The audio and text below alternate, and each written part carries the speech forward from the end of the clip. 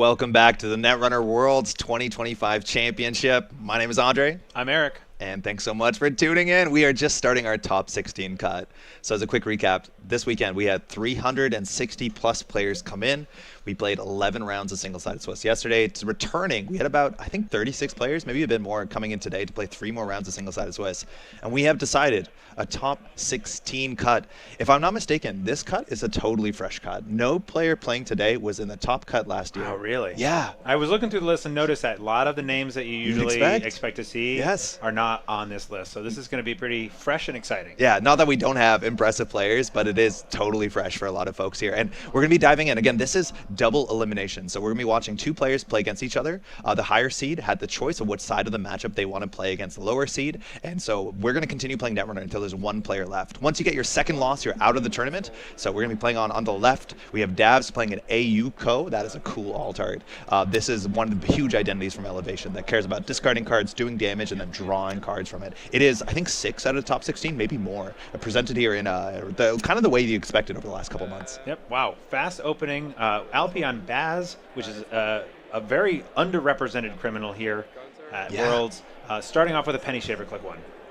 Click something. Baz is fascinating. Not exactly what you expect. It was sure gamble to the Penny Shaver here. Yeah. So now we're going to be touching cards. And while Baz clearly converted here to the top cut, not many people's favorite pick going into this tournament. The ability to face check into ice can be pretty dangerous when it comes to some of that Jinteki face checks. So we'll see how aggressive Baz can be and how much actually ice will be rezzed to get that ability that will install resources or hardware from hand when an ice is rezzed. Davs is moving really fast here. We had a cohort guidance program on the table like a res to start the turn. Did we trash a card? We did. We trashed a card, which triggers Auko's ability. So cohort guidance program will draw a card. I have to try not to match speed with you.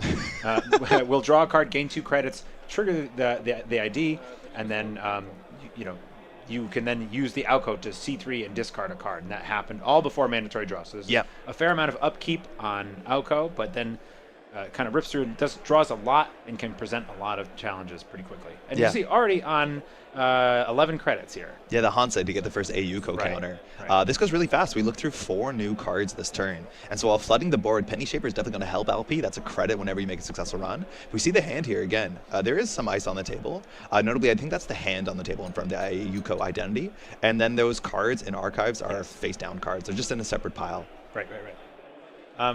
So being able to challenge the cohort here and get rid of it pretty quickly is probably going to be pretty important. Hopefully, Baz is running at least a copy or 2 of Pinhole Threading to help with that issue early on. That's kind of ideal, especially on this kind of money, because otherwise, if the cohort ticks for 2 or 3 or 4 more turns, then it can get pretty unmanageable pretty quickly. We see a glaring face of the sun. I think it's a Stone Ship chart room. Stone Ship chart room. I think so. Yep, Stone Ship.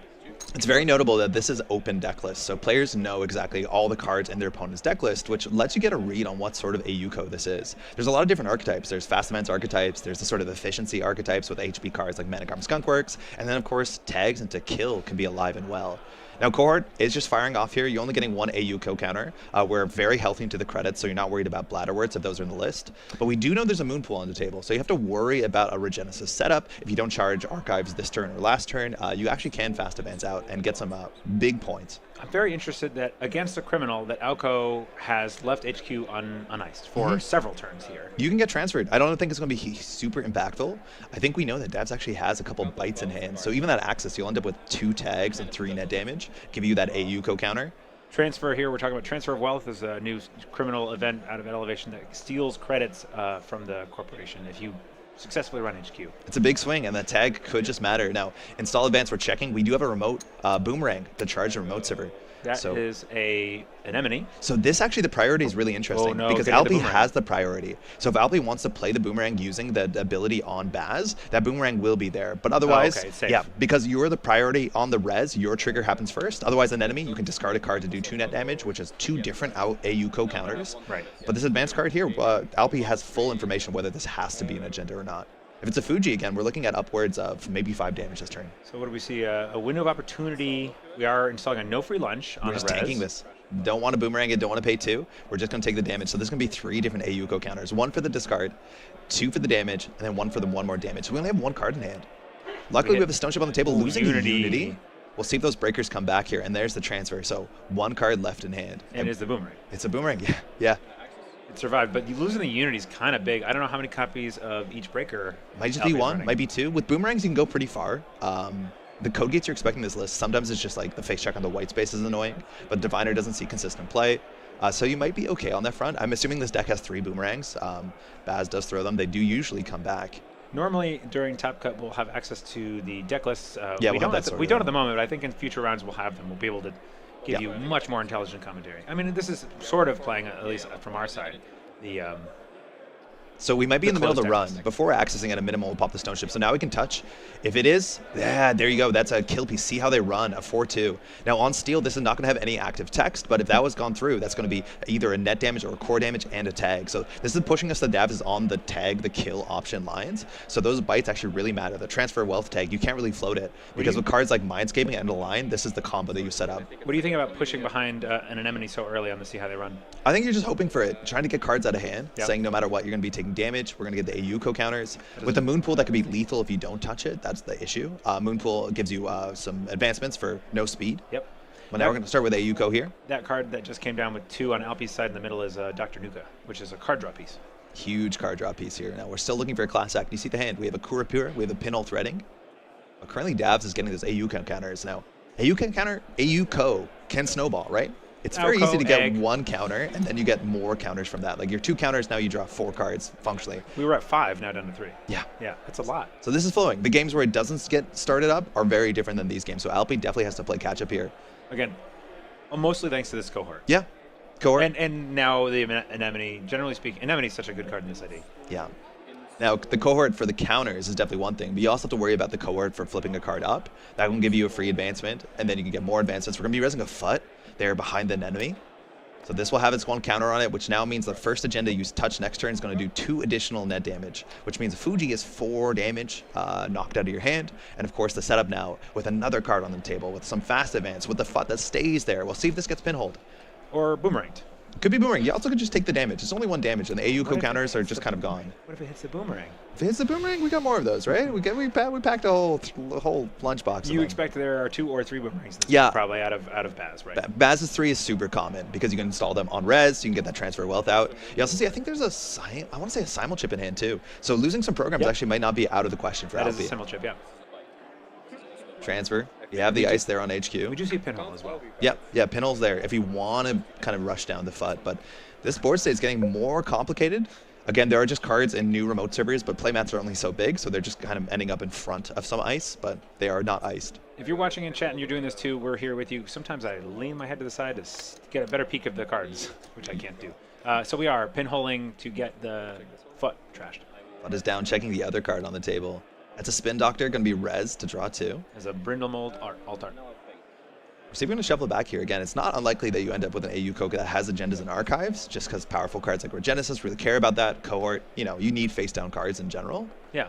I'm assuming that we're not going to get the Penny Shaver credit here, that this might just be removed from the game to get some recursion going. But Alpi did defuse the 1 big threat here. The other big threat is fast advance playing on top of the Moonpool. However, I don't think we're super worried about Regenesis here. Yeah, there's 1 face down in archives, or is that? It might be a pile. Yeah, it looks like a little pile. I think we're deciding here what to shuffle back. Yeah, it is a pile. We can see. Again, I think in hand right now. The hand is all sorts of bited up. Yeah, 2 bites, huh? Yeah.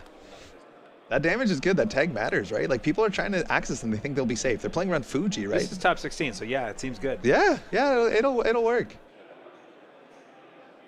I'll be thinking again. Spin Doctor did disappear.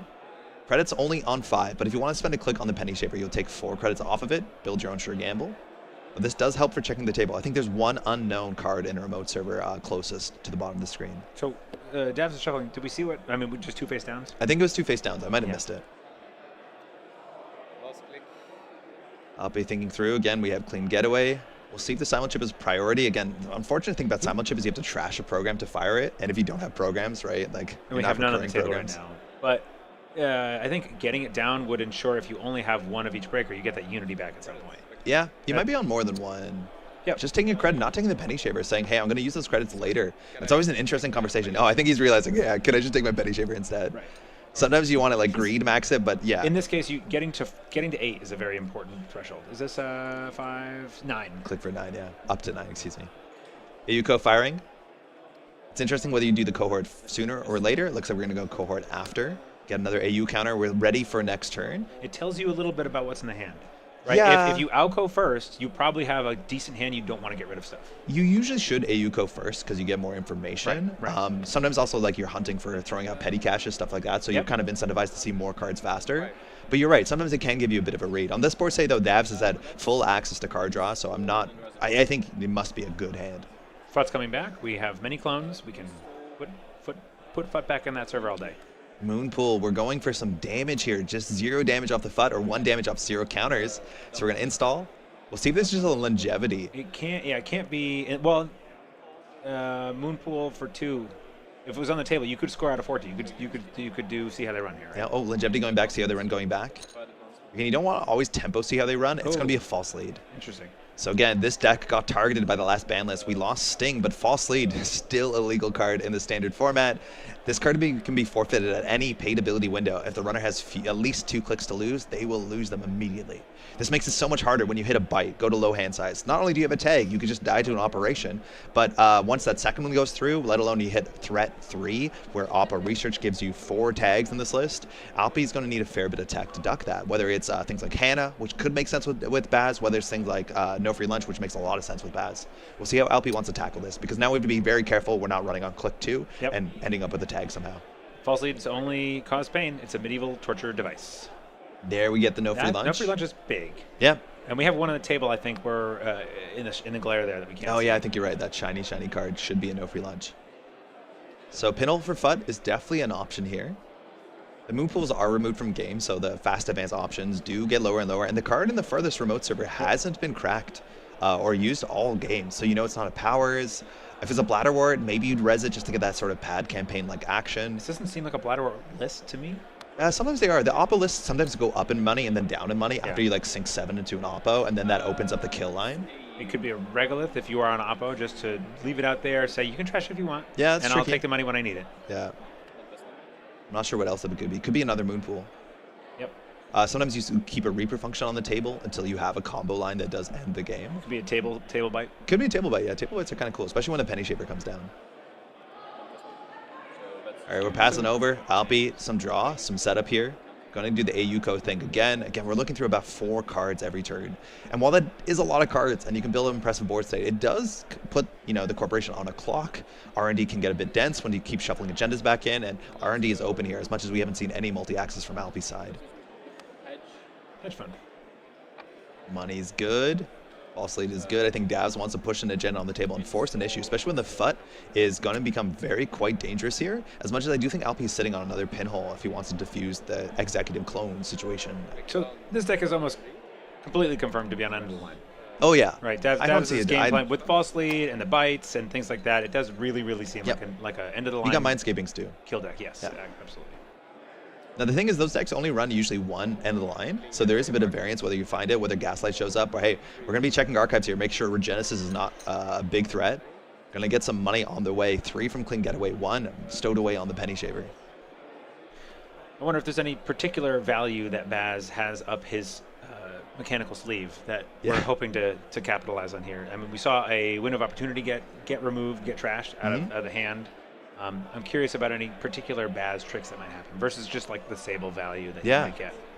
So far, this hasn't looked super compelling compared to Sable or Moosely Hot. You really like the card draw here. We've only had 1 trigger, as much as like running is quite difficult into some of these face checks. But checking archives, so we saw 2 Bladder Words in there. We saw a Petty Cash, that's what's on top. So that's going to be even more money if Davs wants it. But the card in the remote server, it looks like it's not Regenesis, looks like it's not a Spin Doctor rescuing anything.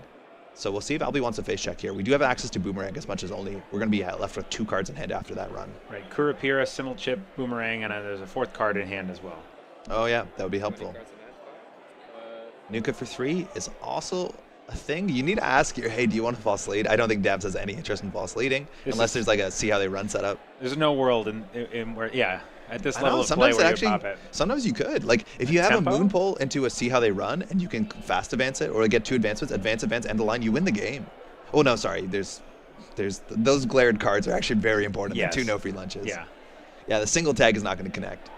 So see how they run. Maybe core damage matters, but the tag part is going to be less relevant. And that kind of pushing for 1 core damage. Ooh, yeah. Longevity. Blank 3-2 here. We'll take it. No Hermes, no other value. I think we might have missed a penny shaver credit on that run. Yep. But we're up some 2 points. Again, once you hit threat 3, that's where things get really scary because Opera Research will now deliver 4 tags. Oh, we got it. Nice. Yeah, touching cards while the FUT's on the table, pretty dangerous. It's nice to know where 2 of them are. Again, if you go for a Fuji, huge loss of cards in hand. So we know are on game point. We're pretty sure there's no more FUTs on the table because it probably would have been res before the access there. Sometimes you don't. I don't think you develop a FUT on this table where you already have a FUT cooking that hard. Like, generally, there should be something better. There's no FUT cooking. Ooh, that's more points. Davs, a bit of the head nod there. We're up 4 points. Oh, no, that's 6 points. Yeah. No, it was, See how they run. Longevity. I think that's the second here. See how they run. So if things go really poorly and you end up on the wrong side of an Oppo Research, you can just send it centrals. Yep. Hope for the best. Say, I have 2 clicks before false lead ends the game. But cannot access better cards there as much as Oppo could come across his turn. Alpi might only have 2 clicks left this game. Those are some rough R&D access. Oh, yeah. Good but rips again, for Alpi. This happens. The deck thins out. You shuffle things back. Yep. And dodging the bites in HQ, I have to be careful not to say that too loudly because it is quieting down in that room. Yeah, and we it's are going to get quieter. A mere 16 feet away from the table. 1 panel of glass. Davs thinking it through. Again, the margins got a lot more narrow. So you're okay leaving R&D open, but at this point, you know that Alpi always has that sort of haymaker swing to centrals to try and get out of a tough spot. This is always an interesting petty cash thing for the mental state where you're like, okay, well, if they see 1 more card off of R&D, then they could lose. So now do you pivot to ice R&D, or do you just say the bad luck has ended and I'm going to push forward and that's my way out? Ice in this case, we do, we double ice R&D. 2 on top. There's the third FUT. And plenty of money to support this too. Yes. I think this is a good play. No Oppo. Really important while we haven't seen one so far. Yeah. Alpi's laughing. I didn't actually catch it why. But yeah, things are changed. Davs' board state did not change too much. We were 2 pinholes in. So the FUT, you can always take damage. Poison Vial. Yeah. And Nuka, and I think it was a Stone Ship. Yep, Stone Ship. What's really interesting is Alpi is not hitting the Nuka. Alpi is just manually drawing. That's for when you need it. Yeah, exactly. Right? You need that burst sometimes where you make a play, you end up taking a bite, you have 1 click left to draw 3. Ayuko, cohort had to happen first there, I believe, to get the second counter.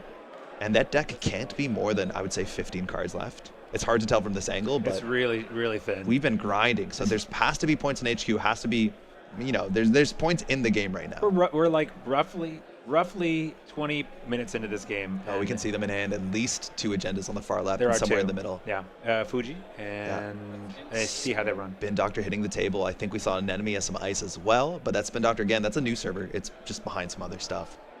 Yeah, if there's a vertical card with no horizontal card in front of it. Second ice on HQ. Again, what the ice is actually going to be quite important. Alpi doesn't have access to any breakers. I think there might still be a boomerang in hand. But if you're having to deal with, again, like boomerang into Samasamun is not an easy thing to do. That's going to be 3 damage no matter how you slice it. So as long as you don't have to, at least you don't have to cast the boomerang. That rearranging there is just to make the board state a little more clear. The FUT is behind the anemone, and then there's 1 new remote up front. It's go turn. We got a pot of coffee. We got a sure gamble. We need some more money, and I think the third card, couldn't tell what it was. Pot of coffee's Chesva. I think it's a Carmen. We have a killer as much as it costs 5 if you don't make a successful run. Click 2, penny shaver. On the one of these uniced remotes. Yeah, we'll find out which one very soon. Looks like it's a Spin Doctor draw 2. Again, that deck has to be relatively thin here. Now shuffle 2 back. We'll see if they're face downs. Again, you want to make sure that the agendas are in the game. Gets a bit more awkward with the AUCO when you're drawing or looking at 3 agendas on the top. Oh, it was an archives run to flush out. Cohort Internet Altar. I'm not sure what it is. Petty cash. Okay. Yep. So this means Alpi can drop the Carmen, if that's what he wants, for 3 credits. There's the Carmen. Now this means the enemy is only $1. So if you want to run down here the FUD, you might be on the wrong side again of an Oppo Research in just a moment, but that's a 4 credit trash. And then you have all this money waiting for you on your penny shaver. I was going to say, the money looks tight, and then you look at penny shaver. It's buried in money. This is definitely doing something in this game. I think it's pretty, it's much more impactful than I imagine Hermes would have been. Yep, and that was click to install a Nuka there. Ditching the poison, passing the turnover. Davs has the ability to do up to 5 damage, but with 2 stone ships, or sorry, 1 stone ship and 2 NFLs, I think you're relatively safe into any sort of combo line. If Davs' threat is only getting to 7, maybe here there's some sort of regenesis into, I don't know exactly what the line is. I think you need to pop a Moonpool right here on Alpi's turn. But if it's regenesis into Fuji, it goes up to 5, and still it's a bit tricky to close the game out here. Petty Cash. Clicklessly gain 2 from Archives. Again, you do discard them. You try not to play them if you can. Sorry, I'm in the cohort. Halfway it's through been the my round. experience in Alco that generally if they're there and they're not face down, that you just play it. So yeah, sometimes you want to duck Bladderwort, but most of the time you're Right, totally Bladderwort right. is a Yeah. consideration Yeah, yeah. when you're not playing Bladderwort. Yeah, sometimes you want to have obfuscate information. Well, you keep it face down, so they have to like, oh, now I have to consider running Archives to turn off Fuji or Right, Cohort Cohort advancement. specifically, Yeah, too, it's cool. It's a very, very powerful card. Dav's thinking about it. There's a There's a Moonpool. We're going to be pushing for points here. Again, we have dealt with 2 of the see how they runs. Got a judge call, it looks like? Maybe checking time. We'll see if it's a judge call there. There should be a judge sitting at the end of the table just off camera. 15 left on the round. 20. Looks like we're going to go for 2 cards, not discarding anything, so not getting the Ayuko counter. Revealing 5 points back in the deck. So the last see how they run and 1 of the Fujis. It's going to put 2 counters on a card that was just sitting on the table there. Whoa. Second false lead. Which was the game. Sorry? That was the game if Alpi touched that. It's a 1-pointer. Yeah. Wow. I don't know if it was installed this turn or whether it was just put on the table. Oh, I thought. I think it was just installed this turn because there was a spin. Yeah, Oh, spin I'm doctor sorry. was I thought there. that was Yeah. in the same spot as the card that just Exactly. got checked. I was like, wow, how brazen. Taking 3 damage there. Simul chip is the top. Criminal card. Maybe the sure gamble as well. But that's going to do some damage there with the Foot Jaun Batusita. Futswan Bautisita. Yeah, you're good at that one. Thank you. Do we have 2 false leads sitting? Yeah. We haven't popped one, right? No. Okay. 2 false leads are sitting there. Davs can trade a whole turn if necessary, which now means Alpi has 1 turn to win. As soon as Alpi trashes something or steals something, you know, that's going to be a different game end. But trashes something, you can end up with an Oppa research, then Alpi can have no turn, and while Alpi can clear 2 tags, that won't be enough. In theory, actually, you can do enough, because if it's just end-of-line Mindscaping, that's only 6 damage, and then you survive with the Stone Ship. You have Stone Ship and 2 no-free lunches, so. Yeah, you actually might be okay here. Clearing all the money off of Penny Shaver here. We'll see if we make the play now or say, hey, you're only on 2 points. You have a lot more work to do. I can continue to tech up, but we're going to be checking this card. It's been on the table for a while now. Samasamun, if you want to boomerang that, there's no point, unfortunately, because it's 3 damage. So we're just dropping a class act on tempo. That's this good. This is why you play bats, That's right? good. So now we can take the damage and draw up if necessary. Dav says sick. At the end of the turn, right? So yeah, we're going down, losing 3 cards. We lost Chesva. Not It's a sure what else. Bladderwort. It is a Bladderwort. Just chilling. No trash. We're going to get the card draw coming in. Yeah, you have to play around Oppo. Don't Yeah, trash anything you don't absolutely. need to trash out. And It's in also this very case, important.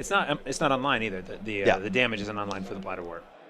It's very important too to remember that Fuji's text of doing 2 net damage. If you win the game when you steal the Fuji, it's not relevant text. So axing there on 1 card, if that was a bite, that was actually game. Could have been a bite. Oh yes, we would thought maybe it Yep. was a table bite for a while. Yeah.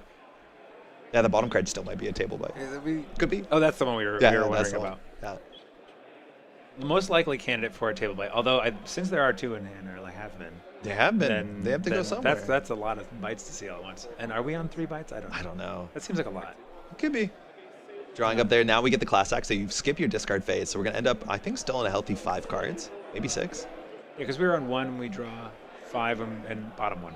Yeah, I think last click was draw. So I think we're Oh, up to okay. 2 to 6. Okay. So Wanna keep unfortunately, a no bunch of the free the lunch. hottest Baz cards here, like, do you want a window of opportunity? An anemone. Like, that sounds super cursed. Transfer is questionable.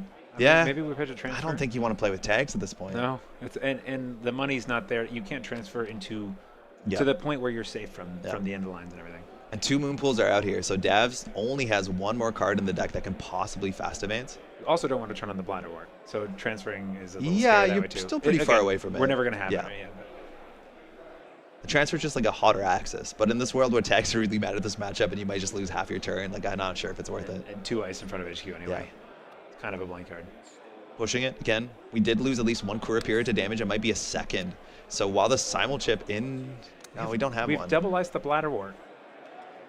Unless we pitched it and I missed that. I think that's a new card. Okay. It must be a new card. Back to Alpi here. Fut. Up on 2 counters. Might need to be 3 counters. just checking the cards that are in archives. Again, this is important, of course. This lowers your options of what can be in their remote server. I think every FUD is accounted for. Every bladder ward has been seen. Do you run One moon archives pool's here left. to shut off cohort. You could consider it. Again, they can't give you an agenda, so you're not worried about damage. I think it can make some sense. Now, we do have a Bravado, which incentivizes you to run into ice, but with only Carmen, I guess it's maybe not that bad. A white space takes away your money, ends the run, unless you want to like pop all your no free lunches, which seems kind of, those are sacred. You need those. Yeah. Do you mind if I look at your eyes? Alpi's asking is okay. Again, these players have the opponent's deck sheets in front of them. Yeah, So just they check the can deck just list. lean over. Again, we will have the deck list on stream, so we'll be able to tell you in the future rounds what we're working with here, but these players have full information. How polite of Alpi. Do you mind if I check the deck list? I mean, that's nice. This You is gotta your ask. right. Yeah. You do not have to ask. Oh, yeah, it's cool. It's cool to ask. It's nice and polite to ask.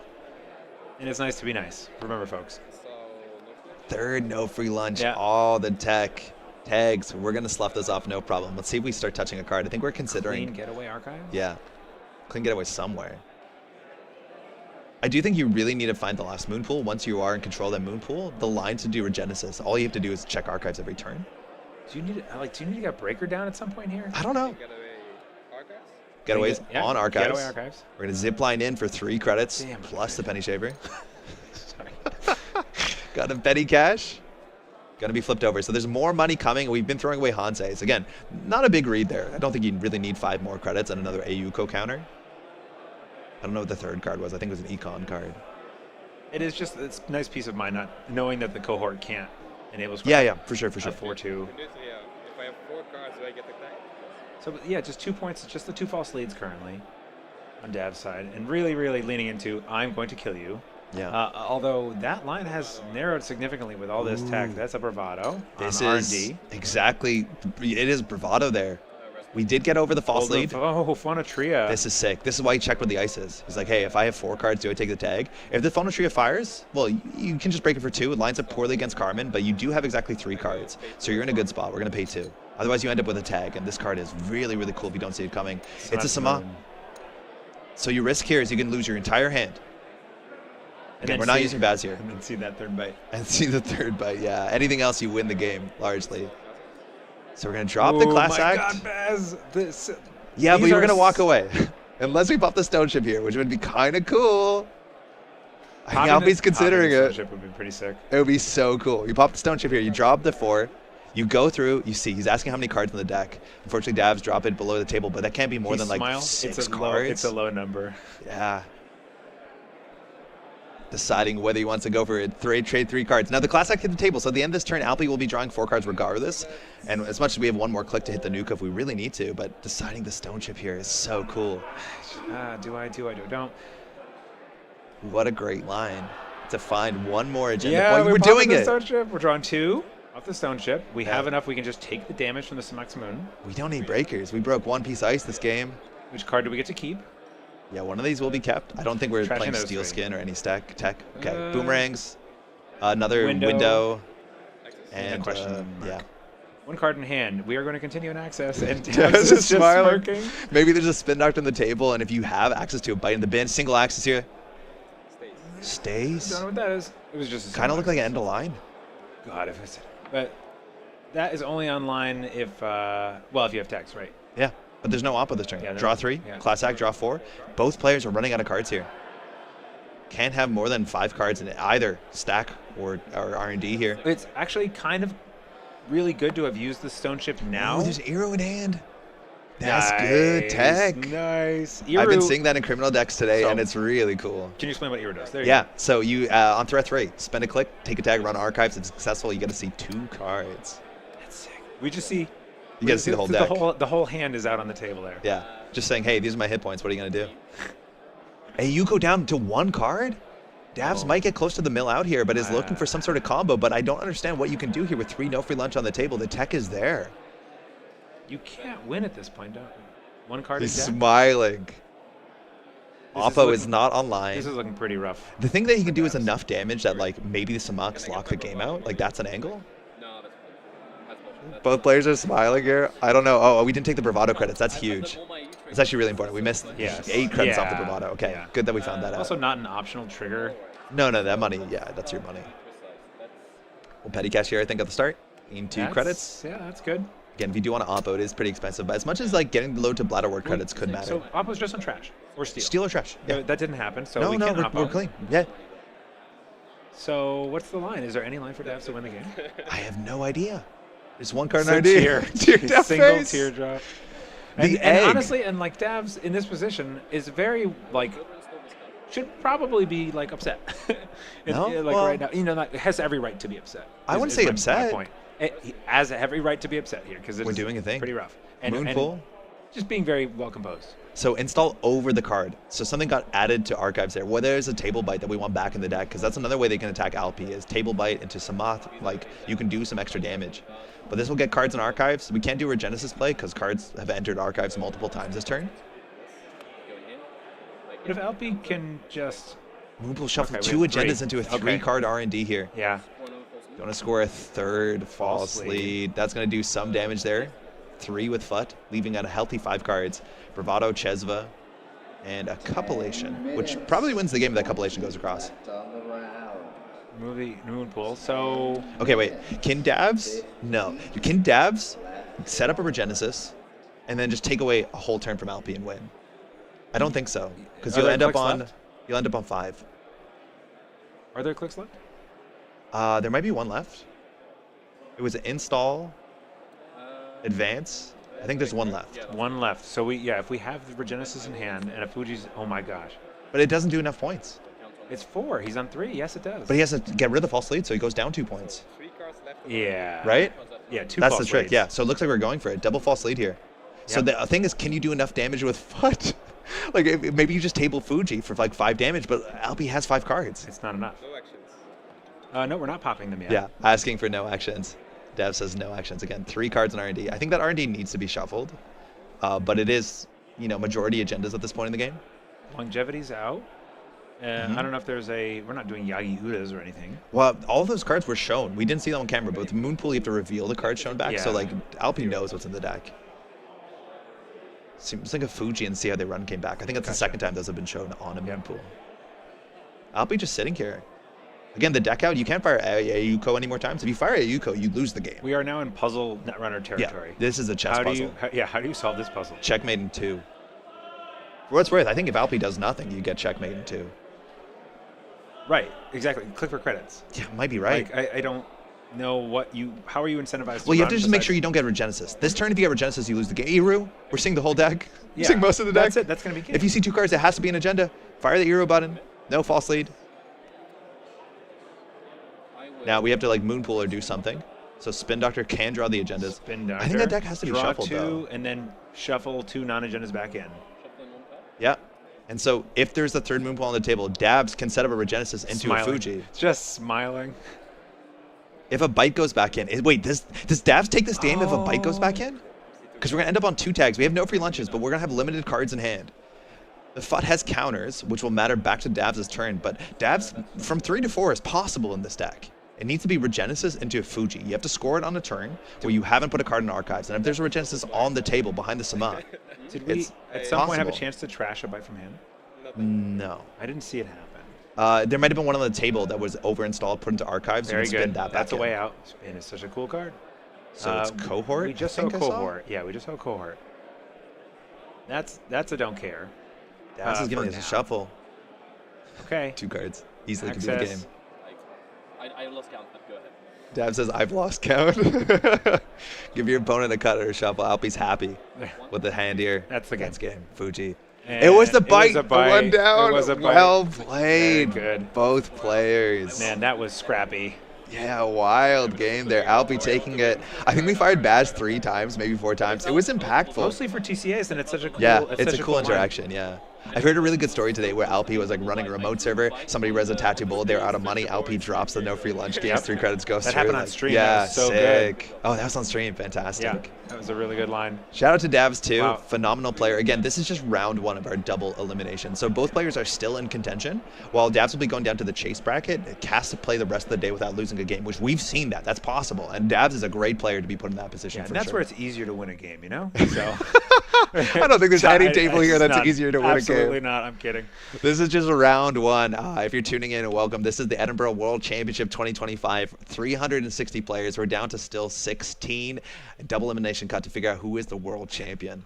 That was a cool game. That was a great game. Really good game to start the top cut. I have seen no bad games. No bad games? Especially on stream, but like walking around, every game I check on a friend, see how they're going, and I just kind of get glued in. And yep. Everybody here, not everybody here knows what they're doing, like as far as being like a really, really good player, but for some reason, this room is producing just fantastic games. Vibes have been great. And don't go anywhere, because talking about good games, we're going to have more great games coming. We'll be back in just about 5 minutes with round 2 of the double elimination top cut at the World's Edinburgh 2025 Championship.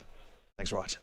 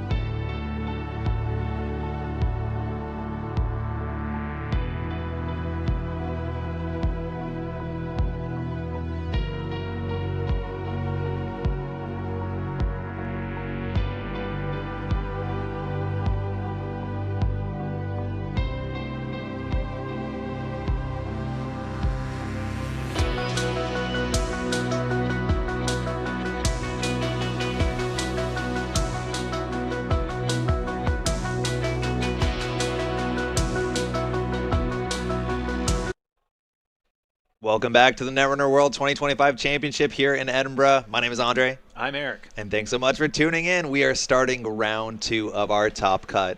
We have 16 players still here in our double elimination. Now we're going to be looking at an upper bracket game, if I'm not mistaken. We have 2 interesting players, 2 fantastic decks as well. We're going to be looking at some Restoring Humanity versus like a 51 card mulch. Reverse it. Scratch that, reverse it? Fantastic players, interesting decks. Oh, yeah. I said that bad, didn't I? Yeah. I'm kidding. Go So ahead. this is Restoring Humanity we're going to be seeing against Hoshiko and a mulch-like Hoshiko deck, which is going to be fascinating. I think Restoring Humanity is one of the huge successes of this tournament. It was like one of the quiet decks that a lot of people I think were testing secretly, and a bunch of the playtest groups or the testing teams came up with their own version of this deck. And the idea is, hey, there's some really good ice here. We have some really strong agendas. The defensive upgrades are good. The face checks are bad. There's even some direct dolls tech in this matchup, which is not going to matter for this matchup exactly as much as we're going to have an Audrey, another AI breaker. But this is a Sisyphus protocol deck. It is a Sisyphus RH deck, yes. And the mulch that you were referring to earlier that Zomsraft is going to be playing is something that kind of came about 2 years ago for the first time. I think we're going to jump to the table pretty soon here. But in the meantime, it's a deck that wants to install a lot, do some trashing, and uses symbol chips out of Anarch to recycle a bunch of cards. We have Audrey as sort of the main breaker, I believe, which is an AI breaker that uses cards in hand to pump strength and virus counters that to break subroutines that are generated by trashing cards. Yeah, a really enduring archetype. Shout out to QTM. So we'll see how this lines up because those cheap runs are really important. We have a bit of ice destruction in the list as well. I'm looking. We have Devil Charm, so we're not using the Aquaceres crew. We're actually using chisels. Right. So we have a full play set of chisels and actually no simul chips. There's no recursion. Oh, sorry, no, there's 3 simul chips. Yeah, okay, that makes a lot of sense. I think there's definitely going to be some leeches represented. I don't see leech. There's no leech. We're just going to get in with the charm chip and take it down with the chisel. Yeah. Zomsraft looks like he's going for the mulligan there. Sleeper, Restoring Humanity, the hand. We see some predictive planograms. This deck is no nonsense Glacier. We're spending influence on things like Managram Skunkworks. We have a bit more like burst reach with predictive planograms, some seamless launch for some kind of bluffing potential. We did see Sleeper on stream too yesterday. I'm starting the turn off without triggering the ID, so ideally you see a Hansei review here. But you love a Hansei, and you also see that a lot of players will ice up archives as soon as they can, because forcing you to a face check into a Vampranasa and Antini, these things are really difficult just to deny the 1 credit per turn. It's not worth it. It becomes just like you just get that credit for the rest of the game, probably. Now our setup, our remote server, we're looking at La Costa Grid, so Charlotte Casador, that's your early economy setup. There's no other econ assets in this deck as much as there's 1 Bite, which is an anti-econ asset. Yeah, we need our money Symbol chip, chisel, soon. Fermenter in hand. That'll be a nice thing probably at the end of the turn. Going to do that. Just running archives to access a card to flip Hoshiko, installing the Fermenter. Yeah, both players laughing about that. It is a really good click. You generally gain a card and a credit for a click. It has more interest if you run the following turn as well. But Fermenter coming down for some virus power. No cookbook just yet. There's 2 in the deck. But again, this is a 51 card deck, so it's going to want to go pretty quickly. There we go. Yep. Yeah, I was going to say the credit on Fermenter is not a credit, it's a power, it's a virus counter. Yeah, installing a symbol chip. So we have simul chips, we have Lagos. This is a bling deck. And you're mentioning there's 1 illumination in the deck, and that's why. Illumination with Bling works. You can rip through your deck. And I know there's a couple players playing Bling Anarch. I think Tuna was also playing Bling Anarch.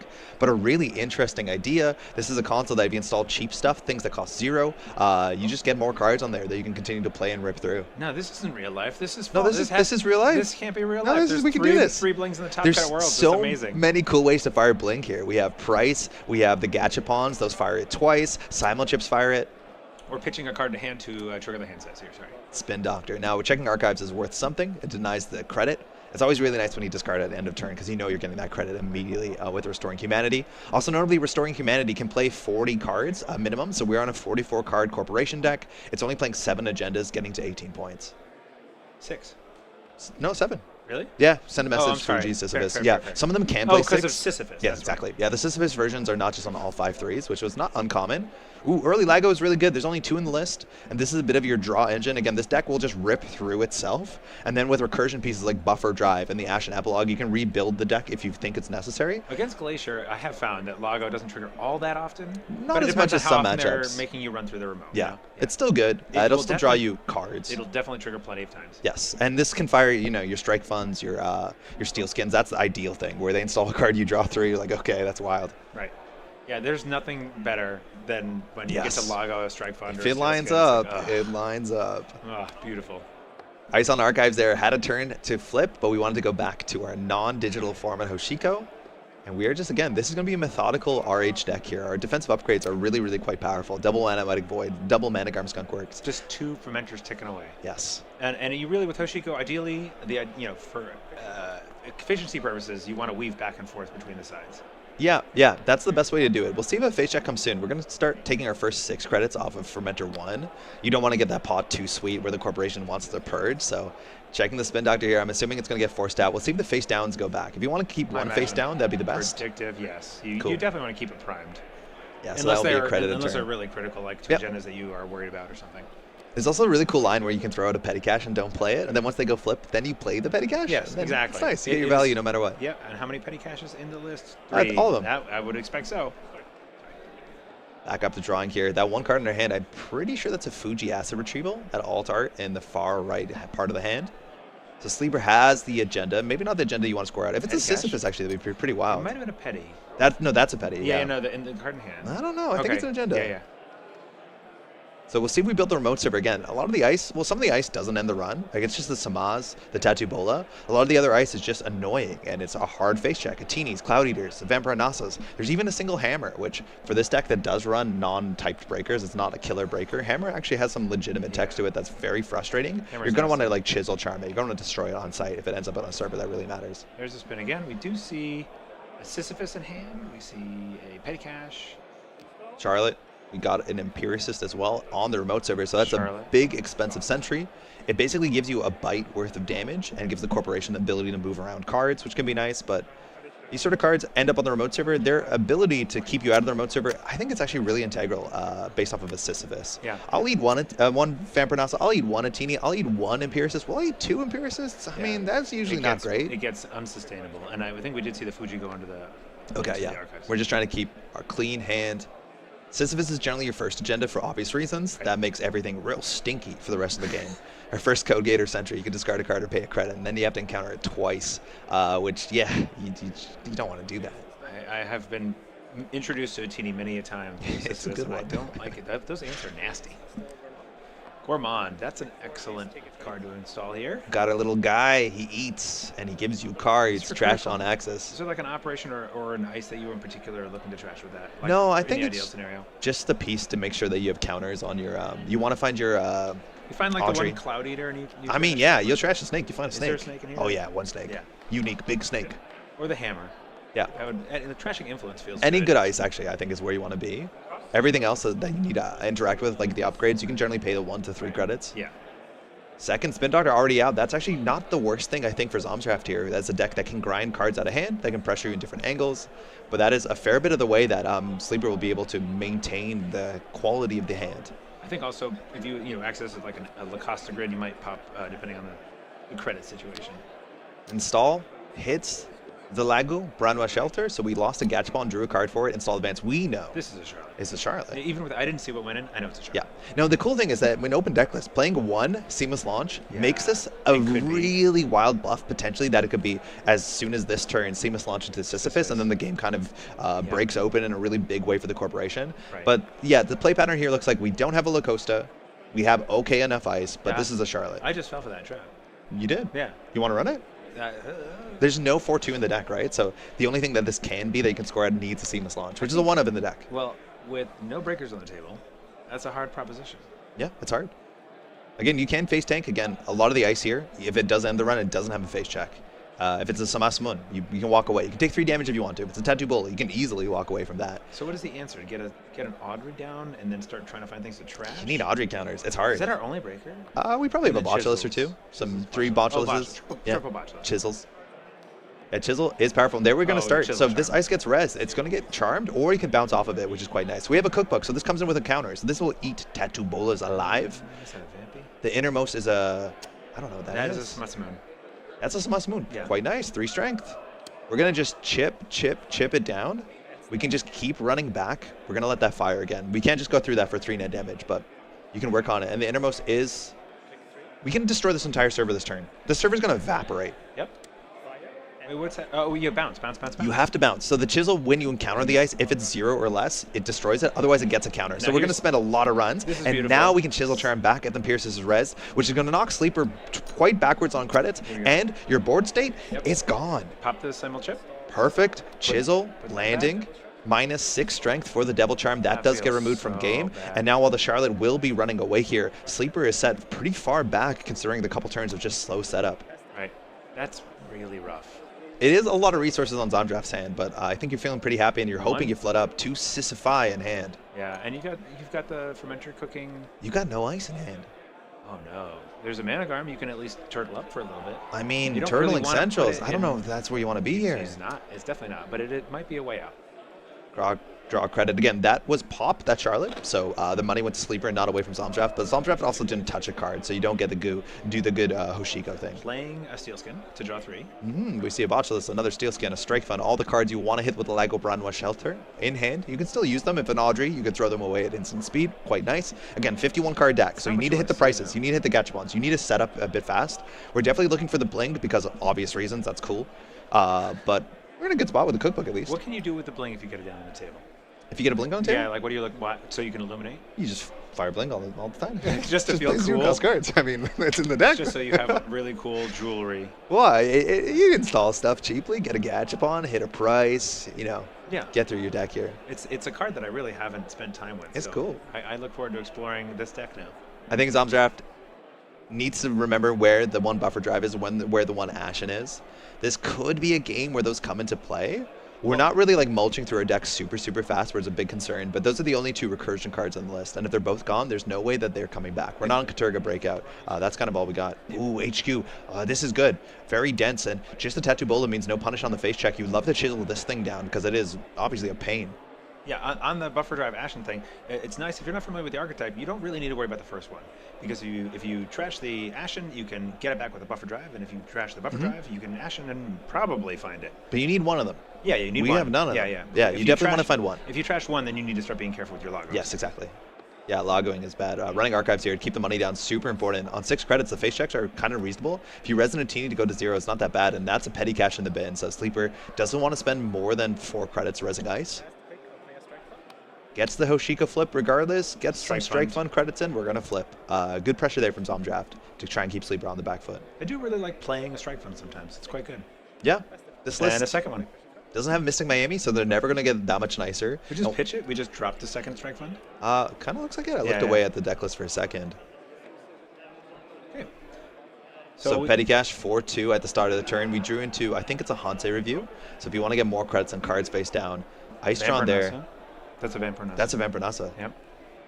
Again, you only functionally res that for 5 credits, which is not bad. Gives you more cards, which is nice. It hits the runner a fair bit. But we'll see if that's what we make a remote server, because we have another Charlotte in hand. But Sleeper's hand here doesn't give a lot of options of how to build a board state and push forward.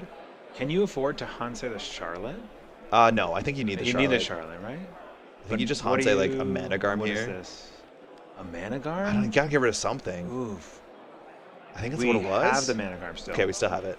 Pretty sure it's the next card on the bottom of that hand there. RH, 4 credit, back to Zomdraft.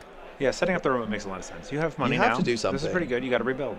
We're cooking on that Fermenter. We drew into one of our 3 copies of Pinhole Threading. Really important against this deck. Some people prioritize pinholing down the Charlottes. Some people prioritize keeping them for Ashens and for Anoetics, which is the win con. But slowing down the Econ engine is obviously going to be pretty valuable. We did keep the Mana Garm. We saw it. Yeah.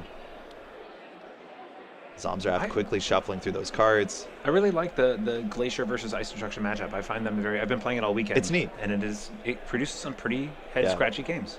Yeah, I do want to say, we do see a bit of glare. That card in the bottom right corner, or sorry, in the middle right, that is a cookbook. The venue is gorgeous, and there is a window, a huge skylight, and we're right now in the middle of the day, and so the sun, she's unforgiving. Right. By grand finals, that should be resolved. Oh, yeah, that'll clear up. It's there's not an often Audrey. sunny here in Edinburgh. We have a very angry flower that needs to be fed. We're full Coming up. in with a power counter. Yeah, I mean, a cookbook is virus huge counter. here. This means you could send it through the Tattoo Bola and assume there's no ice in hand, which I think is actually accurate. You also can just like send the Steelskin to it, which just happened. You can always just trash a card at instant speed to get +3 strength. You don't retain that strength, but it is a paid ability window thing you can do, and it's just as efficient as playing the Steelskin scarring. Strike Fund as well can be a clickless 2 credits if that's the way you want to go with this hand. Yeah, it really gives you a lot of flexible options for recovering financially. Sometimes you can, Audrey a Strike Fund just to get back into a sure gamble range or something if you're on those cards. Yo, Bling, it's here. And while we have a twinning as well in the hand, it's very important to understand Paladin Puemo does not help here. Ooh, Strike Fund for 2. No sure gambles in this list.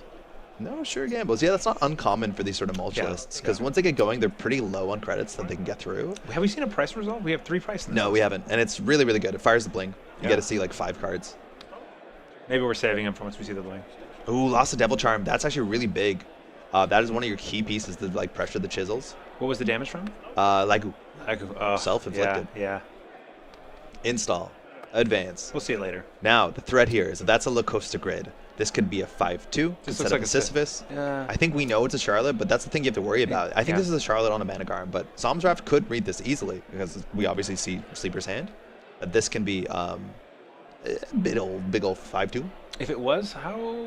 I mean, the Audrey's there. The Audrey could get in. So, yeah, Audrey Managarm, I think that would be kind of a reckless push. Well, it's hard. Audrey only gets a 3 strength, right? Oh, no, that's not how Audrey works. Audrey gets Audrey's the just infinite cards. strength. Yeah. It can break up to 2 subs is Yeah, the main yeah. thing right now, right? So if you run Unless- first click here, you might be able to force an awkward. Ooh, Sleeper's shaking head. Maybe not he's happy doing, with what he's he's just done scratching here. his chin. Oh, yeah, maybe that's good. I mean, I do that kind of thing too. But you're right. I think you can just challenge this click 1 and see how it goes. There is one white space, I think, that might purge you out. No, there's no white space. So you can just face check it. The worst case is a hammer. Worst case, hammer would be very bad. It's ugly. It's Yeah, not the yeah. worst. It's not game losing. That's but like it's finding not a great. hog in an HB or something. Yeah, that You know, one. There are a you can couple break of cards that you just can't go at with an Audrey. I mean, Yeah. you know, Flashwater would be pretty bad. Do we? No go? Flashwater. But Yeah. there's one more Samasamun, which is one of the ways that Audrey kind of struggles. Technically, you only just lose 2 more cards. It wouldn't be. Yeah. I wouldn't be pushing the No. Sisyphus behind those. I think we're going cards. to challenge this. There you go. First click. So Managarm we can click through. We have the credits. We're not going to do anything. Res the Vampronasa. Jazz, Squid, Vampronasa 7. Look at that saxophone. Res. 4 strength, 4 subroutines. They're all super symmetrical as much as on reading on the card. They don't seem symmetrical. They are. It's gain 2, lose 2, draw 2, lose 2. Yep. And so there's going to be 2 cards. We're going to use 1 Audrey counter. I'm assuming we're not going to take more damage. We can let the corporation draw. Let's see what the last subroutine is. So we're going to throw out a Bling and a Pinel. Actually, very valuable card in this matchup. Ooh. Due to net, Breaking the Zom. 2/2 net and the gain 2 credits. and the draw 2 cards Gain 2 credits. and the gain 2 cards. Yeah. Okay, so this is all going to be about You may draw 1 or 2. So it's the money. losing 2 is fine. Losing This 2, does gain give 2. you, actually this money is hard because quite hard. only on 3 credits, the Gourmand is going to do a lot of work here. But this means, oh, drew another agenda there. You But- have to click through the mana. Oh, for sure. Yeah, that's your plan there. But then that means if you want Well- to trash everything, it's going to use all your resources. We don't have the clicks to click through the mana. Let's click 1. Yeah, the Oh, track's kind we're of backwards. un- Yeah. we're we unclicking. click unclick. I hate that. Come on, Sorry. it works. It's I'm fine. a click stickler. This is Sorry. clear. It's okay. Sleeper's deciding here whether they want to spend 2 credits to take away the clicks. Just firing again. You have to fire this first. So this actually changes whether you want to deal with the Managar. My guess is you do. This is a fine turn. Oh, why? You want to access with Hoshiko No, you as just well? bounce. No, you want to trash it. You have a Gourmand. I guess. Yeah. If it charges the Yes, Audrey, you yeah, need the Audrey fair to be enough. full. Yeah. Again. Yep. Now Hoshiko's going to flip as well, which is nice. You get the Audrey counter. Yes. Audrey's huge. Sleeper could purge here, but I think it's now over hand size. So, well, you get some value. RH is still ticking along well. Last click. For 2 credits we're going to be installing. I think it's a Botulus. Just get ready for the Vampronasa. Again, this deck has no white spaces. It has no viruses. So you have full information of how far the viruses are going to go. And Zomdraft saying, hey, I'm going to camp the remote. Like, you don't functionally have a remote next turn. What are you going to do? That Botulus makes the purge very unappetizing. Yes, it'll come in with 1 next turn, but you don't have to run next turn if they purge. Right. Now, this is a good purge. Like, purging out Audrey means that you have to run centrals to build something up and trash something. Like, I could see it here. I do think we're on 6 cards, so you feel a bit bad about it. Sometimes you want to double install and then purge. I guess at the very least you get the drip credit, right? So Yeah, like, it's exactly. not like It's you're not the worst. standing still, Yeah. but it's still very, very rough to have to purge right now. But that hand is mostly agendas. I think 1 ice and a predicted planogram Sleeper's holding, considering in the right hand. Do we have an ice in hand to swap with Tattoo just in Yeah, I case? think there's 1 ice. It looks like maybe an Empiricist. That's a predicted planogram. I forget which world Just it came for from, credits. but it's nice. Click for 3. Barcelona. That sounds right.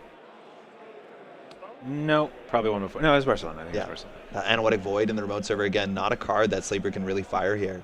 And then the whole hand, What do you- all the what installables. do Oh, you- we have a Lagu here. Are we firing? Looks like we're not. Ice installed. Oh, Lagu was fired. Excuse me. So it looks like we lost either Gourmand. We have That's 2 a Bling. bins, but I think we have 2 bins. Oh, it was a Blink. Perfect. 2 So blinks down. there's 2 bins here, and one's going to be the bin of programs, one's going to be the bin Yeah. of other cards, which you're allowed to do. Mulch Just- is separating out its programs for resymbol chip and Yeah. things like that. Yep. Now, this That's a server, pretty common practice. you don't need to run. We need to get 1 more counter on the Botulus. We're going to get that right now. But the server you can run down, it's just Anoetic's going to go for free. Some draft might not, but you could see it here. You have the counters to break whatever ice is here. The question is, what's the quality of your hand, whether you want to depart with it. 2 credits. Oof. Little guy. Oh, Fires a we bling. got the bling going. Cha-ching. Okay. So bling is Pinhole. hosting the pinhole. We can play the pinhole from hand. to As get if it were the hand. analytic. Yes. This That's is your pretty one turn, good. otherwise it gets trashed. If you play on JNet, every time you play Bling, the sound gets higher and higher and higher. And the more you do in a single turn, you need to hit the highest note. It's kind of sick. Wait, are you not For kidding? real, for real. Really? There's a sound effect to it. Dear Lord. You don't play Bling. It's good. I still can't tell if you're telling the truth. Okay. Showing up. I mean, it's at Worlds. We're doing it. We're clicking there. Click for 10. We're up there. I think that was 10 credits. It seems like a fair bit of money. Maybe it was 8. Yeah, here I was worrying about money. And of course, the Yeah. fermenter was taken away. The thing is, like, there's no card with no advancements on it you have to run. Seamless doesn't get you there. There's no econ asset they have to deal with. You don't actually have to run here. I think Sleeper might be setting up for a purge, which is why we went for the Botulus. Yeah. Dropping there, flipping back. I think we installed something. Oh, we installed a buffer drive. So we have Yep. a recursion engine. We can fire La Costa all we want. We can now like cycle our Charlottes, or sorry, wow, our Steel Skins, our Strike Funds, stuff like that. And we're shuffling up here. Look at that hand again. I don't think we have too many options. It's a fair bit of agendas. A Mana Garm is back. Main event top cut.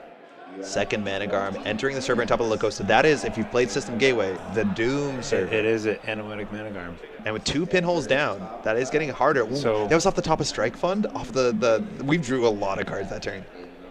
Are we looking at purge and then push, you think, next turn? Because the Maybe. setup is there. I don't know. And the money's pretty decent.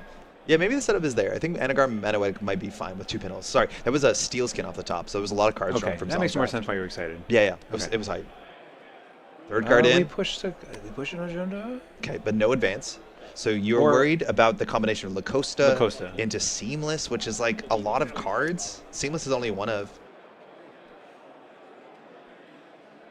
I think that okay, not really tracking hand here, but that seems, and we know it was the Anoetic. That seems like it was probably the Managarm Managarm, agenda. and then you think agenda and not La Costa? Did you see La Costa in hand? I don't know if I did. I didn't either. Okay. Again, So if maybe we if I'm did. going blind, I think maybe like ideally you set up and the next turn you purge and the following turn you jam. You want to purge with a La Costa and an agenda. That's You your best do, case. yeah, you do. Because then you're getting actually like you're pushing yourself towards your win condition. You need Whenever that I have a La extra Costa and click. an agenda, I purge because the server's now safer next turn, and we're pushing ourselves forward. La Fair Costa enough. Grid, mind you, it's a region that puts an advancement on the card in the root of the server, which is a nice way to make any 4-2 agenda a never advance play. Or a Yeah. 5-2, you just let it cook. Yeah, it's a good card. Really good card. It's expensive for both players. Yeah, it is expensive.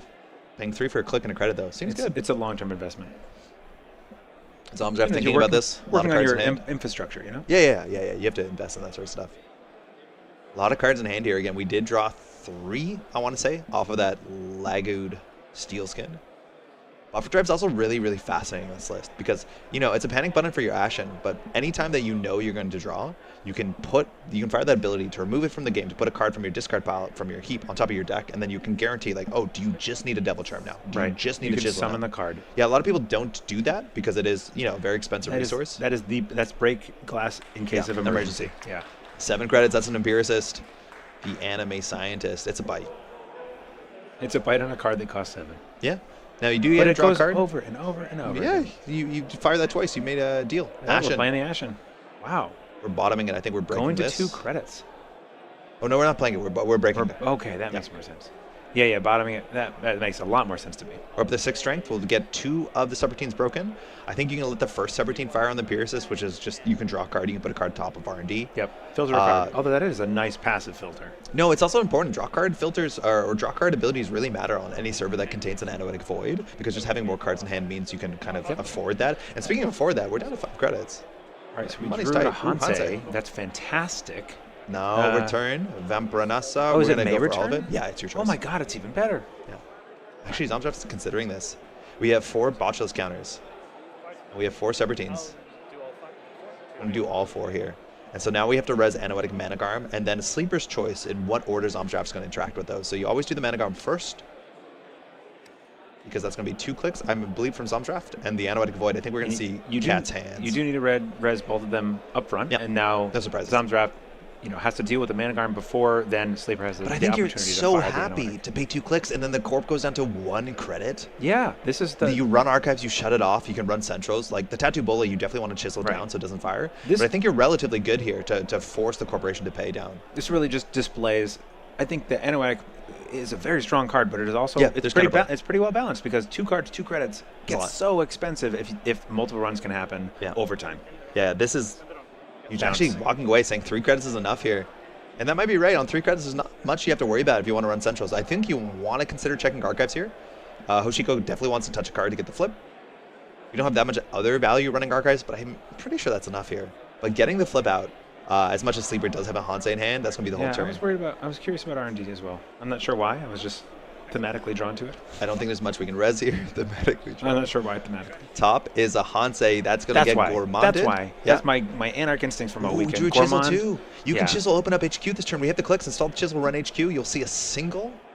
But we know that's actually very valuable. Again, how many turns have we been? We've fired 1 Spin Doctor. You have to count the agendas. We're assuming there's about 2 agendas in hand at a minimum. It turns out I think there's 3.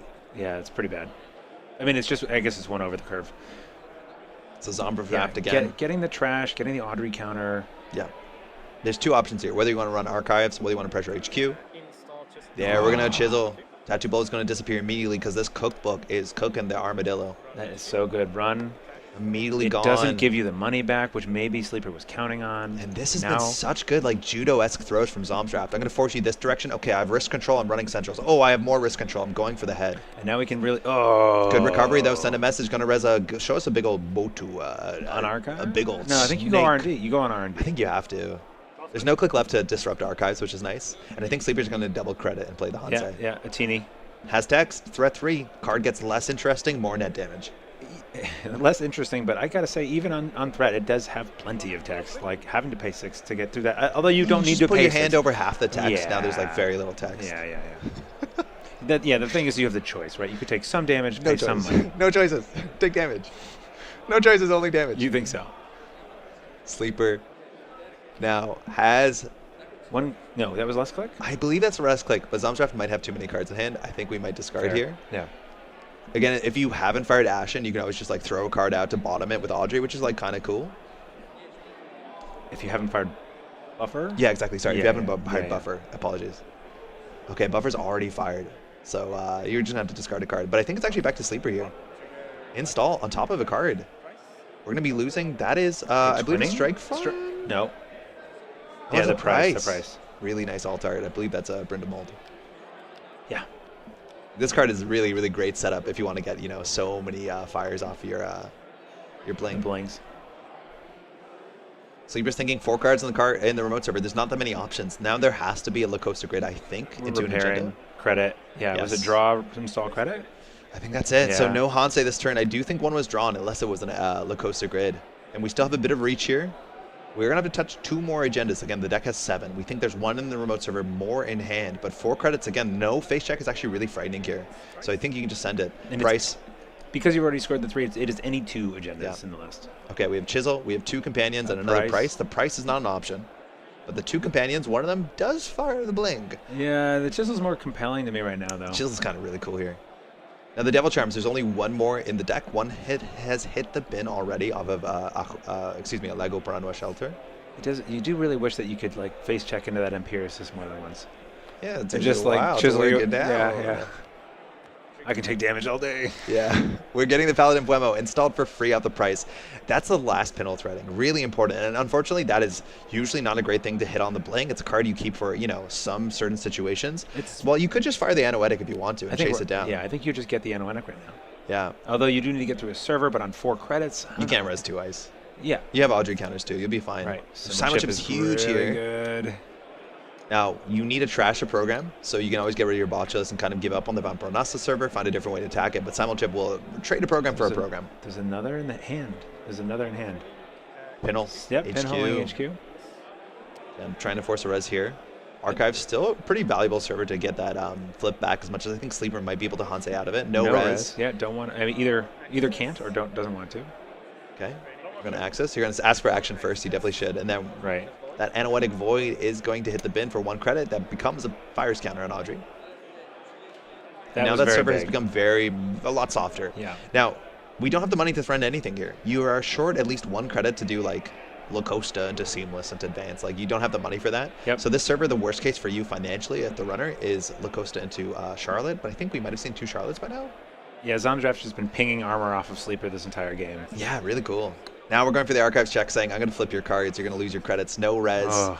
A virus is Now- not on this list. Ooh, it's a bite. Zomdraft smiling, seeing that shiny I think early bird this bite. is the most bite and or snare Bite's I've ever good. seen in a tournament. Yeah, Bite's and good today. good decks. Yes, it's quite good. Last game we saw tons of them. We've seen them all over the place. When you lose your stings, you got to get something back there. Yeah, yeah. It showed up in places I wouldn't expect it necessarily. There's a Hansei. 6 credit card is exactly what Sleeper needs here. And I think we see a 3rd Charlotte. Maybe it's the 2nd Charlotte in hand. So the remote server, I'm pretty sure, is a Sisyphus. And on top of what's not a Locosa, unless Sleeper wanted to res it or forgot to res it. Because, well, you want to play the Hansei, so it actually could be anything. Right. Checking Right. the bin there.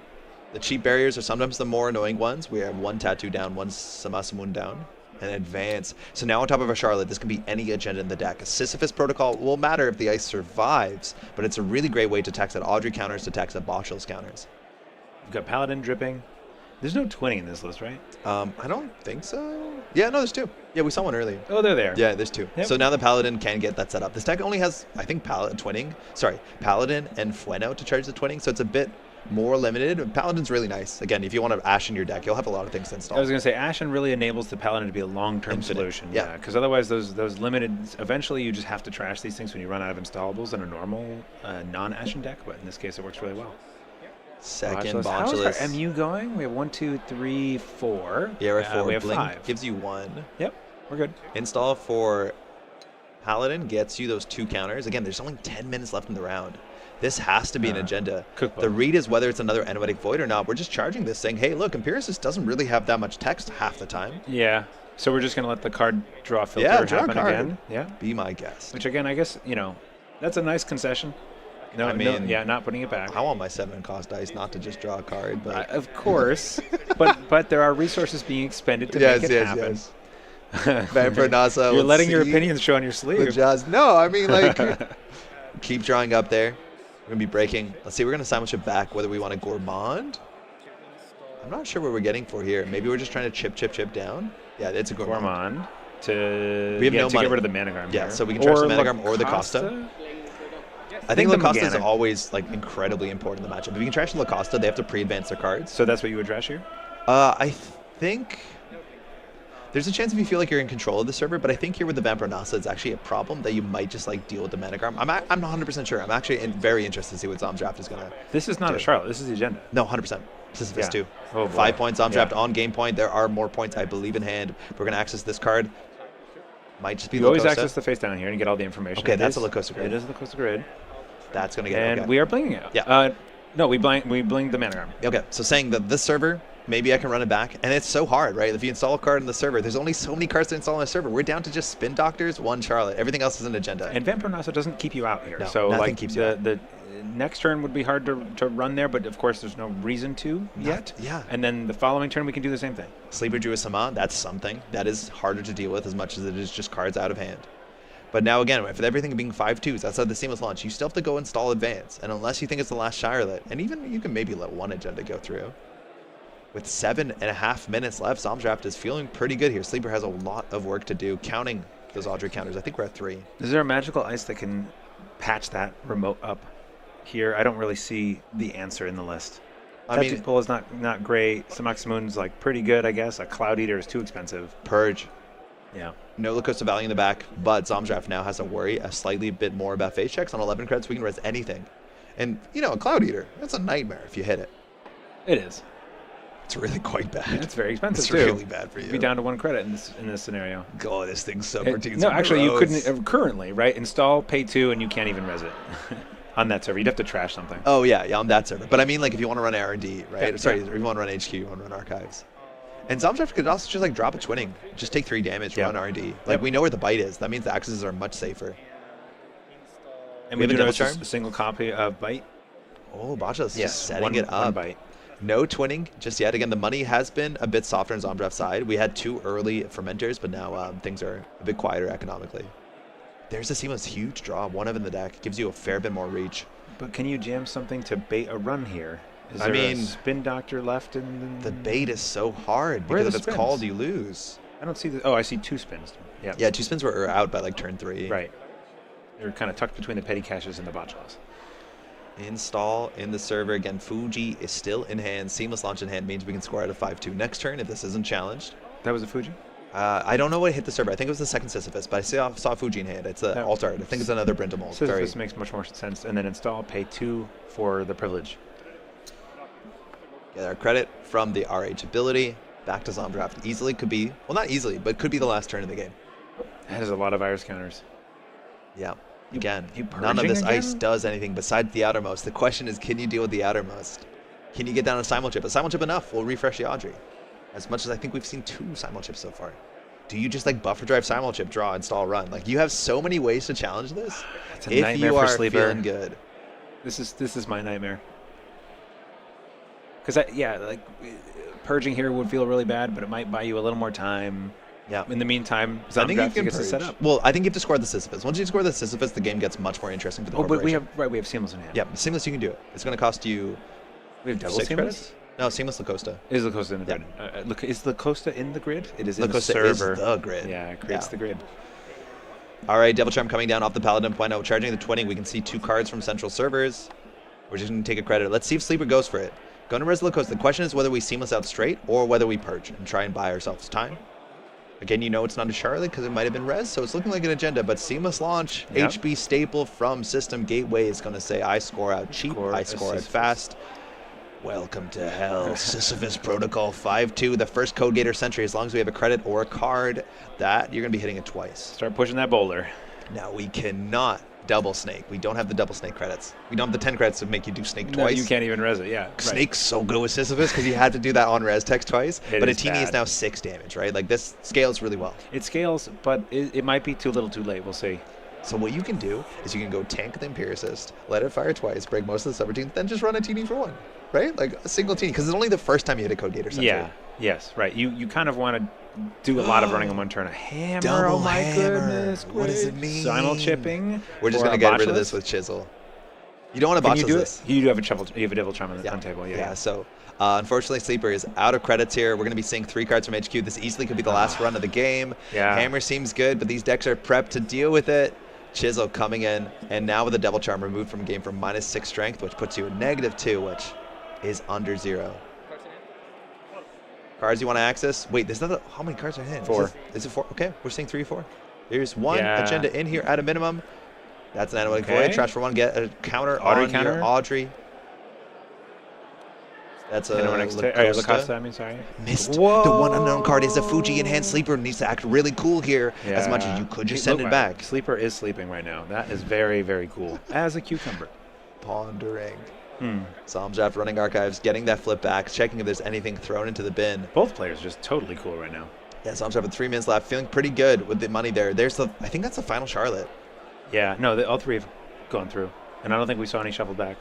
I can't believe that missed. The That 1 was- in 4. yeah, But that could have Zomdraft very- could have ended it there, still in a great spot. Very likely been the game there. 2 more credits and a card coming in Vampernasa. from Hoshiko. Was the card draw? Man, this ice has just gotten deleted and deleted. Yes. And nullified with botulas. Look at all those counters. Now, hey, the Empiricist does something. It's I'm- technically 6 damage. I'm sort of surprised that the botulas got removed and not the Vampernasa one.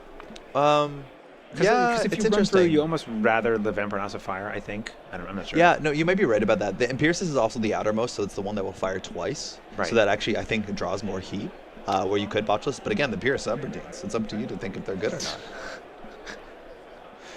All right, They're we did jam something. They are good, I'll be honest. We have another. Yeah, we can't score. No. What do we jam? There's nothing you can Spin? score on this board state. Zomdraft doesn't have to do anything. Like the third spin. The question is, how do we Ashen out of this? I think the deck might have 1 more Fermenter. They usually come in 3s. Zomdraft thinking here again. Fuji might have entered the remote server. I'm not sure if there's any other options. Double Coaster Grid in the same server, it's a game loss. You tried not to do that. Predictive would have been pretty nice. Yeah, I think we've played 2 though already. Yeah. We might have 1 more. Yeah, yeah, I No, think- that's it. All 3? Oh, there I think are there's two. only There are two. two, and then the deck. Yeah. Influence is the limiting factor. Zomdraft doing the math again. What's in the server? The seamless launch accounted for. There's no 4-2s in the deck. We're The looking at bite's gone. 5-2s, 5-3s. Yeah, 1 bite. Again, you can just tank. It's got to be a spin. It could be an agenda. Yeah. I think it might be. You think so? Well, I mean, you got to put okay, it somewhere. I guess here we are. Yeah, right. The resources are pretty limited right now to get through those 2 pieces of ice. Although you can't. It is really not 2. It's the Empiricist, and then the Vampirnasa has a million counters on that. Yeah. Botula. So they're stacked.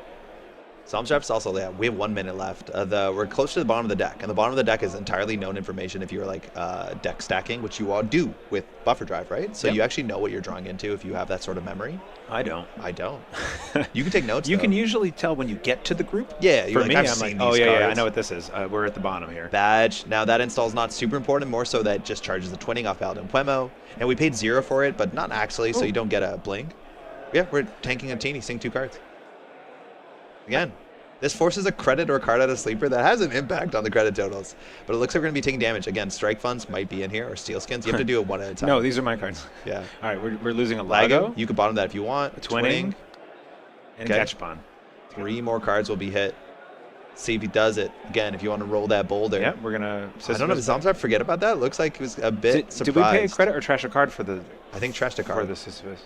Okay. There's a Steel Skin. Steel Skin. We draw On the the deck, there's remaining an 2. Ashen in there? Yeah, it's the bottom card that we bottomed before. Yeah, if Yeah. that gets lost, it's interesting. Illumination, no. See 2 Illumination. cards. That's it. That's Send the a game. message. Holy cow! And 9 seconds left in the round. What a good game of Netrunner. Just those judo My 2 cards throws. left. Yes, 2 cards left. We have to do it all again. But throwing one direction to the other, forking, putting that sort of push. I'm going to go this direction. You res that. I'm going that direction. That's Yep. such cool Netrunner play. And Zomdraft making sure that Sleeper never feeling totally in control there, just pushing on the back foot. Just swatting ice left and right Yeah. out of the way, chiseling it away over and over again. Chisel. It's neat. Yeah. It's neat.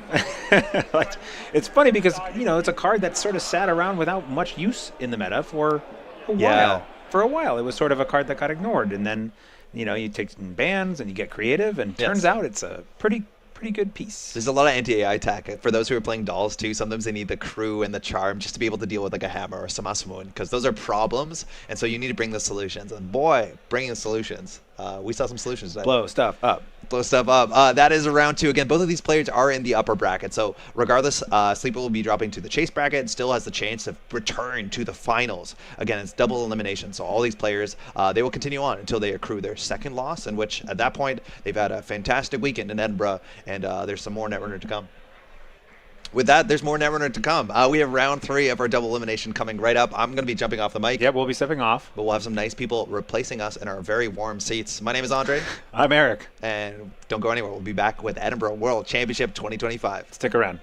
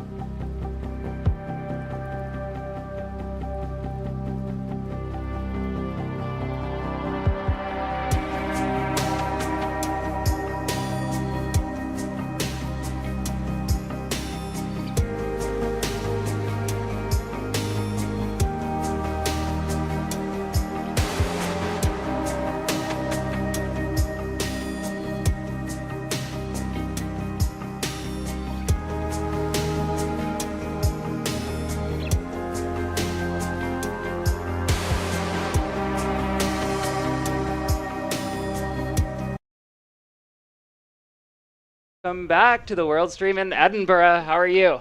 I am good. I am good. How are you doing? Doing well. I'm Izzy. We're back again for round 3 of the top cut. Yes, very exciting. Very exciting. It has been a long road up here. It's been 13 rounds. 14 rounds. 14 rounds, and we're excited now. We've got one of our locals on stream, a hometown hero. We do indeed. We've got Mike.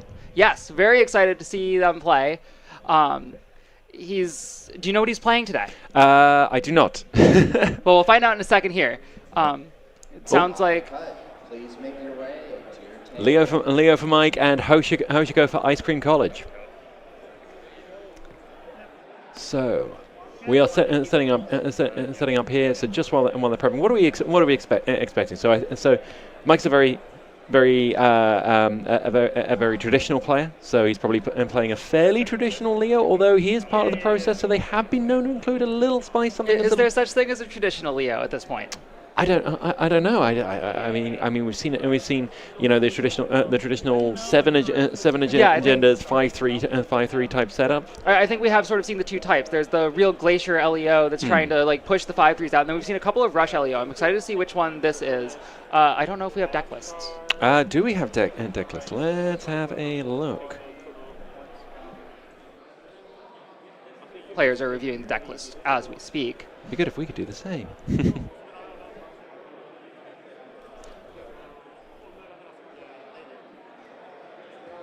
Trying to pull those up now while the players get ready for the game. On the host side, do we have a sense of who's favored here? It's a difficult one. I want to say Mike will have bought Leo because it plays good into everything, and the host list is part of everything. But it's so let's have a look. We got the list. We are on dolls. We are on dolls. And we do have the 3 pinhole threading. I think I saw. Yes, 3 pinhole, three clean getaways as splashes. And it's a Keiko drip list, so the Econ is definitely going to have a chance of keeping up with the LEO. Yeah. Agenda suite wise, I see 3 send a message, 3 vulnerability audit, and a luminal transubstantiation. It is the 3 pointers. Glacier, our ice suite, yeah, it's HB ice, all right. There's Braun, there's Hagen, there's MIC, and drafter that Hagen's going to be nice into the dolls for sure. And we've got a skunk void remote as well as kind of the longer term game plan, and then DRM, digital rights management, and a predicted planogram to kind of make sure that we don't get too droughted on agendas. But aside from that, seems all fairly traditional. Just a good stuff LEO deck. Yeah, on the host side, very much the same thing. Our influence spend, it's clean getaway, it's creative commission, and it's pinhole. And did I see Two-Stone Chip chart room as tech? That's not going to matter so much in this matchup. No. And the spiciest card, perhaps, Eru Ayesa Pessoa in there. Yes, just diving into R&D through archives with bonus accesses to boot. Really important to have some alternate routes around the big ice in the LEO matchup for sure. Indeed. So just got a bit of table talk while the players are setting up while we wait for the round to be started. So yes, as you say, Mike is local, lives in Edinburgh, I believe. So not a long commute for him today. I'm not sure what Ice Cream College hails from. Me neither. No idea. No idea. Message in chat if we do know. So. Getting word he's from the U.S. And was spotted at NYC megacity, so potentially East Coast. We'll have to trace him a bit more if we can find out his home matter.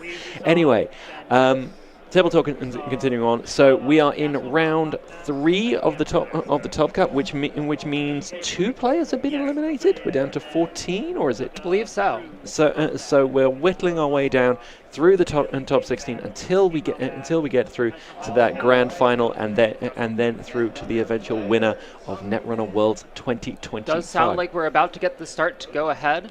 Indeed. Netrunner players, round 3 of the cut starts now. Okay, and we've got the go, and we are off. I mean, we can just make it easy. So I'm not sure if Mike mulliganed or kept on this one, but it's looking like a fairly traditional LEO start. Install credit, very sensible. Yeah, just I suppose essentials. You're trying to keep Hosh off, getting that access, getting that flip early. That really is going to make it a little trickier for the Hosh. HB Ice here, it feels pretty good in the early game. Like, your question is like the face check, right? Like, you want to face check Braun early. You want to click that install subroutine. A huge tempo boost for LEO to just be able to put a piece of ice there. Like, we're playing Mercia just to be able to get that. Like, why do that when our ice can do it for us? But at the same time, like, that MIC, you do not want to face check that early in the turn. That costs so much tempo if you face check that. Half like, a turn just gone. On the runner side, we see a Fermenter, we see a Mystic Mermaid and a Stone Ship, fairly set up turn, not poking too much, just generally setting up some money for later on. That Mystic Mermaid is going to absolutely pay dividends over time. Absolutely. The drip. That's the Anarch's game right here. Ice credit. Was that the turn? No, ice credit. I believe that was the turn. Yeah, a bit of a passive setup, not pushing anything particular. Ideally, that's what I expect from this LEO. Is you're going to sit back, you're going to take money. You do not want to accelerate the game. You don't want to draw agendas before you do. I think click to draw in Glacier LEO is almost always wrong. Really? I think you almost always want to just take credits and say next turn you're going to get a card, and you're going to deal with it, and you're just going to keep the runner out, and you just don't want to accelerate the pace of the game. You want to have the funds to res the ice that you need before you start pushing agendas. The goal here really is to make it so the runner cannot make value runs to sort of tax them out over time, and you can't tax them out until you're ready to actually push something on the table. And to do that, you need to be able to res that ice, that expensive purple ice. Indeed. And so just slowly building up over time, just building these insurmountable remotes. Hopefully draw a humanoid resource or two along the way. That's why we have the pinholes in this matchup at least to just snipe those away before they can start giving the Corp too much tempo. On the runner side, we see a Trickster Taka coming down and a Gachapon, so lots and lots of building. Early Taka is kind of interesting. It looks like install credit on the Corp side, a very sensible turn. The Taka is interesting. Like, what do you think you're spending those credits on this early?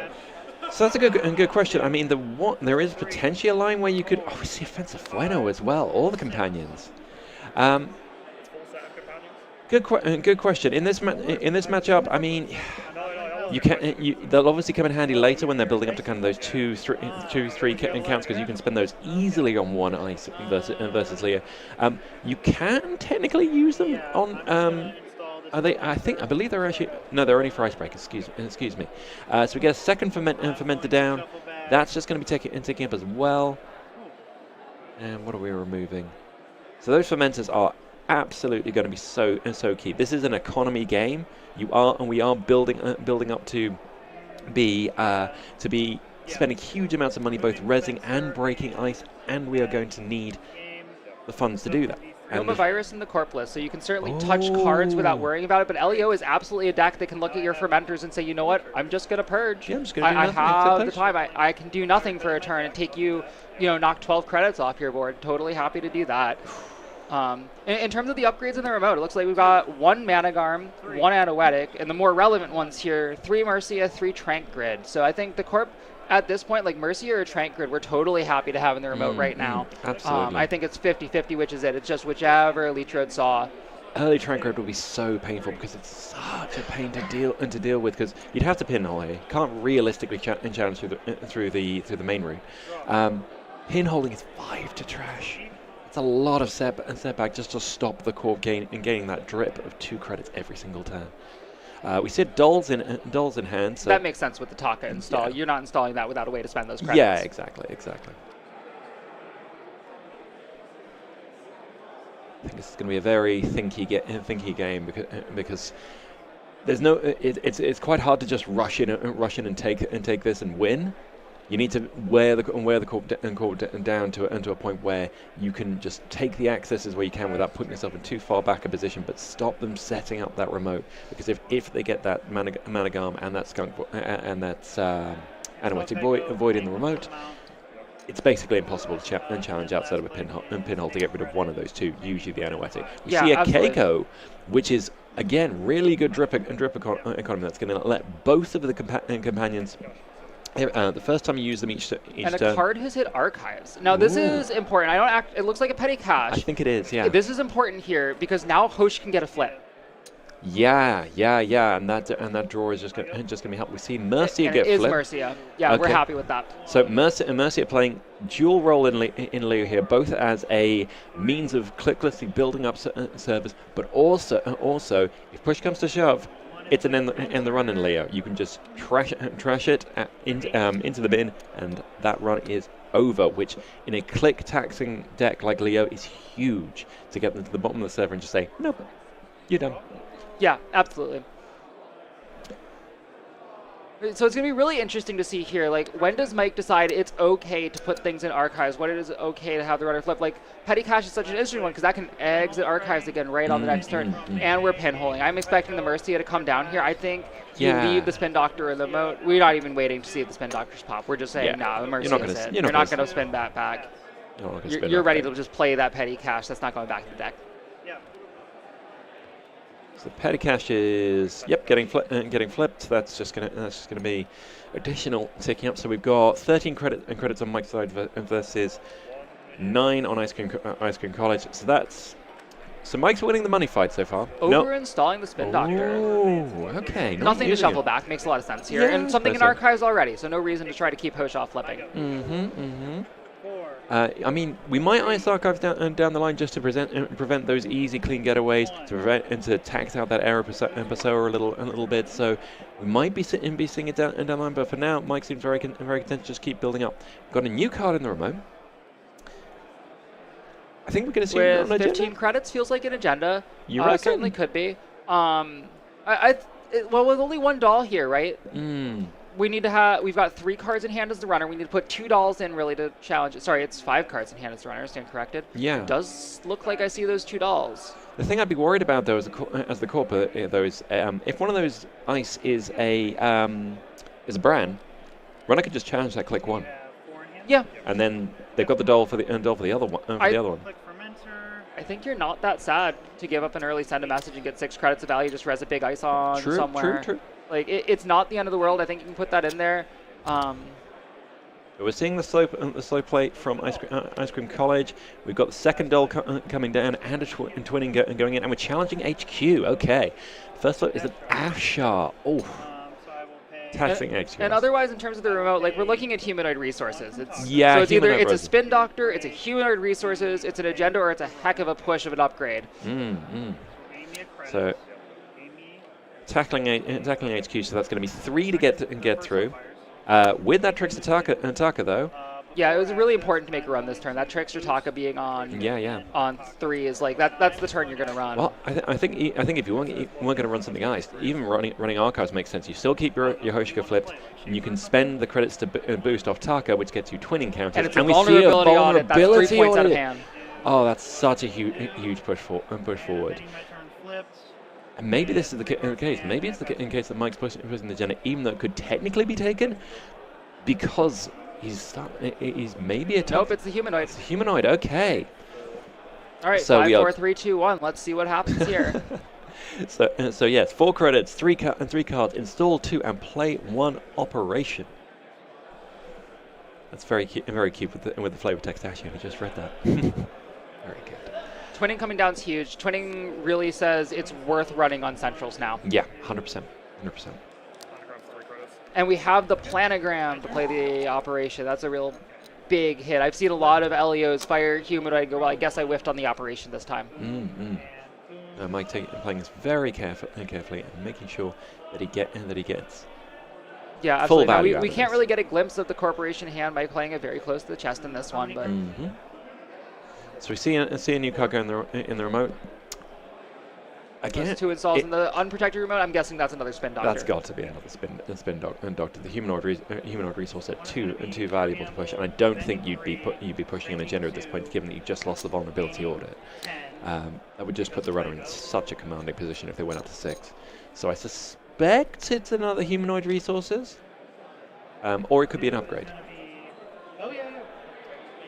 But with the twinning ticking up, the Taka tricking up, and an Aero Pessoa hit in the table, I think, we're going for a run on R&D via archives, and we are going to see 4 cards?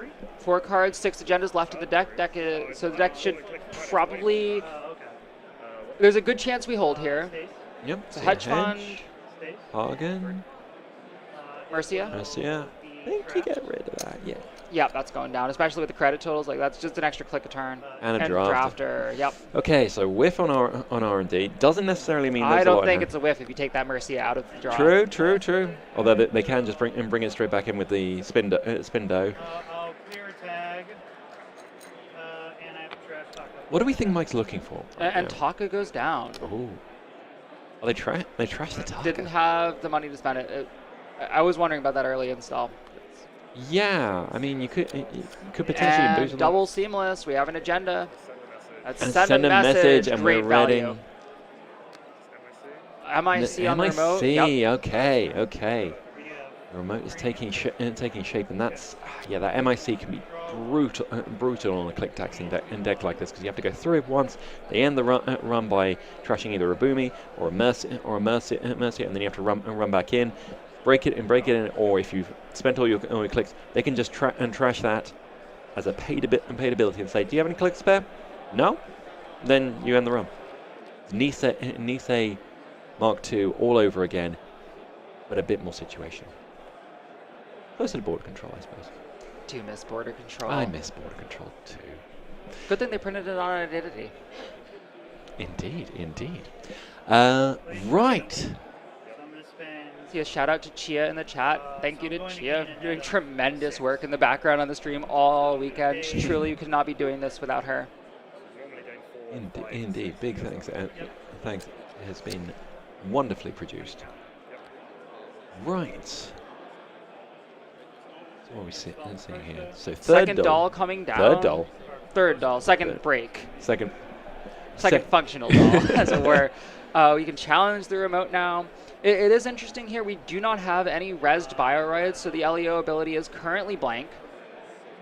Yeah. I mean, so is that an upgrade on HQ? That's no, it's just the hand. Just the hand. Excuse me. Yeah, and you don't really want to be trashing your ices as they end the run for Leo. You really want to be trashing unless that ice is booming because functionality. Yeah, you're really saving that to win the game in this glacier. Like you're taxing the runner out, and then eventually saying, "Hey, I'm going to push this," and you've been taxed the whole game, and also one of these is the border control on the winning turn. Exactly. Okay, so Spindo's been res, so R&D is fresh now. So Mike surely has to be thinking, okay, what if they come back in with an error per so? Because whilst there are only 5 agendas left in the deck at this point, it'll only take two to win it for Ice Cream College. So yeah, I really admire his restraint on the runs. Like we're really being very tactical with it. We're really being mindful of those credits. It's a very expensive matchup in terms of the ice that you're planning to break. So you're always trying to. It's a DRM. That's an early one. I'm often seeing that to go grab the last agenda out of a lock to go push it. Indeed. So Mike grabbing an agenda. It's the Luminal. That is a heck of a pick. Yep, no, absolutely. I mean, the stats show whoever steals or scores the Luminal tends to go on to win the game, so this is probably going to be a bellwether for which way this game is going. Yeah, so this goes in the remote, and then we're going to say what? So there's 2 ice there. We can afford to res it. We are on 16 credits on the corp. You need to go through that. You need to go through a mic. Presumably one of those is a bioroid that ends the run, and you still need to find another doll to get through that ice. Or a boomerang. Were we on boomerang? I don't think we were. I didn't see. Double check that list. I did not see a boomerang in the list. No boomerang. No 2 boomerangs. Botulus gets us in. Perhaps a Rising Tide helps, but not with anything on the board. We do see Botulus, but we're picking the Fencer. Okay. Just getting some more drip economy to spend. So this is going to be tough. So archives are still open. The DRM does tend to indicate, unless Mike really wanted to score that Luminal, that there's nothing in HQ.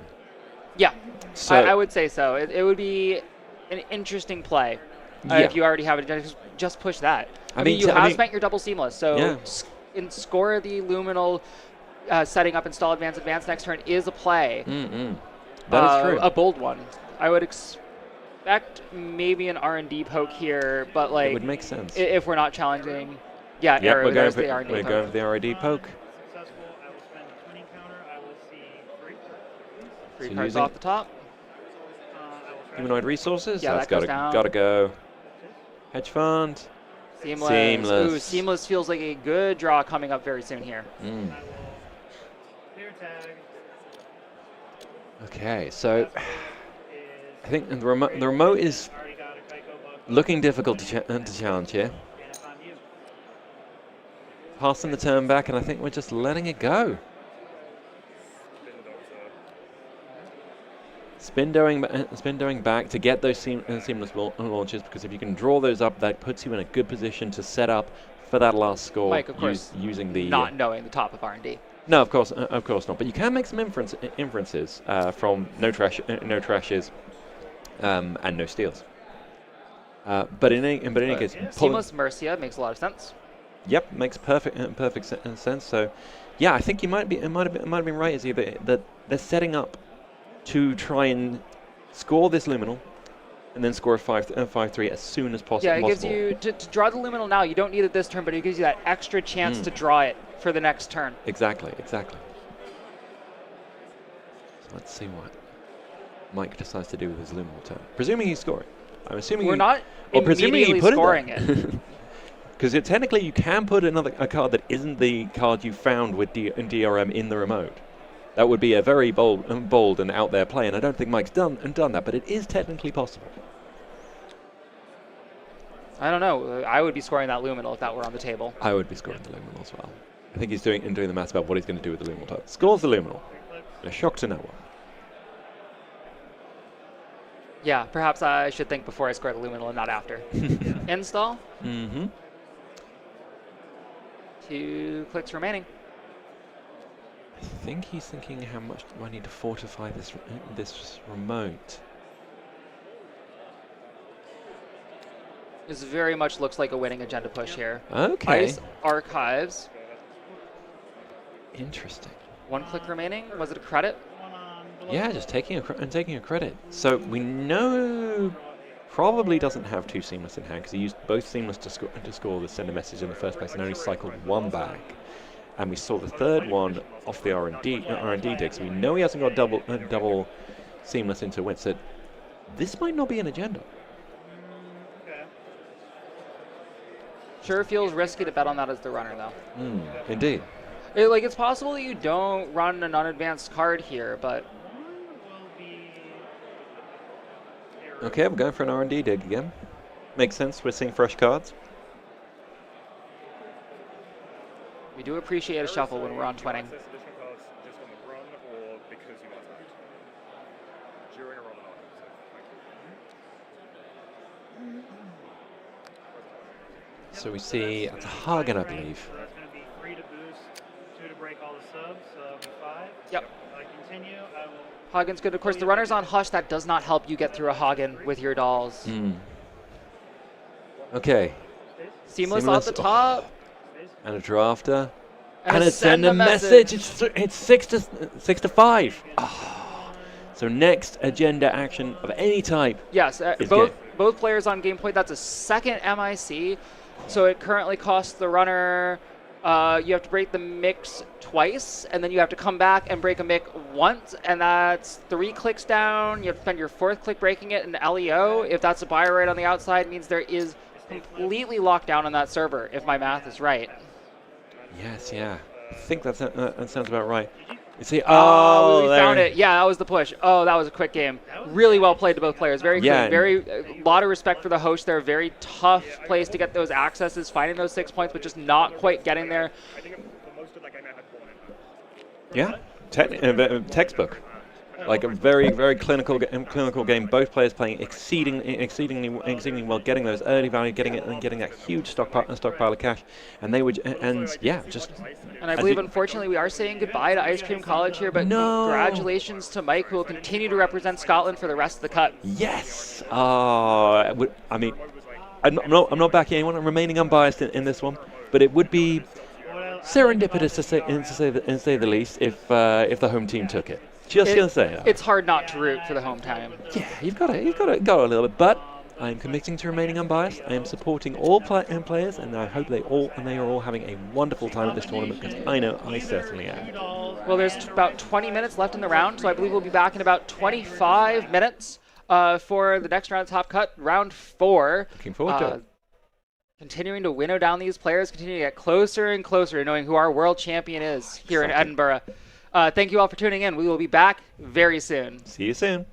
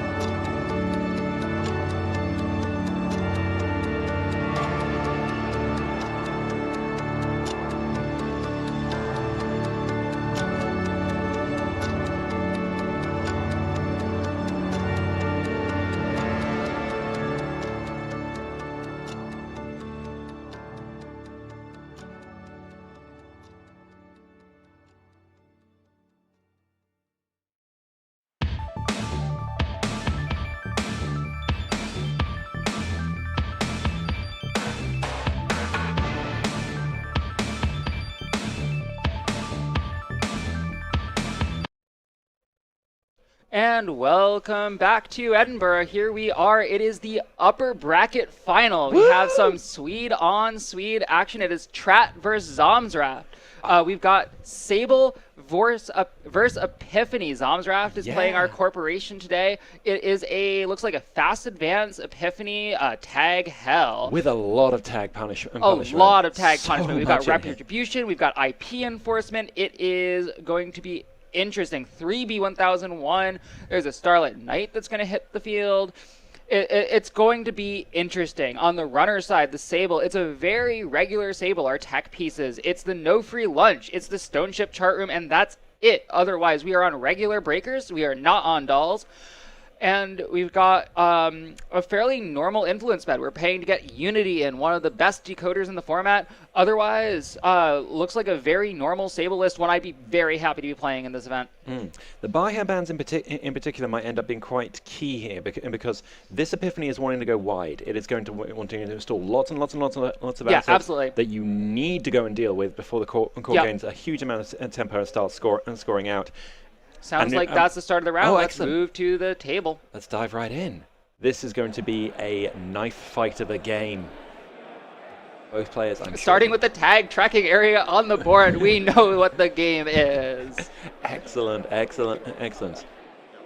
Getting a glimpse of the Epiphany hand there, a whole bunch of ice. And a friendly This fist bump ice- to start the game. This deck is not very ice heavy. We've got 3 Ping, a Mess Chesto, a Starlit Knight, and 3 VSA. That's a total of 8 ice. Looks like we've got 3 of them in the starting hand. I do love VSA versus Crim because your tricks, while there's only one boomerang in here, doesn't work versus VSA. You need to go get your Unity, or be prepared to deal with a tag and losing a credit just for coming through. And we're seeing a covering on HQ and 2 remotes. I believe one of those was a balanced coverage. Do we know if this was a keep or a malt? I'm not sure. Okay, we're not sure whether it was a keeper or one, but it was a balanced coverage and a B1001 down on the table already. B1001 obviously not going to do a huge amount unless, of course, that's a VSA on HQ. Not sure if I saw the runner roll the mark. Looks like HQ on the die. Taking a think so. here to start it. I see Nuka in the hand, which is a very reasonable install. There it is. Okay, and I think so. Runner playing a little bit of a setup here. Maybe not a particularly money heavy turn. No, I'm not. No, there's a Carpe Diem in hand. There's money here. Yeah, okay. There's money to be had. I don't believe they're going to be running on HQ because And a those clean pigs- getaway. Oh, Yeah, we're okay. They're okay. They're okay for Carpe money. Diem. Carpe Diem. Probably not taking the run here. Just taking the money. Oh, they're taking the run, and it's a VSA. So a credit gone, a tag on the runner. They're probably. I assume they're not going to be 1001. Let them come in. Let them have an access. Let them keep that tag. I don't believe there's an agenda in hand. I think it's a totally safe access. Yep. We see a Starlit Knight. Not a pleasant face check. So the runner ending our turn, gaining a bit of money, up to six credits, but ending with a tag that they must get rid of. Now, of course, the threat here is Oppo. Our agenda suite is a little interesting. We are not on the false lead. This is strictly like do our punishment for tags. We've got a Tomorrow's Headline, 3 Stoke the Embers, 2 Freedom Information, 3 Artificial Crypto Cash. That is all 2-pointers. The Corp is going to have to score 4 of them to win. The runner, similar, has to steal 4 to win. There's no 3-pointers here messing up that math. An honest 10 agenda game. Sorry, and an off-world office to complete the sweat. Indeed. So we're seeing a clean getaway on the first remote, and we are seeing a B1001 there. Yeah, just eating those 3 credits. That is it's got quite a big swing. Oh, it was a B1001 stopping the clean getaway onto R&D, so denying those credits, taking away the tag, but also stopping that free access. So B1001 already proving well, and that B1001 has got to go. And no free lunch comes down. No free lunch sensible. See that balance coverage. Now, what do you think the key assets in this matchup are? You're looking at the list. Which ones do you trash? Which ones do you leave and avoid getting oppoed for? So, wage workers, gots to go. B1001 feels like it doesn't gots to go, but it gots to go because if you let it tick around, it's a thing that you have to go and deal with. Spend those 3 credits on when you're dealing with something else behind. Something like a fun house if there's one of those in this deck. No fun house. Ping, Starlight, VSA. These are all things that B1001 loves to make you waste your time breaking and then stopping you. Emptying out that Nuka Mark is R&D. So See the ro- 2 transfers in hand, which with the Corp on 3 credits feels pretty tempting to just go but say. you can't until you get rid of the B1000. It's so true. The VSA. VSA and B1000 best friends forever. Running on R&D, which I believe was on Mark, and we I see think that is IP enforcement. that is indeed IP enforcement, a spicy tag punishment included. I haven't seen IP enforcement do much so far. It does feel like with freedom of information, it's a bit of a non-bow, like making X go higher on one, then you spend those tags and it gets smaller on that. But like you have so many other options of what to take back with it that and it it's makes sense for huge me. with Stoke the Embers. Absolutely. Because it's not installed from your hand at that point, so it so it becomes a 2/2 basically when you do that. So what do we And see? that's a stone chip chart room, I believe. Okay, just putting it down for draw. We see a second balance coverage. So if the Corp guesses right, that's so much money. That's 4 credits a turn tickling it. But they can guess, look with the first balance coverage, and then guess correctly. So they will always make 2 credits a turn as long as those 2 balance coverages are ticking along. It's an interesting deck. Like the money spent is almost entirely like it's a Messna Chesfo and it's the Oppo. So like there's a question, right? Is it worth transferring the balance coverages? I probably leave those on the board. Yeah, but it is going to make those big Oppos all the more painful when they do come down, and they will come down. They're going to come down either way is the thing. Okay. Cool. So I'm not seeing a huge amount of assets in the Corp's hand. We're seeing a Stoke Second the Embers. ice on HQ. Yep, because I think there is. Did you see which ice that was? I didn't. Oh, it's a Starlit Knight on HQ. Mark is R&D. Starting with Nuka. Okay. Just keep those cards flowing. Got- Makes a ton of sense. Yep, and you got to keep the We're really looking for answers here, right? Like, we don't have our Unity, so we don't have a good way to challenge the VSA. We don't have the money really to be taking down assets. We don't have multi-access pieces to start contesting. So, like, we need to find the pieces to start putting this rig together to have a sustainable game. And it's a clean getaway. Seeing a clean getaway for. Where are we running? Surely R&D if that's R&D, where I'm it's the marking. mark. Yep. So that's a free. And we see a federal fundraising That offer. probably comes down. That is I a think that's good. must trash. It's so huge. That extra draw, guaranteeing both that the balance coverages will fire is a huge thing. So yeah, federal fundraising. And giving got you a it. tip on that Epiphany trigger.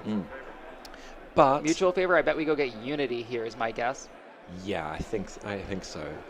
Which I think Zomzraft anticipated with that with the Starlit Knight install. However, only 3 credits can't res a Starlit Knight just yet. So we could potentially, with two clicks remaining, I believe, see a siphon. Transfer well, excuse me. Only 2 credits though. But that would be fine. I don't know. It's hard. Like, so much of the ice in here, it's 3 ping and 2 more VSH, cost 2 to res. Do you really siphon through that? That's true. And vamp the 1 credit? We're of course operating with eye in the sky with perfect information. For all Trat knows that could be a ping, and a ping denying a transfer of wealth and tagging you would be backbreaking. We've got 7 credits as a runner. Yeah, I would not want to spend 2 credits to clear a tag here without a little 6 income first. Oh no, we're going in. But just regular style, no transfer. Yeah. Interesting. We see Stoke the Embers. In the runner's score area. We'll see if it stays there. Runner's certainly hoping it will. Yeah. Knowing about that IP enforcement. Yeah, so that is a steal. So Oppo is live now. Corp's on 2 credits, so could do it. Runners on 5 credits, so they can clear down. But those balance coverages, the Corp is guaranteed to trickle into, could trickle in 4. They guessed right, so they get that 4 off the bat, and that is a warm reception, I believe. Sure is. There's a lot of purple influence in this deck. Yeah. We've got wage workers, we've got the 2 warm reception, and 3 working prototype, which into a criminal list feels really good. This crim list, what do we have for resources? It's 3 the class hack. That feels really bad to have that put back on top. 3 open market. We don't love losing the money off that after installing it. And of course, twinning going back to the top of your deck with a bunch of counters on it is backbreaking. Yeah, indeed, indeed. So the Corp drawing up with Spin Doctor, I think they're wanting to just get as much on the board as possible. Yeah, at this Ice point. R&D, slow the Sable down. It's so important in these games. Like, Sable gets so much value from cheap runs on Centrals. You hugely. really need to find a way to get just a little bit of Ice there and say, like, hey, you can get your value, but you have to lose that same amount of value getting in and make it Exactly. just not worth it for a single. Exactly. Carpe diems, clean getaways. If you have if you have 2 open marks, you have a 66% chance of just giving them an easy mark for free, which you just can't allow as a Corp. So we're going wide. We now have 6 assets out on the board. Mark is HQ. Mark is HQ. I think at 7 credits, you're thinking probably not the best value to go get that. But the runner is technically winning. They got the units down. There are 6 credits, not a huge amount, and without any other breakers, which I'm not seeing in hand. And it's like right here, right? Like the corporation is threatening value, but they're not threatening to progress the board state beyond that. There's no I guess there are the 2 unknowns and the 2 remotes in the second row, which I don't believe we know what those are. I did not see what was going into them. I didn't either. So we saw an open market come down. Good, get that drip. Yep. Seeing a class act as well for tempo, and we're seeing a buyer bands, which I think Tread is mulling over playing. It's a little expensive to drop those 2 credits into. Remembering to load the open market. Important. You do want those credits. Indeed.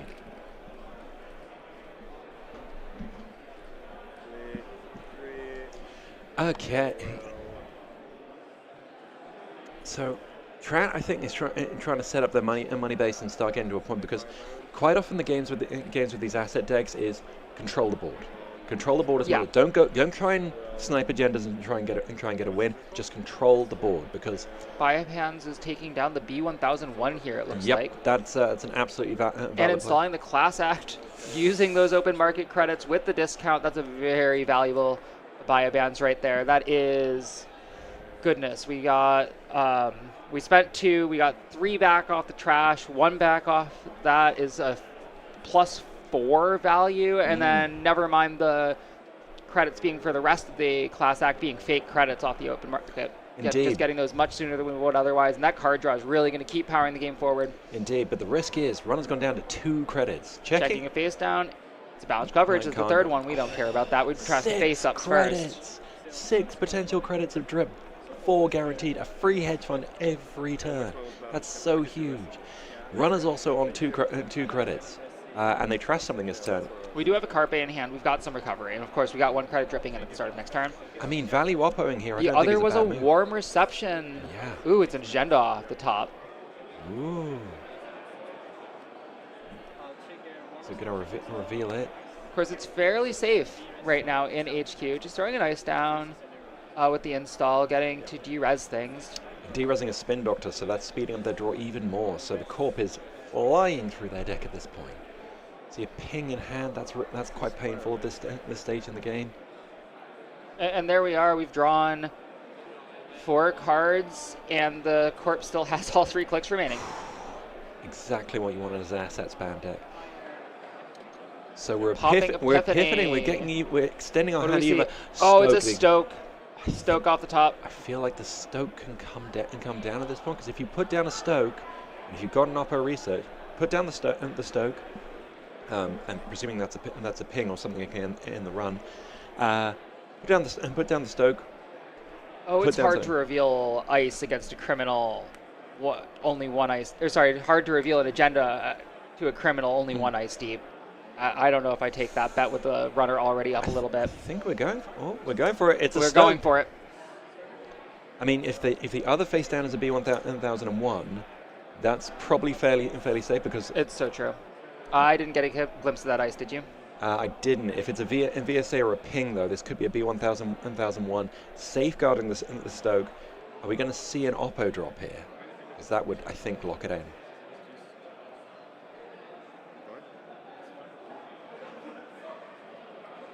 Okay. Double checking the last two on the top. Take that notes. Players taking notes is so important, so critical. Yeah, there's a lot to remember. Anything you can get out of your head during the game that you can check lets you keep the other parts of the game much more clearly in focus. Being able to go back and double check that. So important to take notes in these games. Very good to see that. Okay, rearranging some money. We're putting a second ice down by the looks of things. Yep. Yeah. Okay. That makes sense.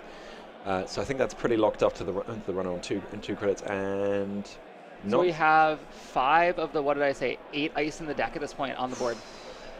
ice, money, draw. What more could you want as a corp? Assets. Do you think we got plenty of those as well? And we're advancing the Stoke one more time. Oh, putting a face. Oh, yeah. It matters for Hermes. It does. It does matter for Hermes, but we know that the top of R&D is safe, and I think we know HQ's clean, so there aren't any easily accessible agendas that could get that Hermes bounce in. And also, Seizing the day. seizing the day, copying them DMs. Alright, I run, yes. So getting some free money, okay. Again, the click.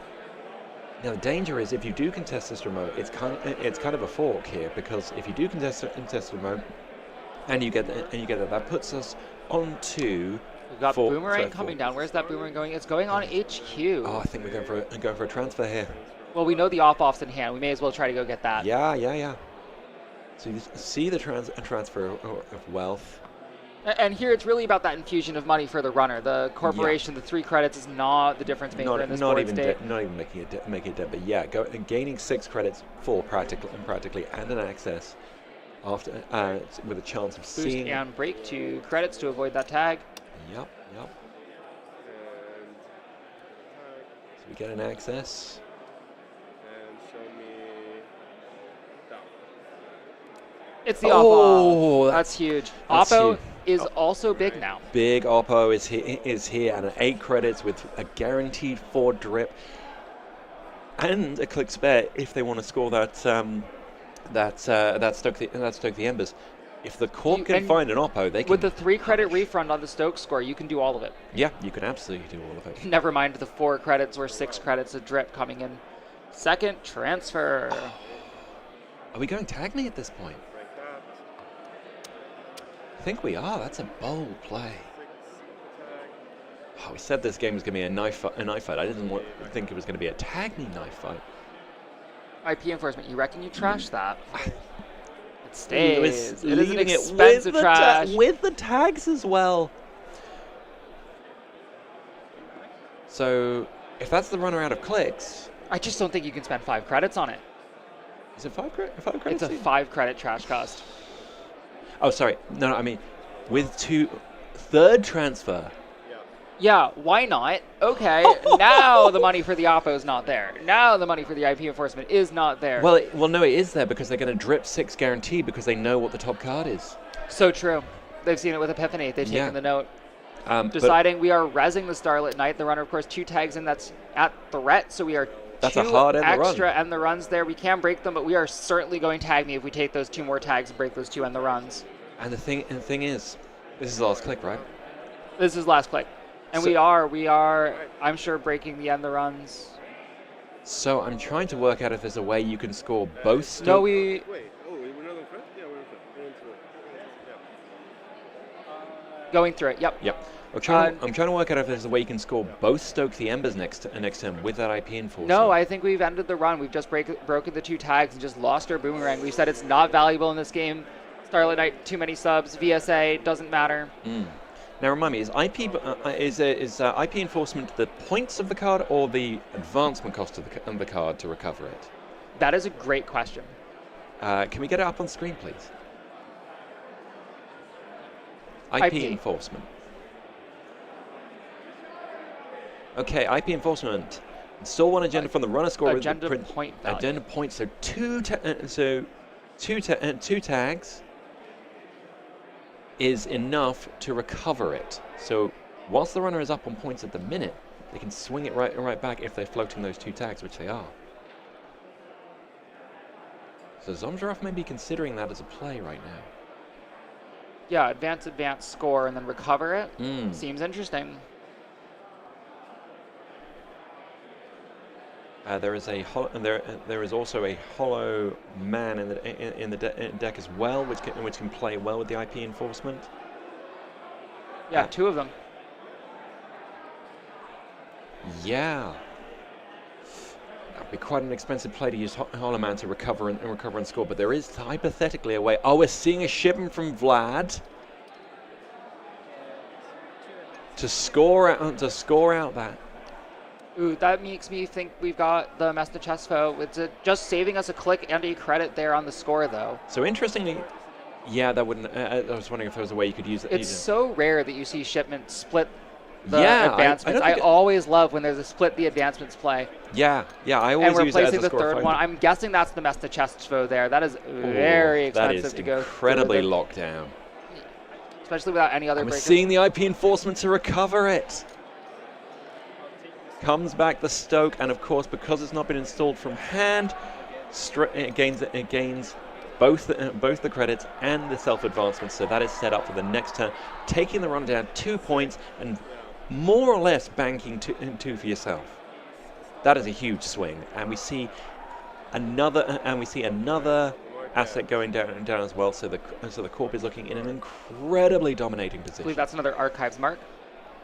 Not super helpful on the board state, I admit. Remind me what you guessed on balance coverage. And we're seeing a Hermes in hand. Oh, that would have made such a huge difference. I mean, if the Hermes goes down this turn, that Mesnichevsko, presuming that's what it is, is going straight back to hand. You cannot let a Mesnichevsko sit there with all those advancement counters. Such a difference. I mean, you still want to put it down. Like the Corp's starting to go to 6. There's still 2 more scores needed. So this one and then 1 more 2-pointer gets us to 6. And the other thing I want to remark on Sorry, here, we're at 2 points. We need 3 more scores on this side. So we'll score this one. We'll need 2 more scores. So that Mestachesvo bounce is definitely a lot of value off the board. Now, it was not very expensive value. All of those advancements were sort of free advancements. The point of the shipment was, of course, just to save a click, as much as anything, scoring it. So we're not as hurt by it, but I would prefer to keep them on the board if I'm the Corp. The other thing I want to remark on, the Corp got transferred wealth 3 times last time. That's 9 credits gone. Oh, only 2 of them landed. Only 2 of them landed. Okay, so 6 credits gone. Yeah, the Corp's just quite happily But they chilling did there on 8. res a 5-credit ice, and is just happily chilling on 8 credits there after scoring an agenda and stealing one back from them. The money is flowing. These balance coverages are doing so much work. Down comes the Hermes, trying to regain some value. Oh, okay, we're trying to run on R&D, I believe. We're trying to. It's a ping. Are we resing it? I think we have to. I'd imagine. Oh, actually, you might know what it is already. You might, it does know the top card. So might just let that come in. Yeah, it's not the mark, so it's not that much value. It is in fact a piece of ice. It stays. Saving that ping tag for later when it might be clutch. Okay, this game has swung around, going up to 4 points, and the Corp going from 0 to 2 and bringing the runner back down to 2 to 2. This game is, I don't want to call it this early, but the Corp is looking incredibly favoured here. Money ticking in. I imagine. What do you think we're taking down here? Where are we headed? Looks like we're taking down maybe one of the federal, one of the balance coverages. We're doing the draw first. Maybe draw install. That's certainly enough value. You've got 1 more credit on that open market for an install. And in the trash credits. Taking the trash credits. We're accessing warm reception. Makes a lot of sense. Fair enough. Maybe face down, but we do know what it is. Yep, and we don't really want to accelerate the Corp even more by letting them de-res that Spin Doctor and then re-res it for 2 more draw on top of their inventory. Clean Getaway Archives, get that money, get your Sable click, that 5-click of value from Sable here. Trying to recover back up to 12 credits, so looking a little more healthy, but still no sign of those breakers. I see a Carmen in hand, but I don't see critically a Kurapira. I might just install the Nuka and say go. I think so. Yep, seeing Trot agrees. Okay, so the Corp presumably scoring that IP enforcement.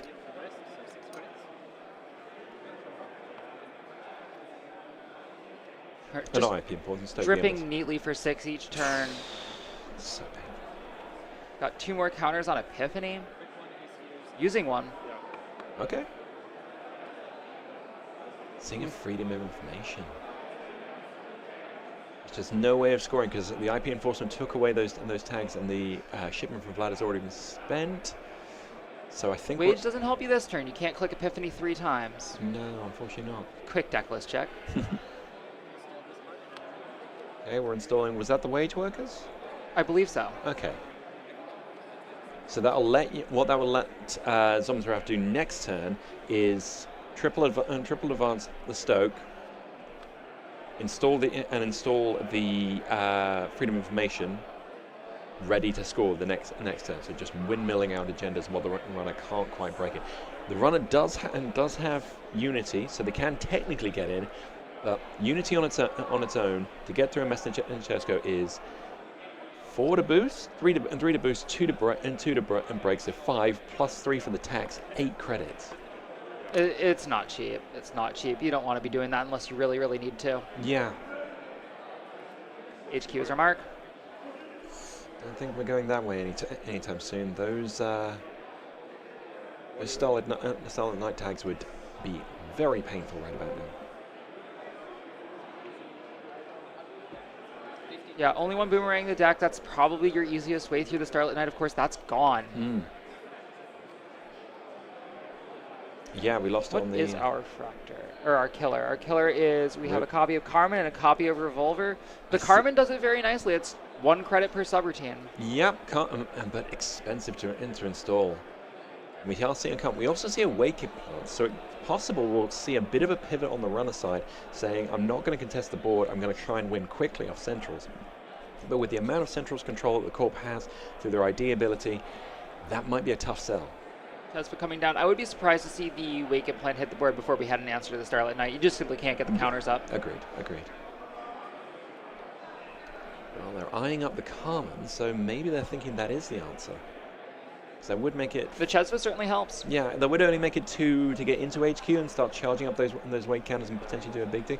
Okay, we're checking some face downs. A B1001. Another Good to B1001. know. Oh, Comes down.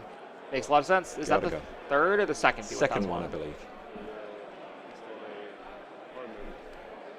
And that's our successful run to get our Carmen at the discount. We are ending our turn 4 credits. We have trashed something though, and it is... Oh, it's only threat 2, so...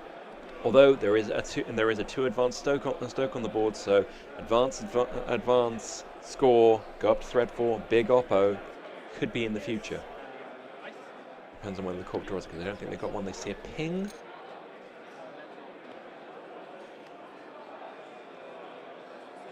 So we're going to see the score. Because the Corp can do it safely now, and replace whatever ice gets jumped. It'll almost certainly be the Messenchevska at this point, because you cannot let that many counters just sit there. It's an interesting position. You don't really have to score it. The runner on 4 credits. It's a lot of work to get through that Messenchevska meaningfully to go contest it. And even if they did, it's the same agenda they've already had once. We're going for the score. It funds you. You've got to click left. Advance. Advance a face down. There is 1 Czechist Scion on the deck just to keep Trad on his toes. Very spicy include. So we're bouncing that back to hand. Yeah, no reason to let that stay. Yeah. So that click left. Of course, that advancement came from the Stoke the Embers. It gives you 3 credits and an advancement wherever you like on the install. I believe it's wherever you like. Yes, I don't believe it requires a card that can be advanced. No, I don't believe it. I don't believe it does require an advanceable card, as it were. Last click Epiphany. Okay. Let's go see. We see a crypto crash. And we know there's a wage workers on the board. Yep, and the crypto crash hits the remote. There's looks like an asset and then an agenda on the top. The other Freedom Information 2 cards down. We can't quite get to that to the runner yet, though. Yeah, Corp sitting at I think 20 credits, and with that wage workers on the board, that crypto. Nuka, look at 4, pick 3. That crypto crash is looking so scoreable next turn, and that would be. That's going to be back-breaking. We'll see if the runner reads it, is able to offshore any of these credits, just dump them into installs. Yeah, I think if the Corp if the runner goes credit, gamble, spend a little, like that's just back-breaking when those 7 credits are gone. I think the game's over on the spot at that point. Carpe diem. We're seeing carping them DMs. That was a free carpe, as it were. Yep, Marcus Archives. We can go touch that. Okay. So we're a little gamble. So we're plus 7 credits here. Are we going to risk the run on the remote? We do have a gun in hand. That doesn't really matter into You the really centuries want in the this deck. Kurapira. You really want to be getting in because you're almost there. See a wake implant. Yep, I didn't see anything in hand I mind losing. Oh no, I think the run is going to end with more than 7 credits in hand. Which I think I think we're going to end with exactly 8 if we make the run on HQ. No, we're going to... No, we're going to end with exactly 7 credits after the Chesva, I believe. Oh, I think we're going for a run on HQ. If we get the... Right, because we're going to spend the Chesva. Is Yeah. going to get us through, and then it's 2 through there. And then we get the wake implant. So if we But get... the crypto crash is going to be backbreaking. But if we get the freedom of information, this bounce and we'll bounce it back. We didn't get That's it.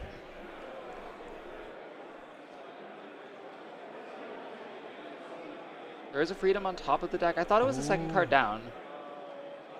Hearing it as the top of the deck.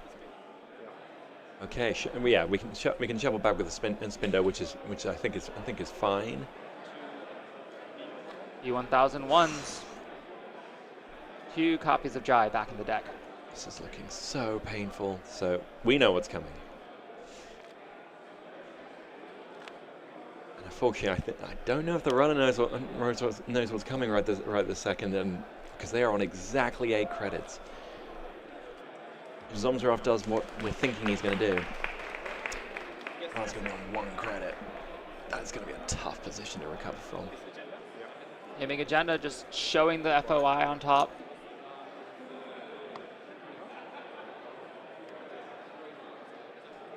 There's the hand. Okay, 10 minutes left on the clock. You're going to see crypto score.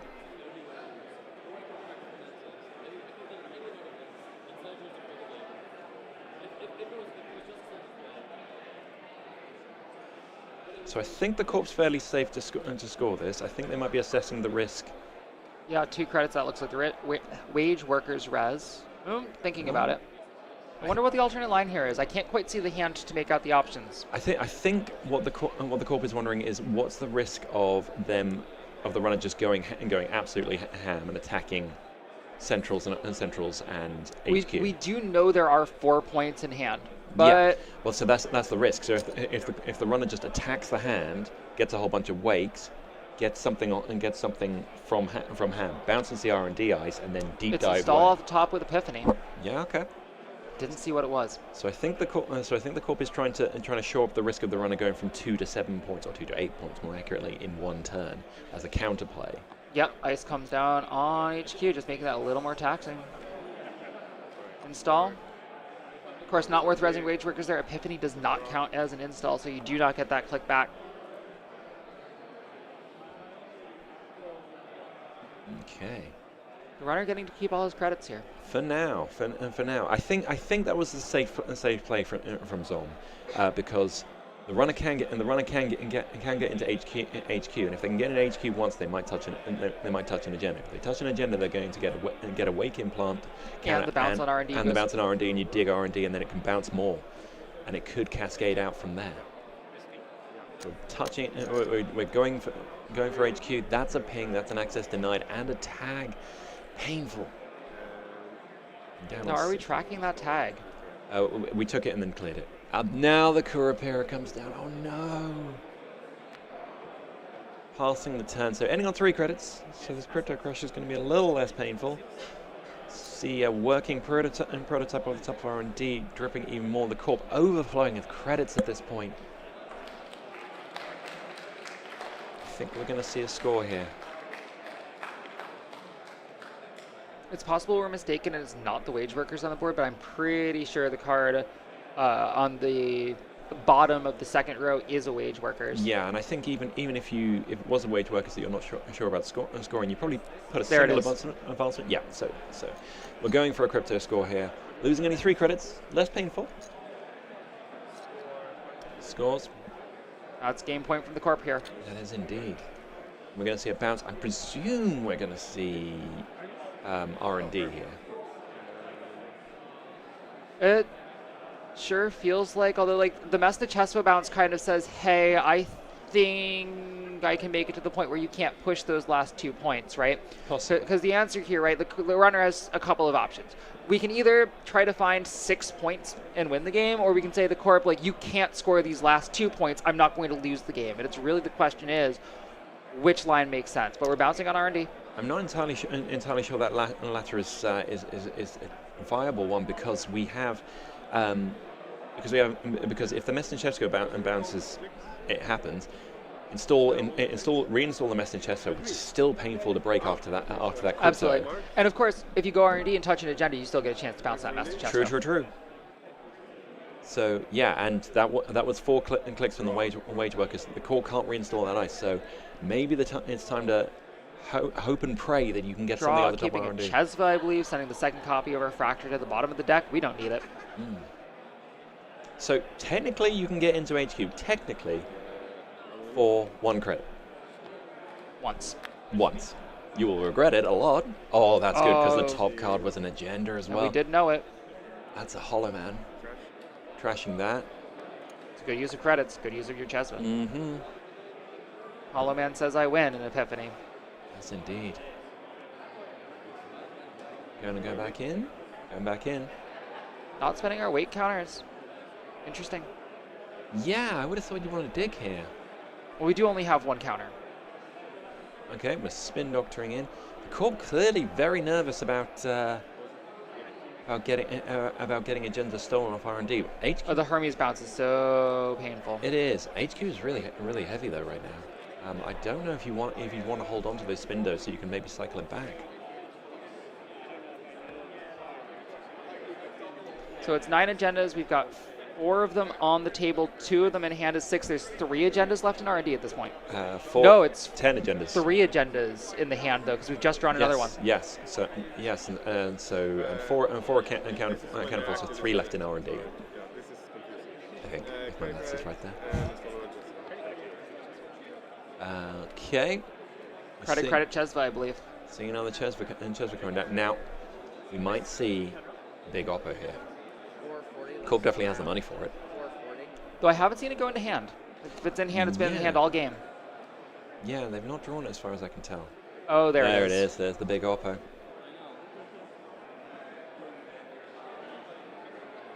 And a powers that be. That's a little superfluous at this point. No, I imagine Jai is hitting the board again, seeing that B1001, keeping us able to end those runs. Mm-hmm.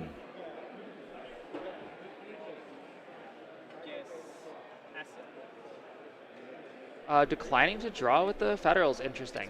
Just putting Jai on top, indeed, we are drawing him. Yeah, and I think the plan here is keep R&D controlled, because whilst there's 2 weight counters on, if you know the top 2 cards, you're safe.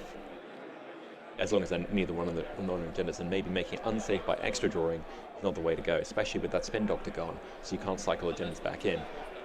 Keeping them in HQ is relatively safe at the minute, because it's quite painful to get in there, so the runner's not going to be able to. This is R&D, just keeping the runner taxed out. The Chesva credits only go so far when you're broke. And we are pressing on. And you And see the big big Oppo. I think this is probably game here, because I don't... There's so much tag punishment here. Like, Yeah. we've got Retribution, the IP enforcement went back in, and there's a freedom in hand, so we need to clear at least 1 of them in order to not... we need to clear 3 of them so the Corp can't just go install advance, I win. Yep, indeed. And I think they installed... How do we clear 3 tags from no credits? And get past that Messinchevsko. We're pressing R&D. We don't get past the Messinchevsko. The only chance is to bounce it. Yeah. But it doesn't matter because you can score it from hand. Yeah. So I think unfortunately we are seeing... No, we're going HQ here. Sorry, we're going R&D here. Seeing an asset. I think it's a powers that be. Yep. Trash it. Yep, trashing, trying desperately to get a last out here. We've seen the freedom of information. It was revealed off the top to the balanced coverage. We know it's in hand. We know the game is on the line here. So I think we're just taking the outs because you're not getting through that Starlit Night because that's obviously gained all its end. The run subroutines, 4 extra ones, plus the ping. NBN going from almost such a fraction of the field, so little NBN today, to the top of the winner's final. Interestingly, the install on the remote was a B1001. Well, you can score from hand. There it is. That's the game. There we go. That's the game. We have NBN taking us from nobody's pick all the way to the top of the field. We will see Zomsraft back for the grand finals. Trat gets another chance at it down in the lower bracket. So there's a good chance we see both of these players again. For the what rematch. a game! I know, and like just compare it to the previous game that we saw, the Elio versus Hoshke. That was a very kind of controlled, central focused, tall game, whereas this one was going super wide. Yeah, no need to control the agenda flow if you can just take them right back from the runner. Exactly. So much tag and punishment. Although we didn't see the oppo until right at the end when it mattered the most. Those 3 balance coverages coming in, dripping minimum 4 a turn, realistically 6 a turn. And such careful control over that agenda score order too, like going from the Stokes to the Crypto Crash to bottom the runner out into oppo and to win the game. Just very clean play from the corporation there. Really thinking through what's going to happen next turn, the turn after. How can I play this through rather than just going, I need to score agendas. Oh, the runner's got a lot of money. Let's get rid of it with Crypto Crash. No, thinking through what am I going to do next, and that's what separates these guys into the top level play. Yeah, absolutely. Well, we will be back to catch the rest of the lower bracket. We will be back later to catch the finals, where we will see a Swede and we will see someone else. Let's find out who else the rest is. Thank you all for joining us. I've been Izzy. I've been X-Track. See you soon.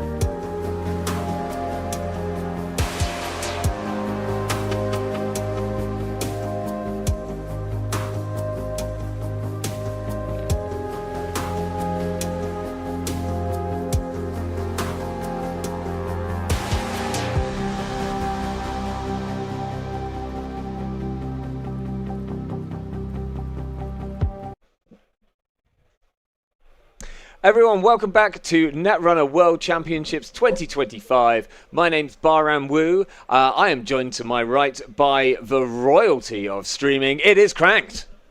Shout out to Twitch chat. I'm so glad that we finally get to class up this Dull Signal game stream. Look at us. Look at Sharp. This is top cut, you know? Thank you. We can't do this by halves. Anyway, we've seen some pretty wild games. That was a hell of an Epiphany game right awesome. now. NBN, baby! We saw NBN, we saw IP enforcement do a really big thing. That was huge. That was like pretty massive. We went from 4-2 to 4-2, but like the weird way. Yeah. I mean, I've been playing some classics.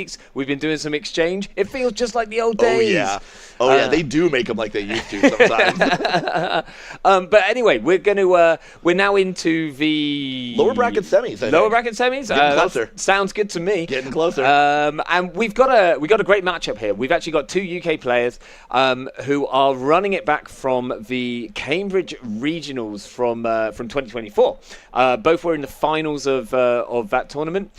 We have Kikai, who is either Cambridge-ish, Cambridge-Norwich sort of region. I won't try and be accurate on that one, but is a member of EA Sports, and Bowsley, who is part of the London Meta.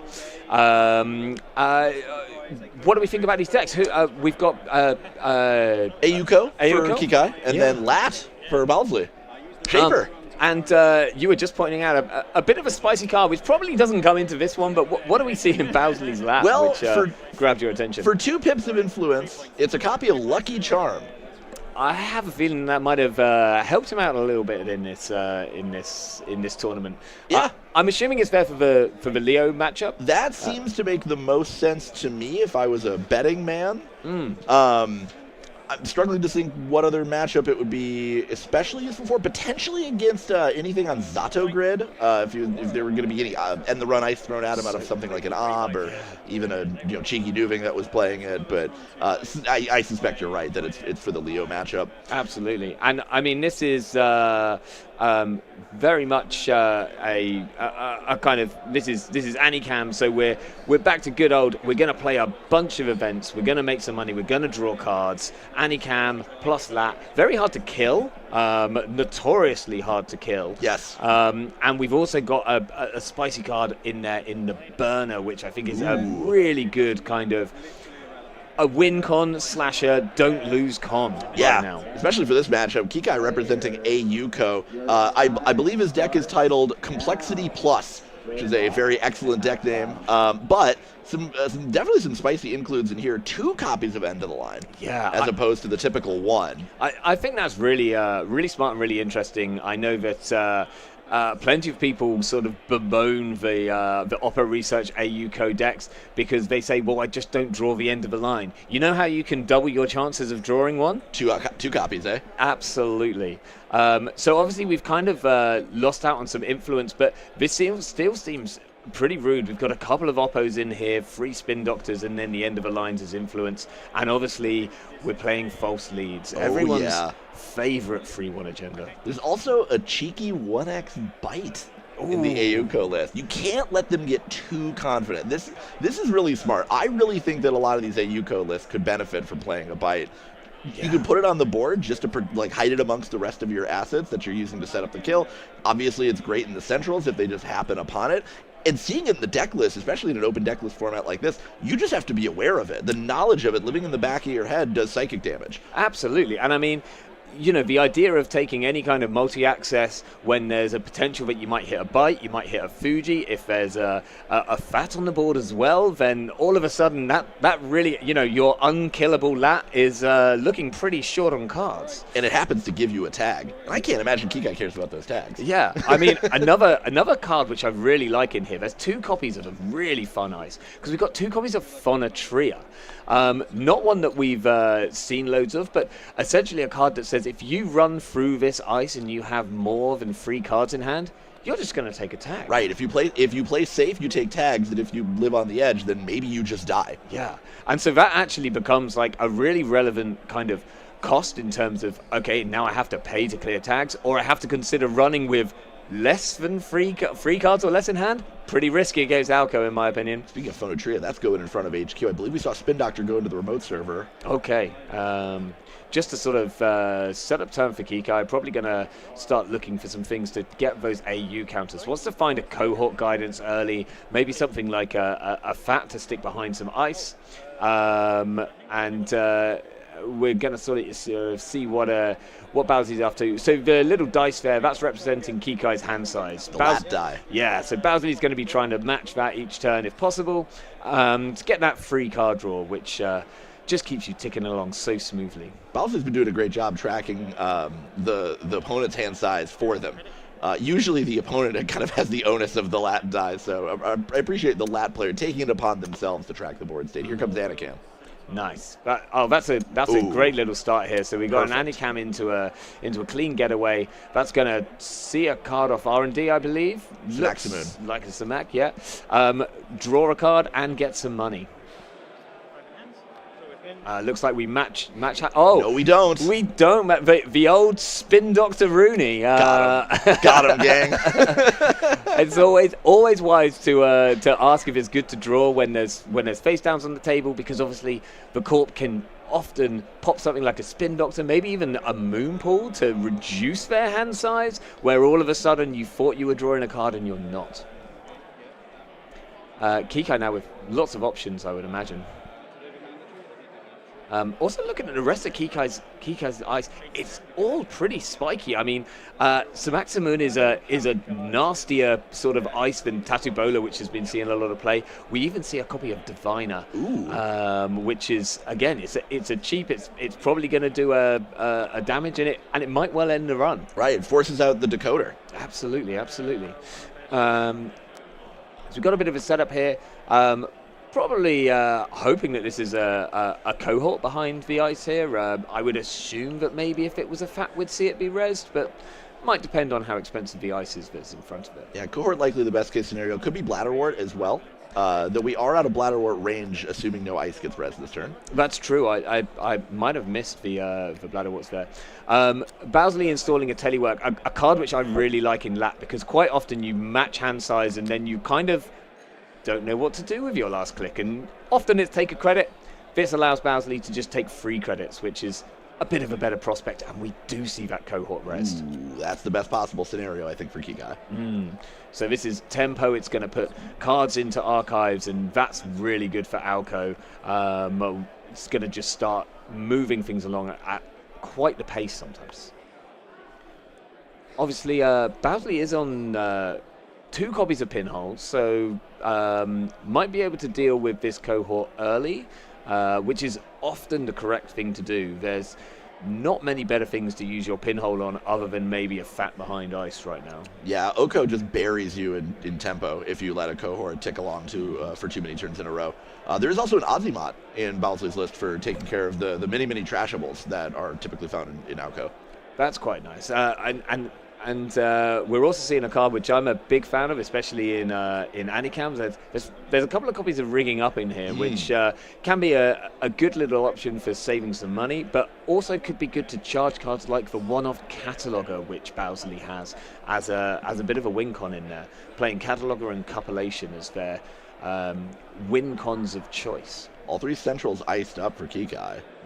I think icing archives is often quite a heads-up play in Alco. You kind of want those like face downs so that you can maybe put agendas in there, use them with moon pools. We're challenging this cohort early, so very heads up from Bowsley, sticking down for SMC and overclocking in. We'll see if Kikai decides to res or not. Now you mentioned the archives ice. One thing that Bowsley does not have to respect in this matchup is Regenesis. I don't believe we see any copies of Regenesis in Kikai's list. That is true. Obviously we do have some see how they runs, and you might want to pitch agendas into archives so you can moon pool them out. Right. But yes, no Regenesis here, which is a card which we've seen in a lot of, particularly Alco lists which we're looking to score out. Bowsley's Propeller here, pulled off the SMC. That's going to deal with the Samaxa Moon. Notably, only twice. Yeah, they don't match up as cleanly as it appears, and you can really easily tax yourself out of propeller counters and eventually simul chips if you need to recur it too many times in a row. Yeah. Now, Bowserly does have a backup here. There's also a copy of Gauss, which is going to deal with the Simax very, very cheaply when it's installed, and then gives a bit more kind of longevity to his braking solutions, but reasonably expensive to get through that Simaximum in the late game. So once this propeller's gone and there's no Simul chips, like, it could become a significant tax. Bowserly here, clicking up, and I think matching hand size again here. Again, discarding an unneeded second Anicam, matching the 5 and drawing a card with Lat. Kikai now has a remote which he can jam something in if he wishes. Obviously, Bowserly can get in, but again, using up those propeller counters, absolutely worth doing here. We've got a copy of Jailbreak, as well as a copy of, looks like Clean Getaway next to it. Yeah, very possibly. I don't know if I'm comfortable playing any of those cards on this particular board Yeah, state. you can Clean Getaway past the Simaximoon, but unless you're really committed to whatever's in that remote, Yeah. likely better used elsewhere. That's it. I mean, you might want to Clean Getaway that outside card, but if it turns out to be... If it's Moonpool or Spin Doctor, second Spin Doctor, you're sad. Yeah, I think if you force a Moonpool pop, then you're probably feeling okay. Fair. It's 3 about credits. that, like, 3 credits may as well be infinite sometimes for Oko. Yeah. Well. Okay. Well, there's the Cycle Chip. Okay, this Maximoon is less of an issue right now. Again, Bowserly kind of discarding down so that or installing down to try and match hand size a little bit, but. Kikai with only 2 cards in hand from the looks of things. Back up to 5. Yeah, it looks like back up to 5. Little cock of the head from Kikai as he studies up the board state here. No real obvious direction for him to go. I think it's really up to Kikai to set the tempo of this game. Yeah. And make Lat come to him.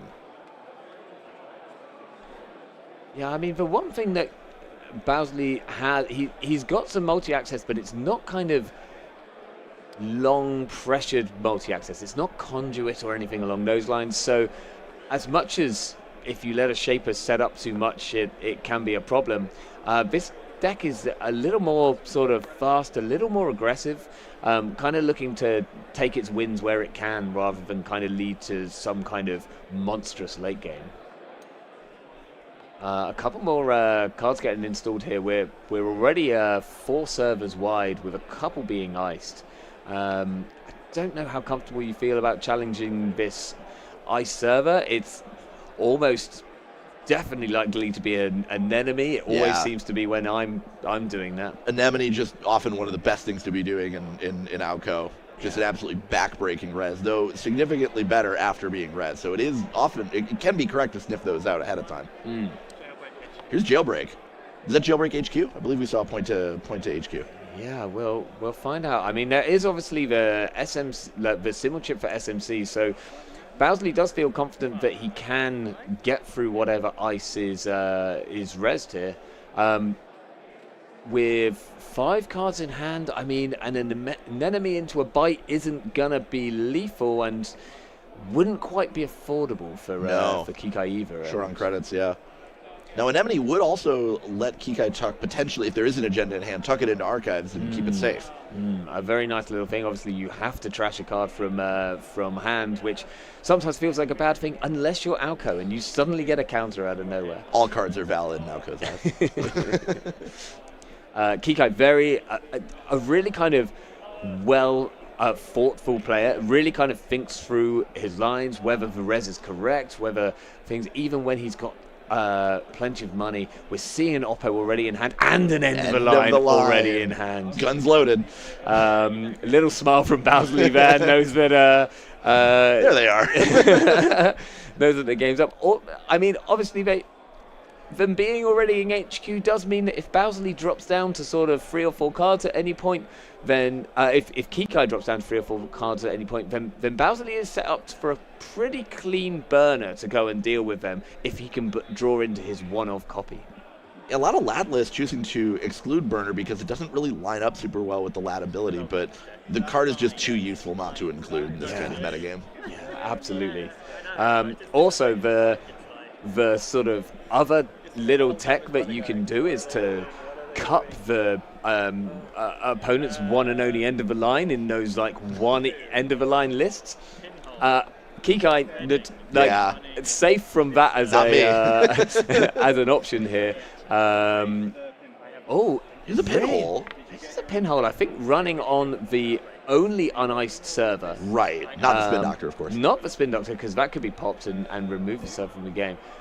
Kikai here, respecting the fact that the Spin Doctor... Oh, it's a second Spin Doctor! So, nice. So here this overwrites the first one, which I think would just get shuffled back with the one which has just been rezzed. Right. This is going to make Bowsley a little sad, because really thinking that pinhole was probably going through there. Also, that's 1 out of 2 pinholes gone already. What a cheeky chappy. What a play. I like that from Kikai. And obviously not using that first Spin Doctor because there's not going to be enough stuff to recur here. So just goes back into the deck to draw it later to use again at a later point.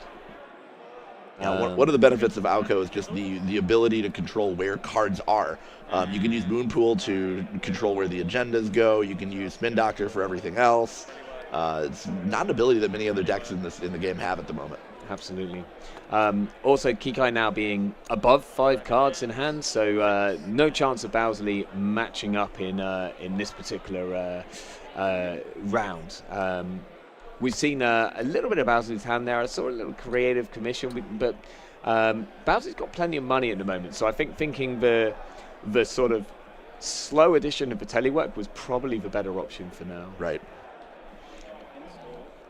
Some new remote going down. It is going to be ice. Device here. This is Asa Strats. I was going to say, my kingdom for a fully operational at the moment. I mean, also, like, would be quite good with a card which I've seen spoiled around over the weekend. I'm not totally sure if it's been seen on stream yet, but there's an NBN card coming in the next set, which would love to see a board state that looks like this. We'll tell you about it when you're older. Yeah. January Q1. Well, not January, but Q1 next year. Bowsley here, considering his options, probably wants to find a second SMC, really. That would be pretty useful right now. Yeah, you could simul-chip for it, but you are going to be throwing away a half-used propeller. Probably wiser to use that fully before tossing it away to simul-chip. So, do you think that baits him into using it on the Smaximoon server? Only if you're... Okay, well... Here we go. I don't know whether this is a bait or not, but we're going. We'll find out what... Moonpool. It's a Moonpool. It's got to go down. Gotta go. Yeah, that one can't live.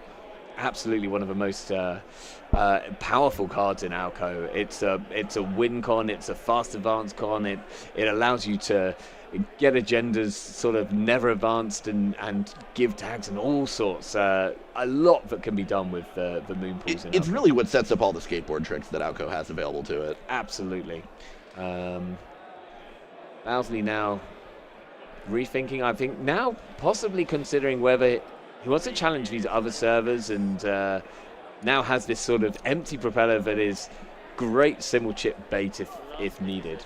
But just going for the money option, taking some telework, hitting that creative, that's going to draw him a card. Money for days over here for Bowsley. Looking like he might have to discard 1 to get down to hand size, which is a clean getaway. Not the easiest thing to play right now. And money not the bottleneck for Bowsley. See what Kikai plays here. Just a Bladder Wart, just a bit of econ. Not going to do any damage because Kikai is over 4 credits, but something that Bowsley just has to be aware of if he ever drops, if Kikai ever does sort of play a big oppo or something along those lines and drops down to like very few credits, that Bladder Wall is going to be ticking away and could do some damage at the start of his turn. Even just rezzing ice, it adds a bit of a mental tax for every ice res while the Bladder Wart lives. Yeah, you always have that thing of like, you kind of suddenly don't want to force the corp to spend money. We're seeing a hedge fund. Looks like money's not going to be an issue for Kikai anytime soon. Bladder Wart may be a bit far off from that one now. Just wondering, probably looking to jam something in this other server. Yep. Obviously, Bowsley not having any propeller counters anymore, so we'll need to either reset or find another way through that Samaxamoon. Probably doesn't want to take fruit to the face, I would imagine. No, does not seem prudent at this point. Here's SMC. Okay. Ooh, Overclocking overclock. elsewhere. Yeah, leaving the Bladder Wart doesn't seem like an important server to have to deal with. This overclock's going to allow Bowsley to get out whatever is needed. Might be a breaker if Kikai doesn't choose to res.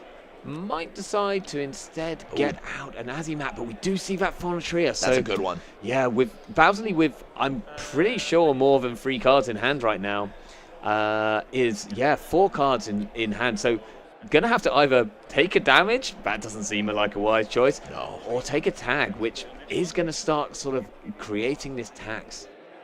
Part of the appeal of a deck like Alco is it just adds such a mental load. There's so many things to keep track of at any one given moment for the runner. All the ice reses feed the Bladder Wart. The net damage feeds the Alco ability.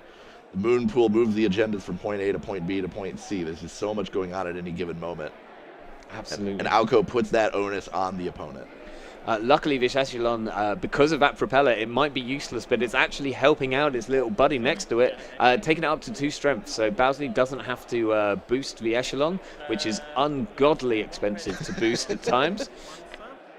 Oh, come on. We've all broken a Biowak with an Echelon, haven't we? Right, Chad? Right? Yeah. Bowsley with 1 tag. Kikai tracking those tags, wants to... Ooh, see how they run. Ooh, does steal here. Obviously, that turns on Oppo, but only a little Oppo, and Bowsley has plenty of money to be able to clear any tags which are here. If you haven't seen this little combo, then the nasty kind of option is scoring out to see how they run, often using a Moon Pool. Or maybe some cohort advancing to so you still have a click, taking some damage, maybe an extra fat damage, and then playing an end of the line with the tag that it gives you. Rude little agenda. Ooh, Longevity Serum was on the board behind the Samaxamoon. So we've just had two agendas jammed out, kind of knowing that Bowsley probably can't check everything that turn. Yeah, really good fork from Kikai here. Trashing 1 card from HQ with the Longevity Serum, which means that Kikai will get a counter. Really nice little interaction there, and then it's going to shuffle some things back in. Didn't quite catch what went back into the deck. I think it was Hedge Fund and a couple of face downs. At least a Hedge Fund for sure. Okay, well that makes it. I mean, with Kikai at only 5 credits, then the Hedge Fund kind of makes sense. Money is needed here. We've got this Bladder Wart ticking up, but if Bowsley contests that next turn, then maybe we might be in a little bit of financial trouble for a while.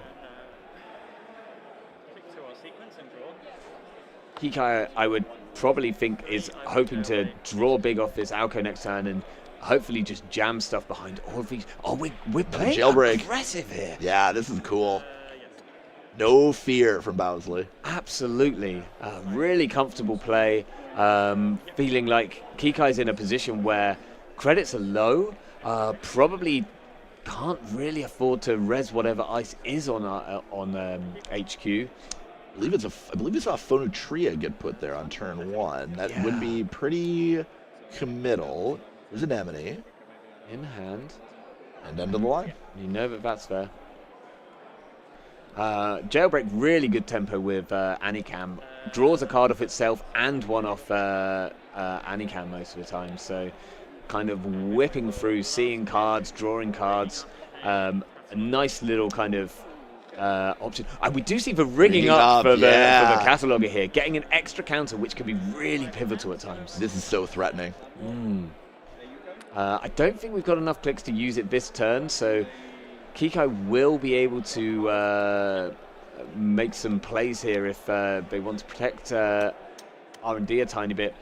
Obviously, having a Spin Doctor or possibly even a Moon Pool on board can really disrupt those cataloger digs, but also using the cataloger, you can fake out some Moon Pools and some Spin Doctors pretty hard by just asking for action after you've run. Lots of opportunity to deke your opponent with a card like Cataloger. And there's also multiple ways to charge it. Like Bowsley could use this far more than 3 times in this game. There's a couple of Stone Ship chart rooms in here. Absolutely, and you know, against kill matchups, they're normally sort of incredibly important, but at some point you run out of cards in deck to draw. Yeah. So you might as well just use them for your win con, and they can be really useful at that point. Anakim, the lat trigger can really churn through the deck very, very quickly.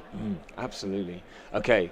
Kikai did find a couple of things to jam here. I believe one was a moon pool. I don't know which server it went in, but I thought I saw that come off the Burner in hand. the burner could be big.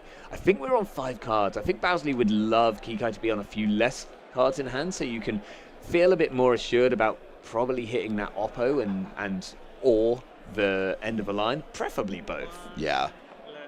We did see a pretty key burner on stream yesterday. Here's Clean Getaway. That's on the Phonotria server. We'll give a tag. Yeah. Accessing. There's the moon pool that you mentioned. Okay, and again, we've kind of got a trash fan. You just can't leave them around. I think we see 2 Oppos in hand now, so they're both there. It's going to be hard for Burner to take out everything, but if you can take out both the Oppos, that might be enough to just kind of give yourself a lot of breathing room right now. Yeah, one of the concessions for playing 2 end of the line is you had to shave down to two copies of Oppo research. Yeah. With We're Gauss. seeing Gauss. So I think we're challenging this Samaximum server as well here. Looks like it. Indeed. Comes in for full strength, so only a credit to break for Samak. Fat.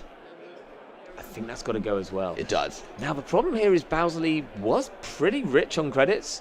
There is a creative in hand actually, and we do have a click left. There you go. So maybe for Kikai, really nice. Like Kikai is one of the nicest players in the UK, This and was really, yeah. just reminding Bowsley here that he does have a tag. There's a table judge, so the players could defer to the table judge for whether or not this take back is allowed. I think Kikai pointing that out means that he would probably allow Bowsley to reconsider this last play if he wants. Yeah, it's not always the best feeling to win on what kind of feels like a quote unquote gotcha moment. Now the other thing is, like, would floating the tag be that bad? You can take 4 damage. You can even take 5, but where does the kill come from, you know? Like, I mean, you might lose some pretty important cards in hand, I guess, is a big thing. Lat likely lives through Mindscaping end of the line, just simply due to the Onicom, but it's not a guarantee. I guess losing the burner is pretty huge. Right. This puts Bowsley at a low number of credits. I guess we're only in small Oppo range. Yes. That's like pretty significant here. We've not seen a single false lead yet. That would have really swung the game in probably Kikai's direction, especially if we'd seen one scored. We're seeing that's another naked remote. A naked remote, sort of first considering putting it behind the Phonotria, deciding against that as a play. I believe that naked remote is another copy of Bladder War here. Okay, well, that makes sense. I don't think you want to ice that up, and you can just leave that ticking away. So again, yeah, as you see, not playing an Oppo here, not just going for a sort of little speed bump. We're looking for those Oppos to land critical levels of tags. Kikai looks pretty well set up to play the long game here as well. I mean, it's only 2 for 2. Doesn't have Alco counters at the moment. So the one thing that Kikai's missing is a little bit of tempo. Yes. If this Semak server turns out to be a cohort, that might sort of swing things back in his favor a little bit. It's mostly just a setup turn for Bowsley, pass the turn back over. I don't think, without sort of significant threats on board, you're probably best off doing that. Being down at 4 credits feels pretty scary when you're playing against an Oppo deck. Yeah. Now, worst case scenario for letting this board go unanswered probably would be false lead behind that Samaximum. But it's just a cohort. It's not great, but could be worse. It's good tempo for Kikai. It's going to find him the false leads that he really wants to find. And it's going to force Bowsley to do something. I don't think he can afford to leave this unchecked for too many turns. Got a tiny little glimpse there. It might have been a bit of a grey text box, which could suggest one of those that neutral agenda. Kikai kind of shuffling up his hand, doesn't want to give any additional information about what might be in there. Playing a hedge fund, stacks of cash right now.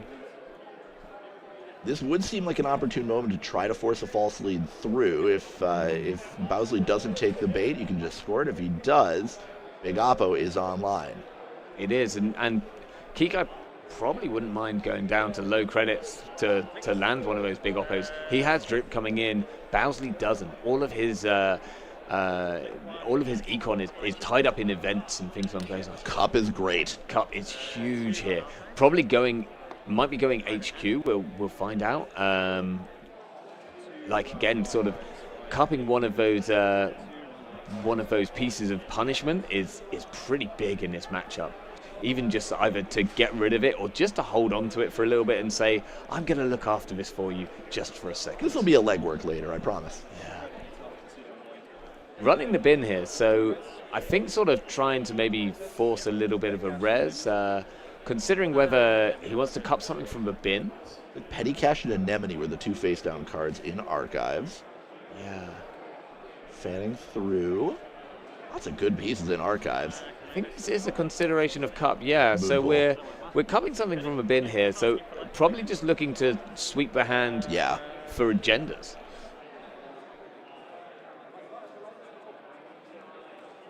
Two clicks remaining on Bowsley's side. Here's Jailbreak HQ. We're going to see nearly the whole hand. Yeah.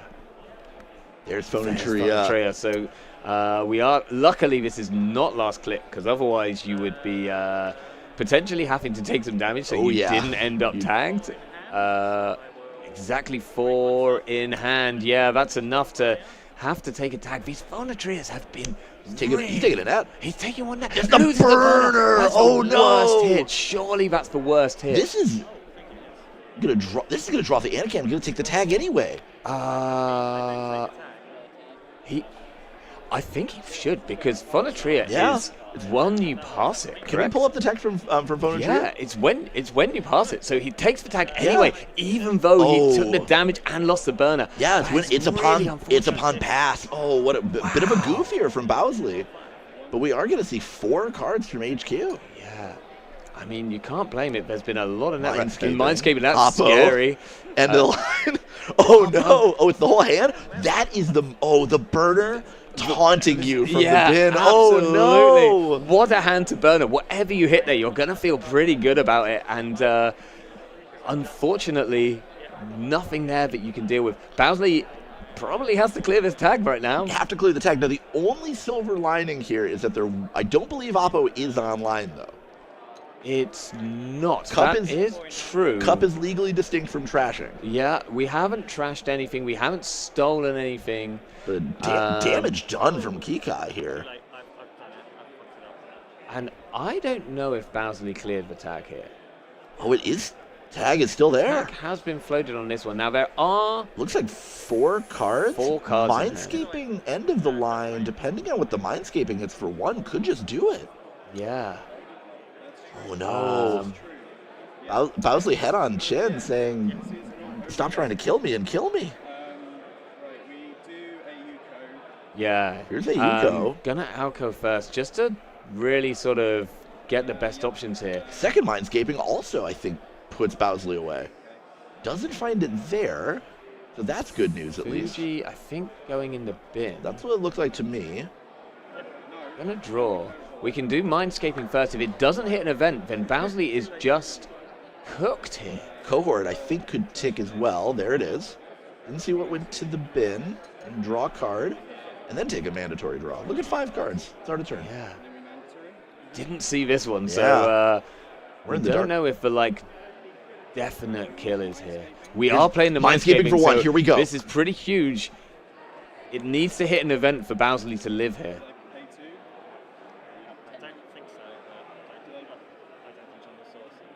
This is tense. Incredibly tense.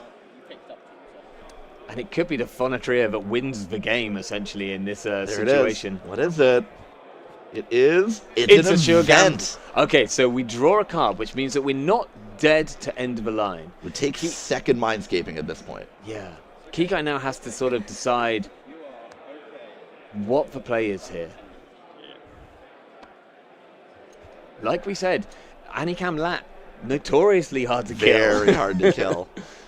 We don't see second end of the line in hand for Kikai. So yes, Bowsley's going to live to see another turn. We see second end of the line, but crucially, the end of the line will remove the tags. Yes. We need the second Mindscaping here to really do the damage, and there are only 2 in deck. Looks like another new remote. And I'm guessing that's a third remote. I don't believe Kikai playing any upgrades in the deck, so those are all discrete remotes. Yep. I'm just going to spread them out a little bit. Kikai super flush with cash.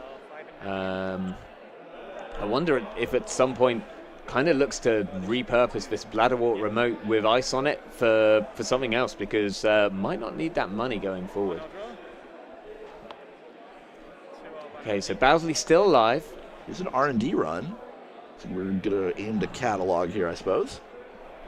I mean, we haven't seen an enemies yet. We haven't seen Diviner. This is a Samaxamoon, so Bowsley can just pay through. Costs 3, I believe. We're going to catalog her. No access before a successful land. Just checking if Kikai wants to make any actions before Kikai decides to catalog her. Would be uncommon. Usually you do that after. Don't we see, looks like There's definitely a fat. Moonpool, Fut, Anemone, and I believe that's Hansei review? Yeah, it looked like Hansei review to me. So whiff on the no agendas. cataloger. But again, this is where you just have to play the game of, I'm going to ask you for actions. And yeah, Bindo. There we go. kind of has to respect it. Kikai drawing into no agendas now has to wonder, Did he is put there it one third? second down? Obviously, can pop this spin is going to completely shuffle things up. Going to get that Fuji back into the deck, I would assume. Without Regenesis in the deck, it seems safest to just get it back into R&D. Mindscaping going in, and Moonpool. So Fuji, assuming we think Fuji's in the bin, Yeah. so that's going to stay there for the time being. Didn't see it in hand. Obviously, we've got other things installed. There could still be a moon pool on the board, and it is hard to run and check the bin with Alco. Yeah. Also, if you do, you might be just hit with a big Oppo out of nowhere, and Bowsley has 8 credits. He can clear a big Oppo. What do you do after that? Now, I do believe we saw Kikai change his mind on the Moonpool reshuffle. Was a face down and a copy of Mindscaping. Okay. There's the tag getting cleared. Seems prudent. Playing that creative commission, last click, so gonna draw a card. Again, I think Kikai is over 5 hand size, so Bowsley doesn't have a chance to match hand size again. That lat deck looking pretty thin at this point. Yeah, I mean, we'll have gone through a lot. Look at this. The archives look stacked right now, and still only 2 points for Bowsley, and only 2 points scored on Kikai's side as well. Second cohort here. Now, the 2 cohorts can feed each other. You can bin 1 card, then flip it right over if you want to start scoring. Absolutely, and we could see if this was possibly something like a false lead jammed into Phonotria server. It's been there for a while, but obviously Kikai was kind of looking for the kill last turn, so not playing it. We're going to trash that petty cash. Feels really good when you do that off an Alco.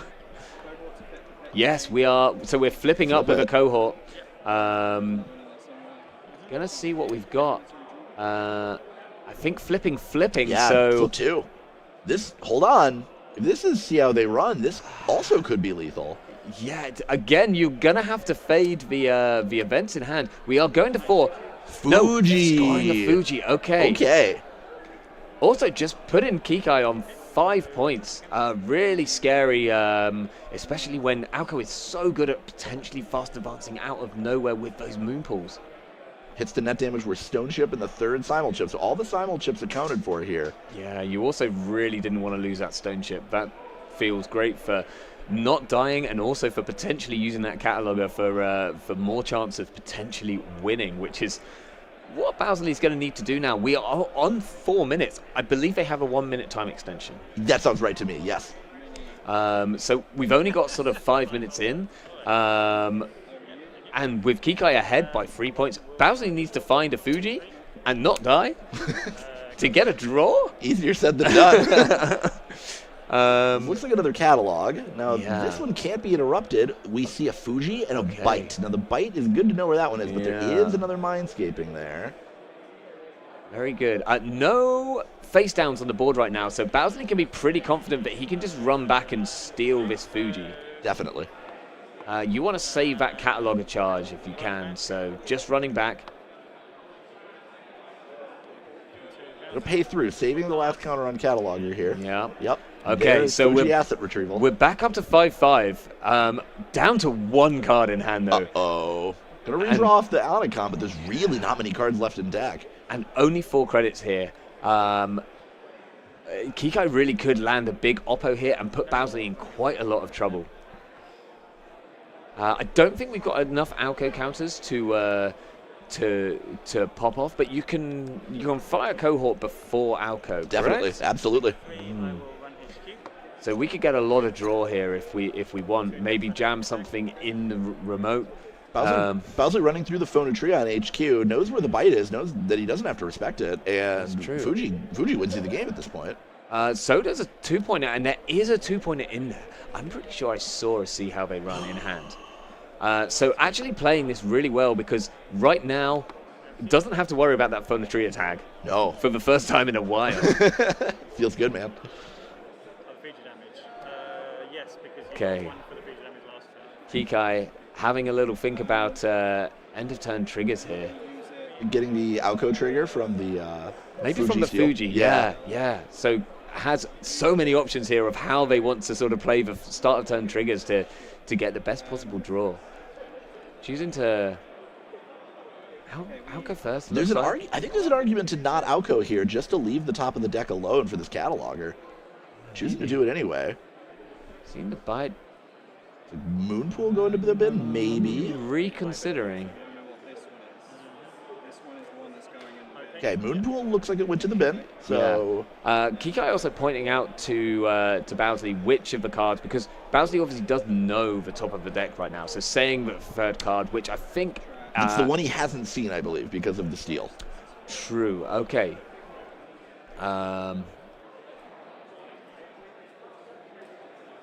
Pretty challenging here. I would really have wanted to take some notes, because all of a sudden my brain would have no idea what's on the top of the Yeah, deck remember, right these now. players have been going all day. We started at 9:10 a.m. this morning. Yeah. My watch has 5 p.m., 5:10, so Yeah. you do the math at home. And let's just not forget they've already played about 11 hours yesterday.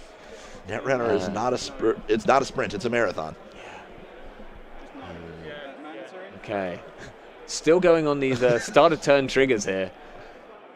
Lots of considerations. Remember, our players do have a 1-minute time extension, so add 1 minute to that clock down below at the bottom of your screen. Install behind the phone Utria.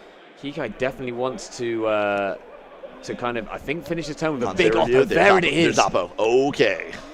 So this is going to be 4 tags, and the time is going to run out on Bowsley's turn from, depending on how fast this turn is. Yes, he could play fast enough where it doesn't.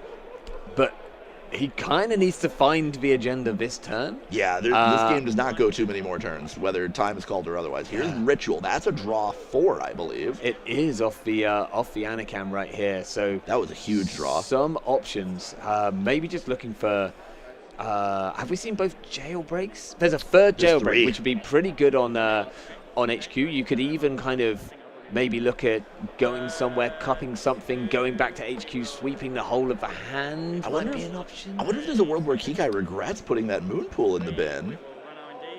Oh, here's the Stone Ship. We can recharge the cataloger or use it for those last 2 cards in R&D.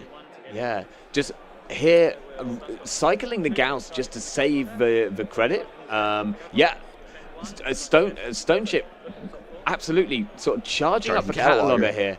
We're going to see... There's a 3-pointer. Hold on. There's a Fuji. If the remote that is unres is not the Moonpool? I believe there's a Moonpool in the bin. Spin Doctor. It could be Spin Doctor. I believe there's still one left. Hold on. It's a Moonpool. Kikai has the ability to shuffle here, which is absolutely huge. Stuffing this cataloger charge, and I believe that we only have 1 click after this turn. After this is left. Looks correct. Bowsley knows that both ends of the lines are in hand as well. Doesn't have his burner anymore. Could potentially live if he goes HQ and cups one of the end of the lines. but I think you need to just take a shot somewhere here and touch an agenda. Well, mindscaping's a problem though too. I think any way you slice it, Kikai's got the kill lined up. It's just whether or not Bowsley can find a win first. He does have the cataloger button available to him. He has ran R&D already. So despite the shuffle, there is always the Hail Mary of just hit the cataloger and pray to whatever your chosen deity is. Absolutely, and we're showing a couple of agendas going back in here. They got to go somewhere. Yeah, and you don't want to potentially leave the out of Bowsley deciding to run archives last click and just win the game. Come on, Bowsley, hit that cataloger. Hit that cataloger. I mean, you could also just run back for a single credit. So even without the cataloger, you can get in there, but you need to touch a card here. There's no way to survive. We might be unkillable Anikam Lat, but we will get killed next turn if we don't win. Counting the face downs and archives, there are 6 of them. Could there be a world where Kikai left one in archives? There's a potential. It's just now, what's the play? Is it run HQ? Is it run R&D? You know that there's at least some agendas in R&D. You've just seen them shuffled in. That kind of gives you the only knowledge that you've really got right now. 10 agenda points accounted for, so ostensibly still 10 in the deck, or floating around somewhere, rather. Absolutely. Those of you who are cards, right? By the way, next knuckles in. But you've trusted a lot of Bowsley deep into the tank here. Yeah. One click decides whether or not he will move on to the lower bracket finals. And Kikai just, I think, trying to just remain completely calm and not give away anything. Right now, he knows where the agendas are and trying not to give any of that information away to Bowsley. Stone face from Kikai. I mean, no rush on Bowsley at all here. He knows that it's the last click of the game, even without time being up. These are the moments you dream of when you do coverage for these events, partner. Absolutely. Nothing else. We don't. R&D. There R&D. it is. Knock the top of the deck. We're spending the credit.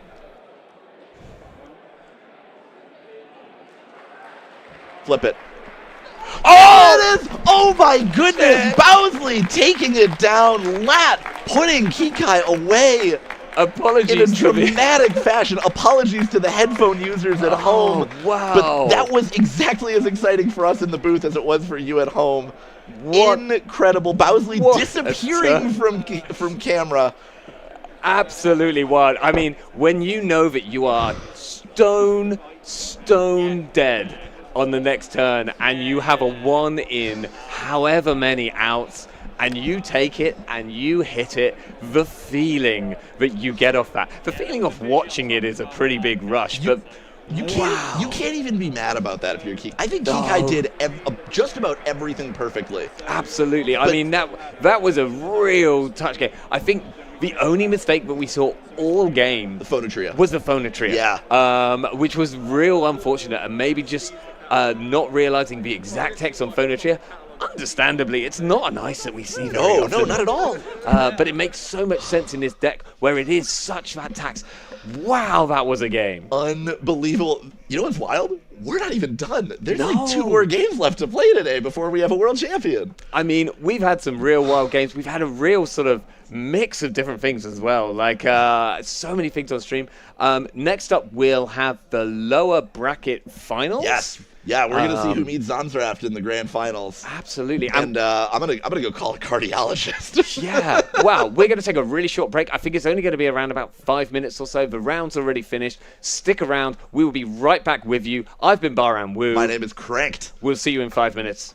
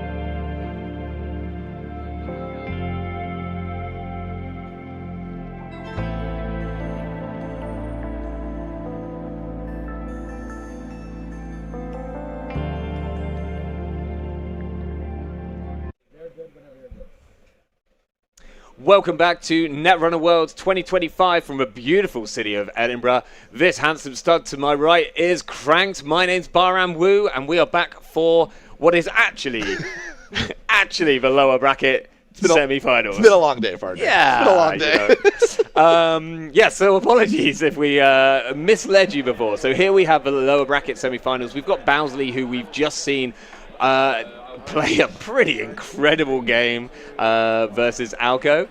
I hope his heart rate's come down from that previous one. Yeah, mine hasn't yet. So playing against that, we've got Davs.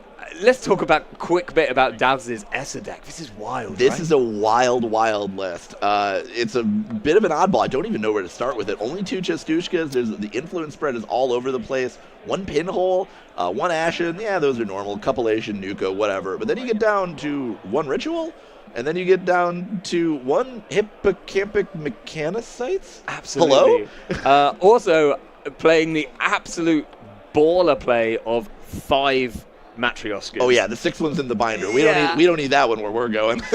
This is like card cutting to the T. Like, I need to cut a card, 5 will do. But yeah, this is, so we've already got a Marrow, which is pretty good sort of from stopping you dying early. Having a hand size of 7 is good. It'll probably go down from there. Essa never starts with just never ends with just the 1 core damage, but this is a really good way to survive the early game. Yeah, already losing 1 of those dolls, so we're down to 4 in deck. Okay, all right. We can keep a little track of that one. Bowsley sort of playing a fairly defensive start. We've got some ice on HQ. Obviously, you want to sort of stop those easy Chestushkas coming through, and also something in a remote which has been iced. One thing to just be really aware of, certainly Davs will be playing around this, is that Bowsley is on Regenesis. Yes. And the one thing about Sabotage is you can sometimes accidentally set yourself up for a Regenesis score. Oh, did I do that? Off the back of some Sabotage. So you do have to be a little careful here. Now, I did watch Davs play this exact matchup earlier in the day. Not against Bowsley per se, or mind you, but still the Essa into Alco matchup. The Alco deck disappears very quickly in the face of all that Sabotage, coupled with the self-mill and the draw power that Alco is afforded just by virtue of being the egg. Yeah, and that's it. Like, Cohort and Alco already sort of draw and mill through your deck anyway. If you're also losing 10, 12 cards to Esser ability, maybe a couple of Chestushkas, suddenly your deck feels very, very slim, very fast. And remember, the agendas have to go somewhere. Absolutely. Dav's playing very aggressive already. A very well-known aggressive player. Face-checking this ice that turned out to be just a fly swatter. Probably the only thing that doesn't really do a bit of damage in this list. But just checking it with its face. Yeah. What's the worst that can happen? The best breaker is built in, I would say. Now, we've already drawn into more of these dolls, which is fine unless you lose too many of them. You definitely want to hold on to 1 or 2, I would think. But we're going to see if any of those come down. Davs is pretty poor right now, so no credits at all to speak of after pinholing the Cohort. Now, it is a 1x pinhole, so that pinhole is out of there. Yeah. Now, things can come back. There is a one-of copy of Katorga Breakout in this Essa list, a card that I don't think a lot of people have played or frankly read. It's a bit of an oddball. It looks a lot like a card, maybe something like a retrieval run from back in the day. Katorga Breakout, run any server. If successful, get anything back from your heap into your grip. Yeah. You still get an access. This is a really cool inclusion. It really is, and it works really well with Ghost Tongue, which we've got 3 copies of in this deck, because it will going to reduce that down to just 1 credit to run. I'll let you in on a little secret. I was playing free Katorga Breakout in Esser back in Worlds in Barcelona, Beautiful. and I was loving it. We're just barreling into this anemone, so we're going to take a couple of damage off the anemone. One of those is a steel skin. That's going to draw a couple more cards. Reload. But then we're going to take another damage off the anemone subroutine itself. I think Davs has to be okay with just giving Bowsley a few Oko counters early, right? Yeah, I mean, also, this aggression, Bowsley's down to 1 credit and Strike hitting fun. a strike fun. I mean, Jackpot. This is why you can be so aggressive as a criminal. You do not care if you take damage, because half the time it's pretty good for you. Yeah. Checking a card. See Seeing how they run. such a run there. Rip like, 'em. Absolutely kind of just tempo for Davs and lack of tempo for Bowsley, other than getting those Alco counters, which is going to be pretty good. There's another cohort. That's just out in the open. I would assume that if Davs pinhold the first one, this one is not going to survive if it doesn't get iced up very, very quickly. I think we do see another ice on the left side of Bowsley's hand. Can't get a good look at it, but we'll probably find out here in a moment. Only a couple of cards in hand, but that's going to change pretty soon as we get our cohort trigger, our Alco trigger, drawing right back up and hopefully getting right back in it. Not really able to play much of the money that's in Alco at this level, but if you find a Bladderwort, which there is one there, that's a particularly nice thing to get down at this sort of time in the game. Yeah, Bladderwort behind this Fly Swatter is probably going to go a long way. The only way that Davs has through this Fly Swatter would be Matryoshkas, and we're already down one. The only breakers in this deck are 5 of the dolls and 2 Begamoths. Yeah, we see 3 of the dolls in hand already. Now, this is why Davs is such an aggressive player. I would be so scared right now because you've already lost 1. That's 3. You lose, well, 2 of those, and you're going to be in real trouble. You're going to have like 1 ice breaking option other than the Begamot to get through stuff. This Essa deck is so cool. Here's a copy of Predictive Planogram getting played for Bowsley. 3 credits on the board. Exactly the kind of money he can play, which is great. I think that will be the Bladderwort installed naked, and probably wanting to use that service for something a bit more important. Maybe a Moonpool, maybe a Fat, something along those lines. We got a Mamie coming down here. And then making a run on R&D, putting the Mamie down first, obviously, because if you hit an agenda here, get a nice little charge off that. Checking Archives. Check Archives. There's another. See how they run. 4 points on the board. Already probably from the sabotage we're assuming. 1 Mindscaping. Yeah. Looks like a Hansei in there as well. Petty Cash, Anemone. A lot of good hits in there, frankly. Yeah, and again, Mamie getting that counter immediately. So we're already off to the races with some money. 4 points on Dav's side. Big oppo. This is going in a very different direction to our last game. There's the Bladderwort. We're out of range. Alco trigger. Spin Doctor, Regenesis, and Bladderwort. None of these seem particularly exciting if you're Bowsley. Regenesis. I think Regenesis to the bin, yeah. It's interesting. I wonder if we see an Ice on Archives. Yeah, this is a deck where the Ice on Archives is a bit more critical early, just because of you need to set up those Regenesis plays. It's Petty Cash. Yeah. Just making a couple of credits, but clicklessly. Feels really good in Alco as you're trashing stuff anyway. Bowsley now got to kind of decide where they're at. Their backup are good in terms of money. Davs is definitely not. So if there's an Oppo to hand, then that could do a significant amount of damage. But Davs does have a big hand size still. Only taking that 1 core so far. Just installing 3. The 3-card Monty. Yeah. Playing out 3 remotes. Plenty of things that they could be. We're assuming Moonpools, maybe Bladderworts. We didn't see what got drawn. R&D also still completely unprotected. Davs is on a couple of copies of Finality. Only takes him to find 1 Fuji for the win right now. Oh yeah, the Fujis are very much lethal here. Even a card like Copulation would probably be able to do some real work in this board state. There is a 1-of copy in Davs' list. And worth noting that Bowsley isn't on the false leads as an option here. So we've got 3 copies of Oppo, but no way of sort of time warping the corp to force those tags, but just using it more as a tempo thing. If you're going to come and trash all my stuff, you're going to have to also be able to clear all these tags. Yeah, I was having a long think about the turn here. Taking a credit. Also going to need to find some events for this Mamie at some point soon. Rolling the D6 for which server we're going to run. Yeah. See what this is. Wants to have at least 2 credits. Here's Bladderwort. So is respecting, I guess, a Spin Doctor? Cohort possibly. There is Spin Doctor. Now, Spin Doctors carry extra weight in against Essa. Yeah. Essa puts a lot of cards away. Moonpools also are going to do some work.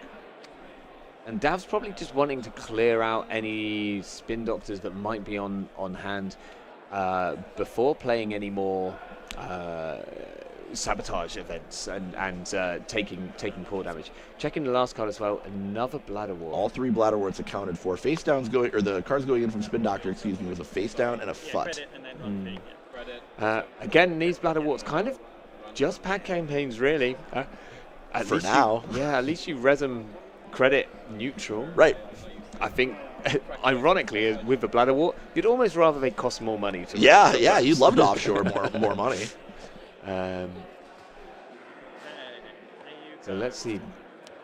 There they are. Bowsley just getting that drip. Nice little neat stack of Bladderworts going on.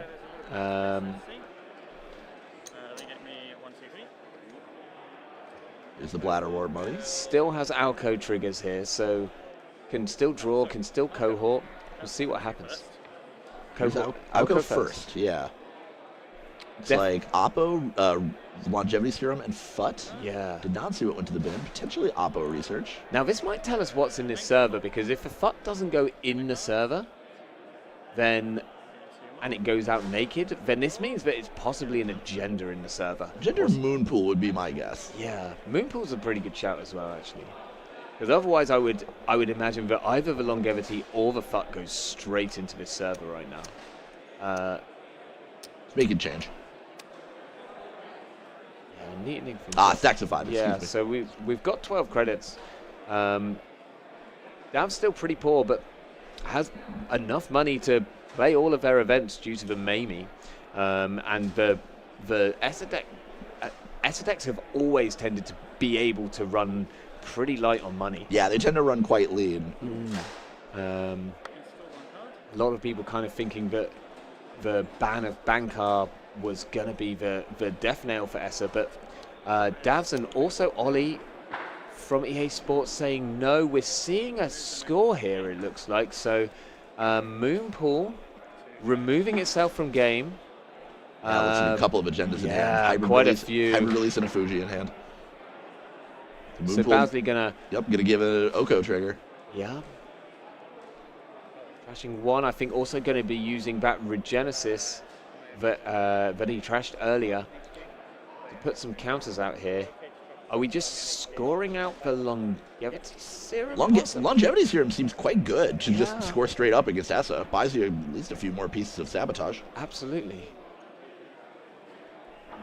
Could also technically get a second Alco trigger from the Longevity Serum, which might be relevant. I don't know if you actually want to draw quite as much as you normally would. Yeah, our hybrid release and Fuji going in off of the Moonpool. Means that there's still a Fuji in hand, I believe. You do see the Longevity. There's the Serum. Got to get that Serum through. We may not be shuffling or trashing anything, just shuffling back. And the agendas face up on the top of the deck just because Bowsley knows he's going to shuffle them in a second. So just sort of making sure that there's the least possible admin to do at the end. Yeah, it's an important skill to learn for playing tournament Netrunner, just little efficiencies to play to the clock. Absolutely. As someone who's played some World Tree Arasana, you know better than most. I'm pretty adept with not shuffling unless I really have to. So Dav still with these 3 dolls in the deck. Kind of needs some money. But it's Chichishka, which has credits to pay, could just eat this an enemy and play why not? with Chichishka. Like I said, not the worst thing. I don't think Davs is going to be that mad about giving just random Oko counters. Yeah. It's not the end of the world. We do also see the Ashen in hand, though. So this hand is really, really awkward in terms of the things that you might not want to lose. Like, you could lose the dolls, but if you lose the dolls Finality. Here we go. Wow. So just saw Fuji go back in, too. Yeah. And again, like, we only need to touch 1 Fuji. There's 3 in the deck here. We're going to see 4 cards. 2 are also going to get milled. We lose the Chistushka to the core damage. Redraw, though. There's still 6 hit points, essentially. Yeah.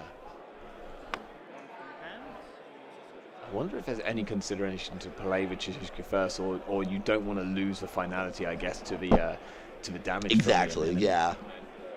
I think Bowsley sabotaging 2 from hand. There's the There's the Fuji. Fuji. That's it.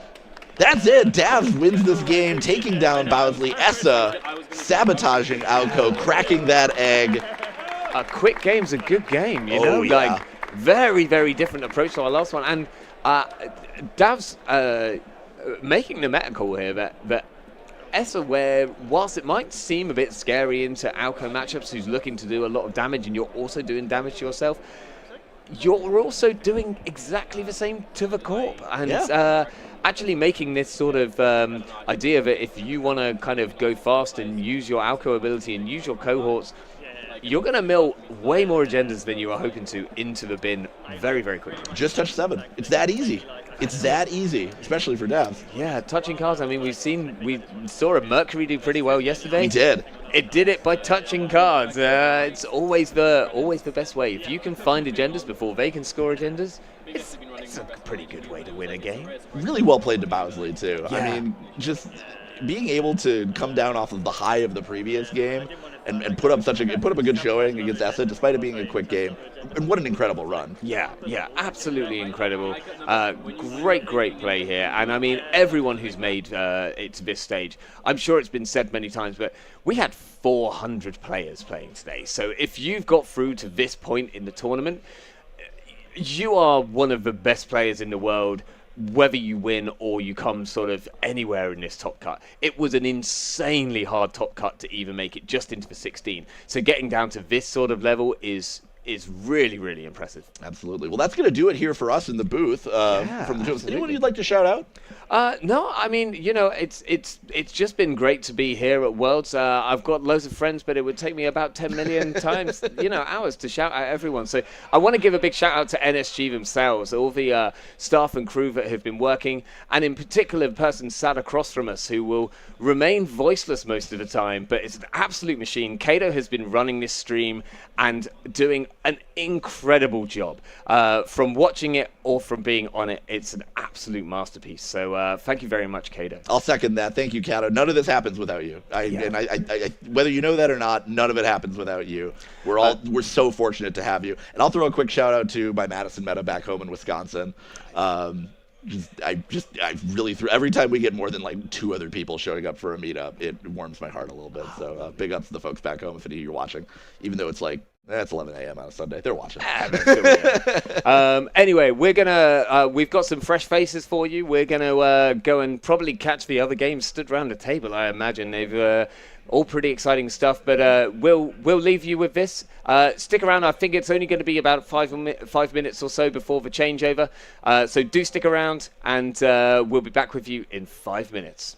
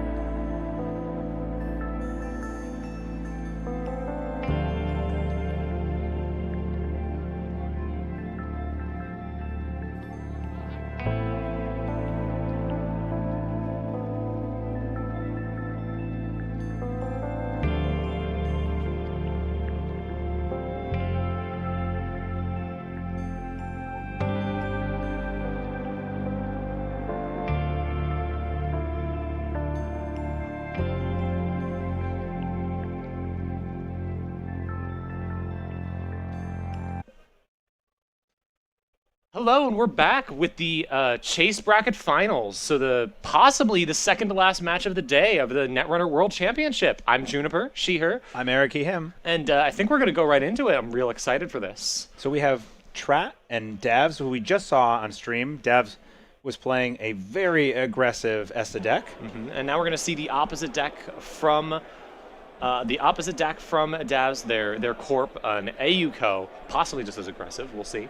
We'll see. I believe Davs is an EA Sports player, and this might be a very similar list to Alco. I could actually be wrong about. I'm not great at tracking team members, but at least very good friends with a lot of the EA Sports members who have been watching and rooting Davs on. Makes sense. I can't avoid my my love for the fact that Trap brought Nuvum and is now in the second to last match. That is why I adore Nuvum. It's one of my favorite decks. And Yeah, so you said so last year too, I think. Yeah. I was playing it last year too.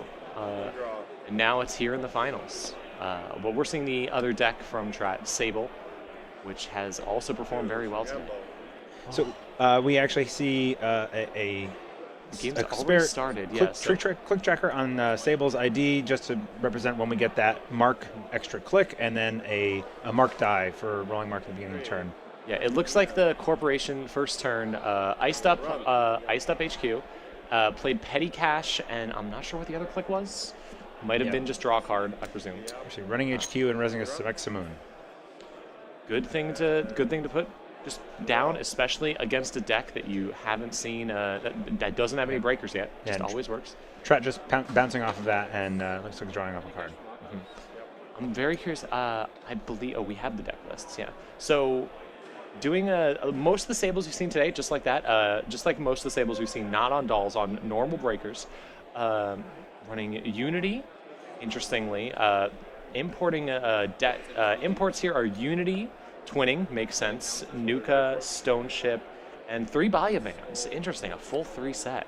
We see a Hansei review for an Alco counter and install an Isa Fut and res it and let the counter start ticking on Fut. Scary to see, especially when you don't have any breakers down, so conceivably no way to get in, although, of course, there are 2 pinhole threadings in the deck. But only 2 pinhole threadings. Now, once again, this is the top cut, so all the players have their opponent's deck list. They know every single card that is in their opponent's deck list. So you know that your opponent's only going to have 2 pinhole threadings. You know that your opponent's only going to have See a Hermes in hand. That is, there we go. That's a fantastic early install. And an open market for a little economy. A little bit difficult here because while you do have that ice protecting the FUT, and that would potentially allow you to go get rid of the ice protecting the FUT, it's just protecting the FUT. It's nowhere else. Right. You can't bounce something on HQ because that's already been rezzed. Being able to bounce that would feel good. But. Yep, over the course of the game, though, I expect that we'll do a lot of work against Alco, who does a ton of installs. Generally speaking, you see a lot of ice, maybe several servers that are 1 or 2 ice deep. So that Hermes is going to be very effective. This deck is This deck is playing 3 Bladderworts, 2 bites. That's interesting. Knowing that there's the 2 bites in the deck is a pretty big deal. Just being able to know that you might have to worry about that. Yeah, I believe the mark was archives there. It's hard to tell what's going on in the dice. Great, it is archives. We did get a confirmation from our table runner. Thanks, Cranked. This, though, is a major kill deck. We've got 2 Oppo researches and 2 end of the lines as the main imports on the Corp side. This looks very similar to Kikai's list, and I believe, again, that if Davs is a member of EA Sports, would love to know for sure, and I'm sorry about that, apologies. It's very often that a testing team will bring the same deck or very similar decks to a big event and all play it. So this could be very similar to the deck that we just saw Kikai play. I do wonder if those 3 Baya bands are going to be really good here, given the tag thing, given the tags in this deck, because you can use that thing. Usually it doesn't get used in my experience, but this is an opportunity. It's a great panic button mode. Baya bands is a modal card that you can choose to do something with at the moment, and including forcing the Corp to res every ice. Oh, hitting an enemy. Yep. Including removing a tag. So Anemone is always a fantastic res out of Alco, as long as you can trigger the, as long as direct access isn't being played on you right now. So we're losing 2 cards. We lost Carpe Diem and a clean getaway. That's a lot of money. And also a Biobands. Okay, that's a lot of run events. But we are going to get to trash the FUT, which is a very important thing to be able to do. Yeah. However, this does mean the Hermes is rough. Every single piece of ice has been rezzed here. Right, we do have face downs on the table that we could possibly bounce here. And now actually like trying to go get an agenda becomes more viable because you don't have the FUT damage you're worried about. Let's see. One installed. The other card was the hand apparently. Oh, the anemone. Okay. No, not the fact, but Paying for the anemone. Forgot to do that. I turn the credit on it to the counter. Okay, Davs has Trat looks like has one click left. And Going clicking to to draw. Makes sense after you lose all those cards. 4 counters on Alco hurts. Gonna start really seeing that speed the game up. A lot of this game is going to be, I think, decided. A huge amount of pressure from this can come from what you end up getting on the mark runs as a Sable. Because there's so little ice on the main servers, and because one thing we saw earlier was a game where Regenesis could have fired, except the Sable, because the Sable needed to clear 8 tags because of an Oppo, but the Sable rolled archives, and it wasn't protected. So the Sable just went and checked archives for free, and you had to shuffle it back in, so you didn't get to use the Regenesis. So a lot of what ends up being rolled for Mark could be a really big deal here. You just see a Spin Doctor res, and then calls installed. Mindscaping getting played, I believe. Yeah, Mindscaping. Mindscaping getting played. Interesting, because that means you're not playing it for the tags later, although you are running 3 of them, so you do have an opportunity. Mindscape is just such a good card because you can play it for any reason. You can play it for the tags, or you could just play it as a good card that filters your draw. Right. Here we were maybe digging, possibly putting a dead draw on the top of R&D. Boomerang's really valuable. It won't get you into HQ, though. That Samaxamon's really good here. We do see a Transfer Wealth in hand, also has the same problem. I believe that's another Hermes. Not really going to help you.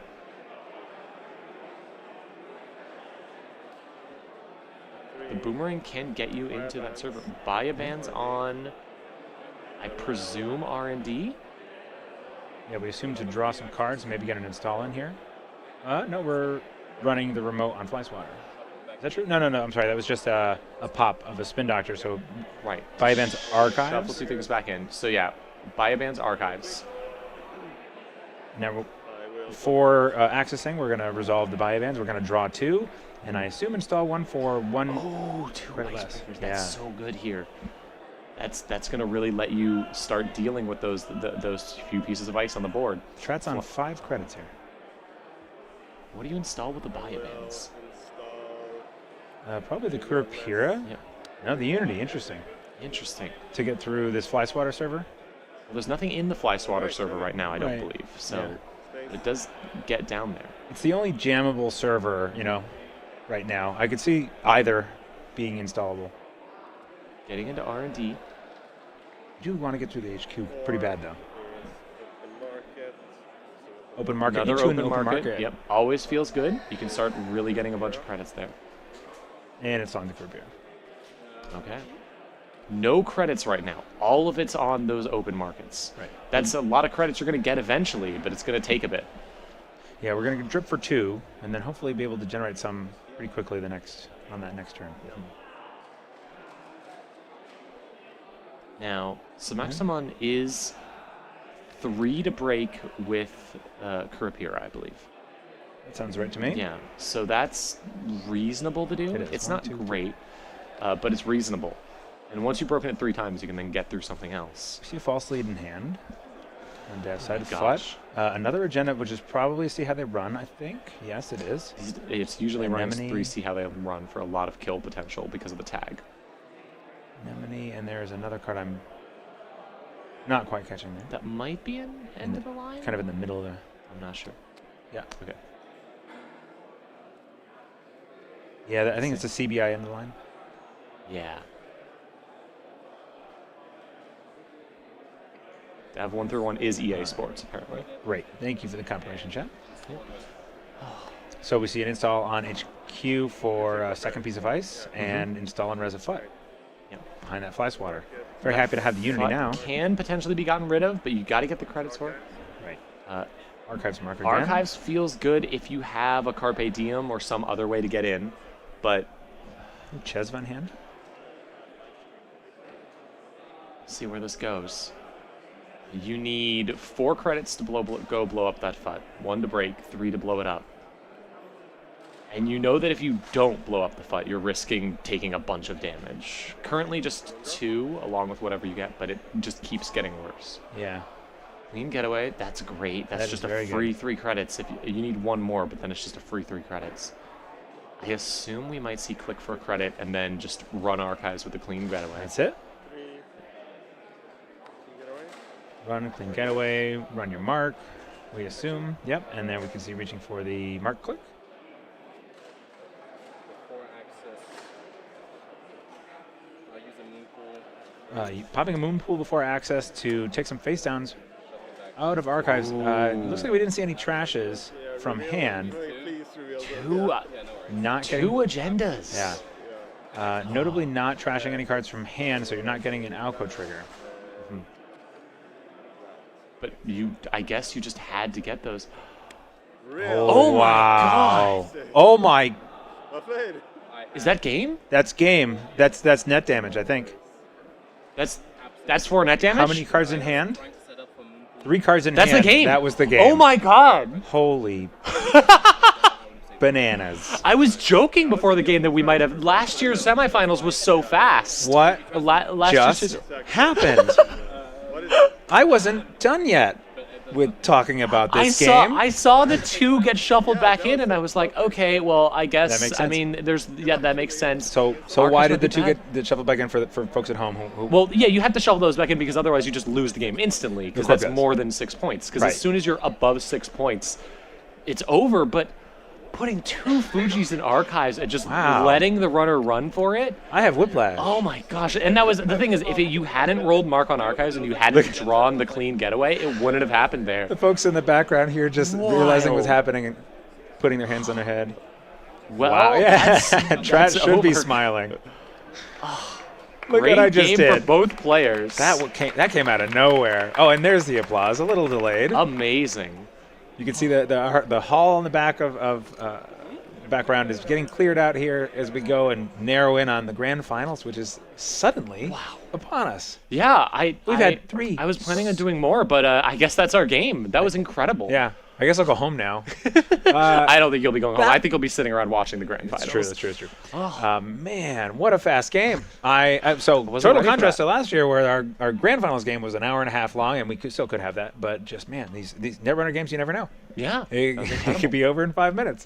Well, we'll be back in just a second with the grand finals. Probably about a 5-minute break. I'm excited to see that. It is, yeah. Yeah. Just before we sign off, I want to say thanks to everybody for me. I'll be out for the evening, but you'll have great commentators on for the next 2 games, or Yeah. 1 or 2 games. Thank you so much to everyone who's tuned in. I've been so glad this stream went off so well. Thank you so much to Kato for running everything. You've done an amazing Shout out job. to Kato. Yeah, I wish we could cut absolutely to fantastic. you, Kato. We have this. You deserve so much. Well, Okay. I thought that was going to be longer, but we'll see you in the next round.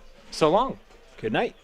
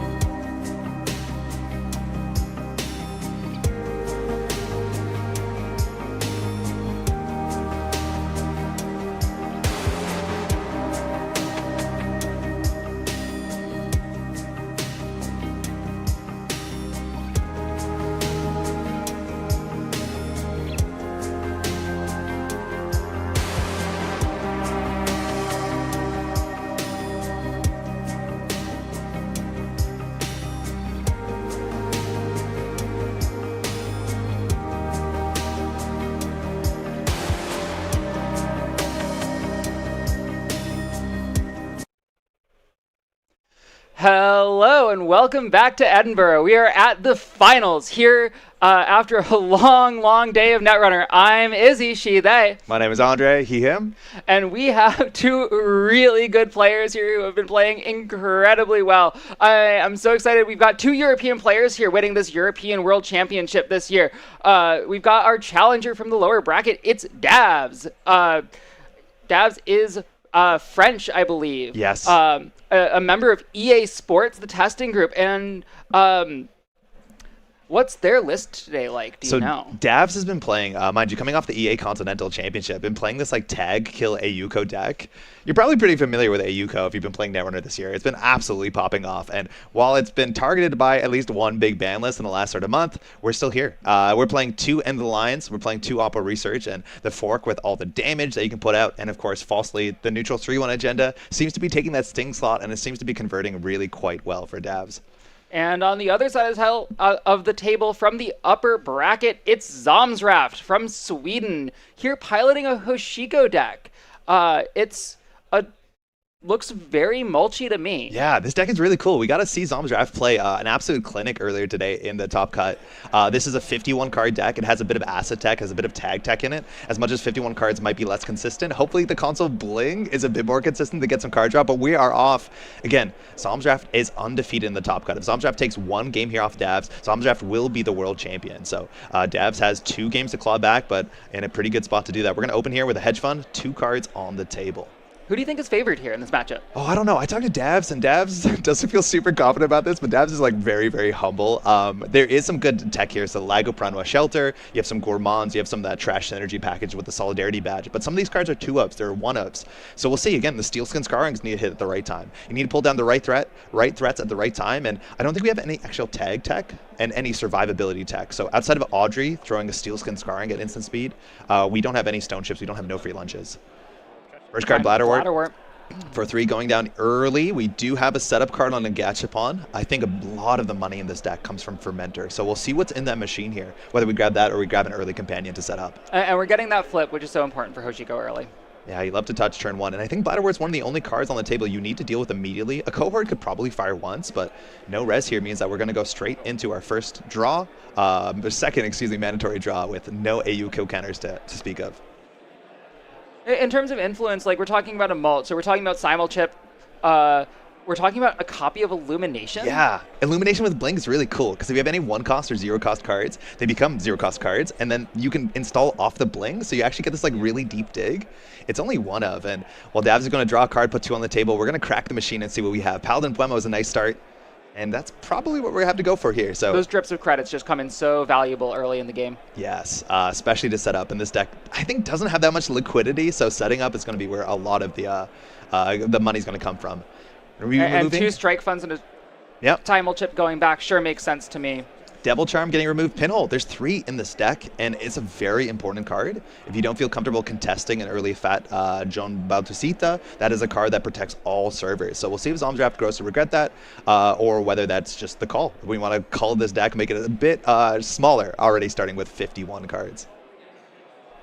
Yeah, we're on Devil Charm, but we're not on Crew. No, we're on Chisel. So the Simulchip Chisel loop, again, there's no big ice in this deck, so while Chisel might work slowly on an enemy, you can blow through some stuff with some focused effort, whether it's 3 runs into a Samasamun. It takes some time. Oh, but we do appreciate options. We do appreciate options for recursion into damaged Jinteki. Yeah. Yeah, this buffer drive too, like people love that as like a damage tech card. And it's more so about being ground out, which I don't think is going to be the name of this matchup. No, this looks very clearly, you need to survive the big kill turn. It is the burst of damage.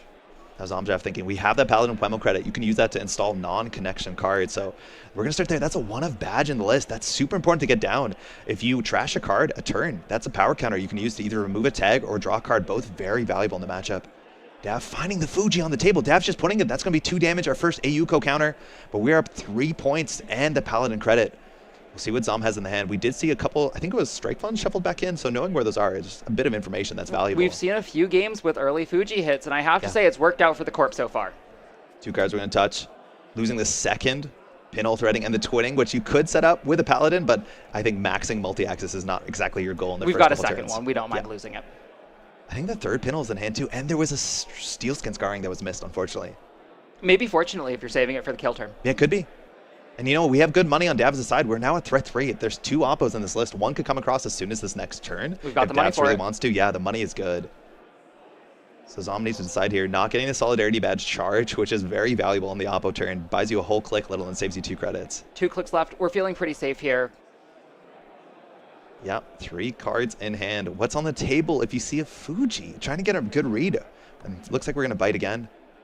Moonpool. So Trying this, maybe to score that out. Does Yeah. that indicate more in hand? it could easily. This card moves around agendas really valuably. That's 3 credits to get the badge charge. We've already risked oppo research. Going so down you to can 1 threat. credit to get rid of that, I think that's right to do.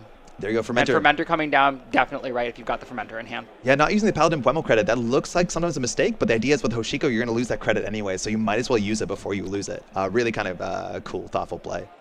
And you see the hand there. Again, see how they run as a big combo card, the 4-2 agenda. Score it, you get a tag and some sort of damage. And, it looks And like just there's putting it another right agenda on the table. Not iced. I don't think we know what that iced card is. But Psalms Draft, going to get a card, going to get a couple counters. We'll see how the badge is used, whether you want to save it for the oppo research turn. Again, there's only 2 in this deck, so it might not come out too consistently in the early game. But deciding what to do with that badge counter. Again, the Hoshiko draw came first, I believe, so you have all the information to work with. But Zom, definitely thinking this through. Is it a missed trigger? Because it's just the draw. There's no tag to remove here. Correct, so it's your choice, but you don't have to use it, right? Start That's a turn, true, you can you decide can to, like, save it. let's leave that for a rainy day. So thinking. Looks like we're okay here. Have the cards we need for the turn, I suppose. Yeah, both players smiling. I think we might be okay. I think we're still deciding whether to use the badge. It's actually such an interesting decision whether you wanted that tag removal. And so much of the money now is going to be on the Fermenter. Again, there's no way for the corporation to easily purge. I don't believe there's a virus on this list. There's no fly swatters. So if you want to There deal... is a fly swatter. Oh, there's 1 fly swatter. Okay, that is interesting if the face jack is going to be a problem. It looks like We're we will be taking the drawing a draw. card. All right, Devil Charm in hand, I think we just saw off the top. Not super useful in this board state. It's a bit of a 2-card combo here. In terms of feeding the Solidarity Badge, we're looking at 3 Gourmand to do that. Yeah, super important for Audrey.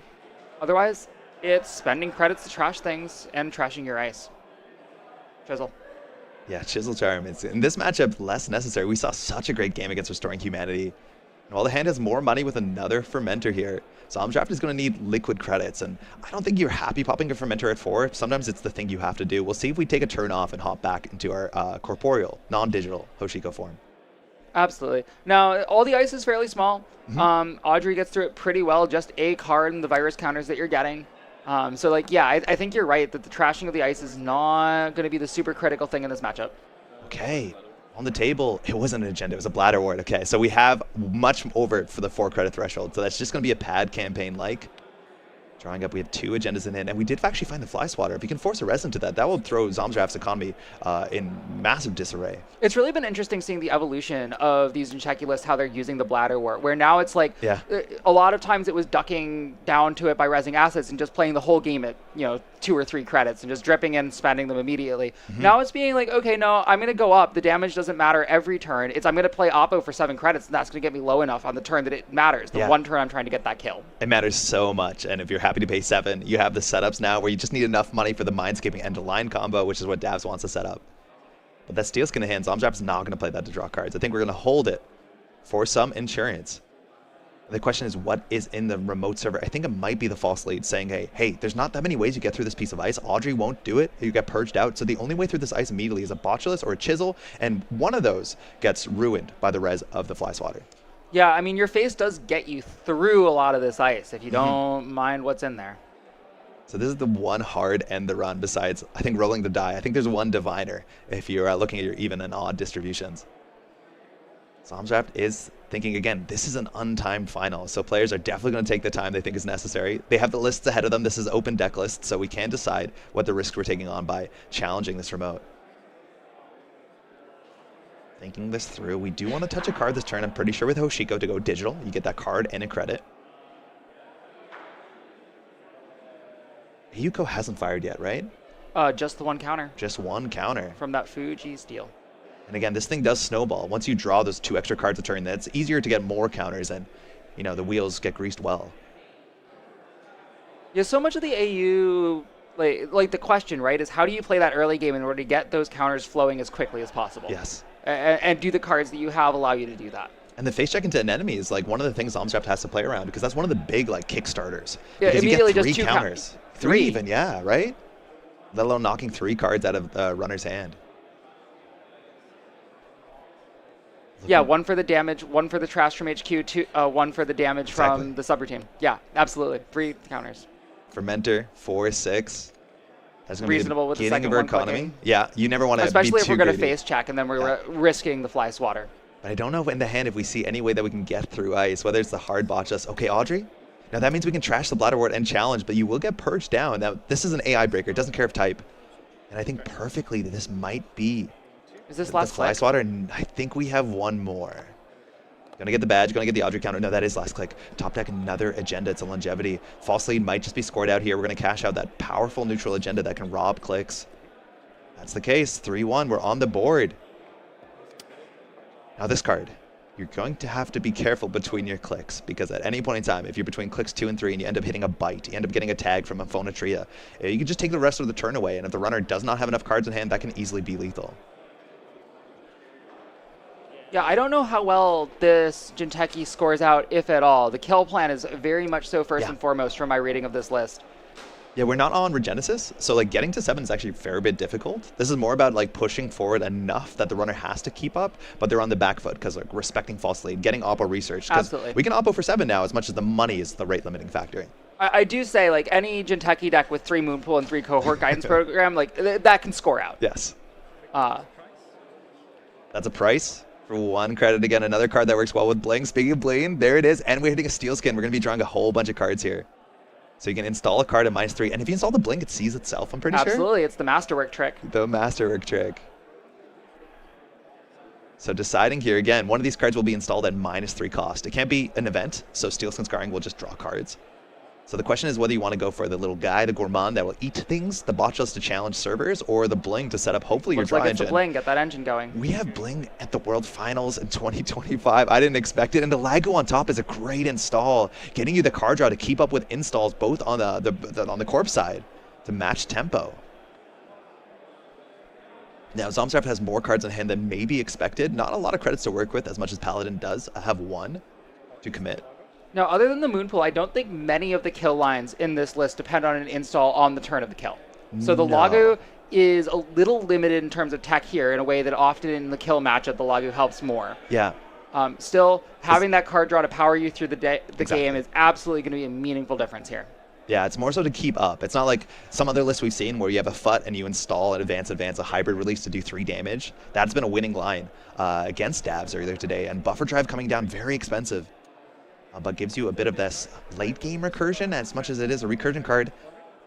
And immediately pitching the Steel Skin back to the bottom of the deck, recovering some of that cost on that Buffer Drive install. Very nice. Yeah, for those not familiar, Audrey's ability to discard cards is an instant paid ability you can do at any window. It doesn't matter if you're not a countering guy, so you can just throw the Strike Fund. Clickless in game 2. It's really huge in this matchup, in fact, because you can pitch that Steel Skin at instant speed even if the first part of the Corpse Kill combo misses that Steel Skin. So you still have that ability. It costs you 1 card overall since... Yeah, Zomstraft is set up for this. Really good tech so far. The Badge, the Lagu, the Audrey, as much as I think we've seen 1 Steel Skin so far. 1 is still in hand. And back to Davs here, knocking the AU co-counters is really limiting the amount of draw, let alone the amount of ways you can get stuff in the bin that you care about, whether it's the petty caches, whether you can set up the moon pools easily. And it's a See How They Run and a Longevity Serum in hand. That's it. And a Foot, Diviner Anemone. Draw up again. We got finding a Mindscaping. There's that first kill piece. I think we've seen Davs use that for tempo before, just to set up top of the deck, especially with the Spin Doctor. It allows you to get rid of things, but... The first one seems really worth it. Yeah. Icing HQ throwing out a Diviner, holding more agendas in hand, and again, Zomstraft might be just a bit more cautious to face check, because as soon as that an enemy goes through, it's at least 2 AU co-counters, even if you can break the ice. Started turn triggers. Oshiko is in the natural, I believe is the subtype.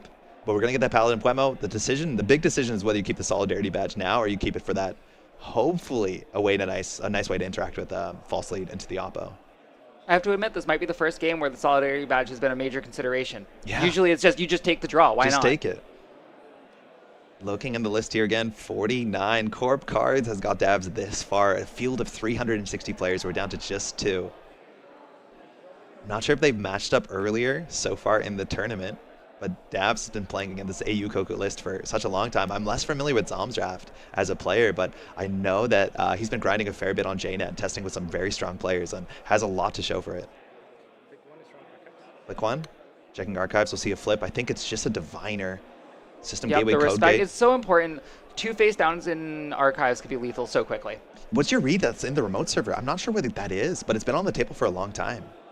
I don't know if it's a moon pool is my guess. Moonpool feels right to me. A foot would have been rezzed by now.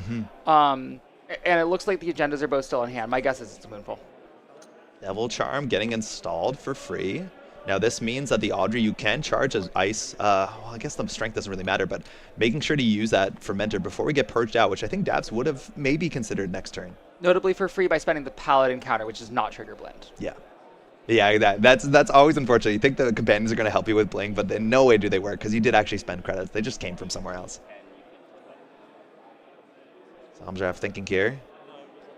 One thing to point out, a classic malt strategy, the program's in a separate discard pile. Yeah. Your second hand to draw from with your simul chip. It's totally as necessary. Worth noting that back in the day, maybe like a decade ago, you had to organize. The order of your archives actually was like enforced. This is so much better. It's so much easier that you can manage it the way that makes sense. All right, conferring with the judges to make sure things are good here. It looks all right. I think we're just getting the Hoshiko flip credits. Yeah. I think we're checking. Yeah, archives would be checked here. So Hoshiko should be digital at the end of this turn. It started next. Yeah, I think we're just sorting this out again. There's a team of judges. And notably, Harmon B, who you can just about see on the right, is taking notes the entire game. So I believe the judges have a pretty good log of exactly what's happening this whole game. Install to trash. Excuse me, Lagu is going to interrupt this. First install Bling. You could bottom that with buffer drive. You don't always have to. Looks like we're not going to go for that. I think hit points are less of the question here. You just need to get to your cards. We have an Ashen. And there's the FUT. Again, I do think there's still maybe one pinhole in hand, but it's the last pinhole. So if you're not going to face check into that ice, and I think that ice actually purges out the Audrey. It's a really well positioned ice. If it's an overinstall, I think it might have been the bite in the remote. Oh, yeah, remote bite makes sense. We've got 2 of them. Yeah. Unless there's an agenda that's been on the table and you install with a moon pool or a spin dock. But yeah, very interesting overinstall. And this deck has 2 bites in it, which really matter, especially with false lead. Host draw. Looks like we're still chilling on the Solidarity Badge. It's been a turn already, and we've drawn every single copy of Bling. So the console is good. We have an extra Paladin. We do have the Chisel. If you want to do the Chisel Charm trick, which you can, if you want to challenge any server here, you're guaranteed to get in, as much as an enemy might do some damage on the way. No AUGO counters. Yes, it's still no AU counters. It's just careful play on the runner, not making runs that result in them.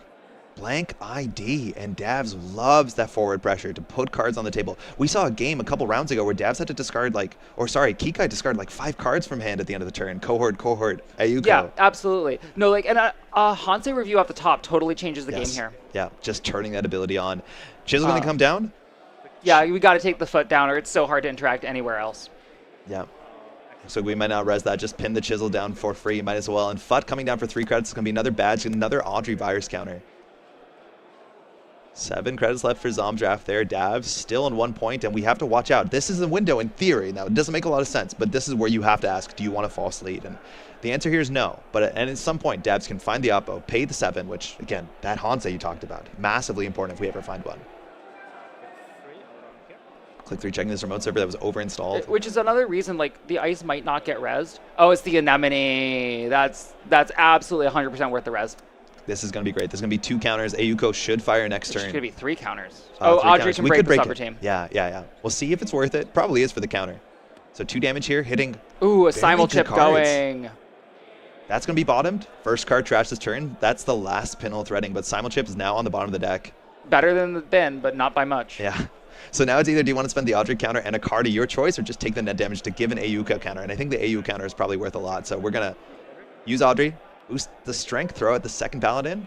Of course, with Lagu on the board against AUGO with a ton of assets, I expect we can get to the bottom of that deck pretty quickly. Moonpool has been seen. One of the very powerful cards. Not only recursion, not only fast advance. Going to be trash for 3 credits. Still have every single spin doctor. This deck has a lot of recursion, as much as Moonpools is a bit more limited. Zamdraft spending a lot of credits this turn. Again, if you don't simulchip back a Fermenter, this deck doesn't have a lot of burst economy, so you can find yourself in an awkward situation if you are on the wrong side of an Oppo research. And it's very easy to get caught in a spot where you have to keep running, you have to keep losing those credits to Hoshiko every turn, every turn. All right, Ayuko finally fired the text box here. You can spend 2 power counters at the start of your turn to look at the top 3 cards of R&D. Trash 1, draw 2.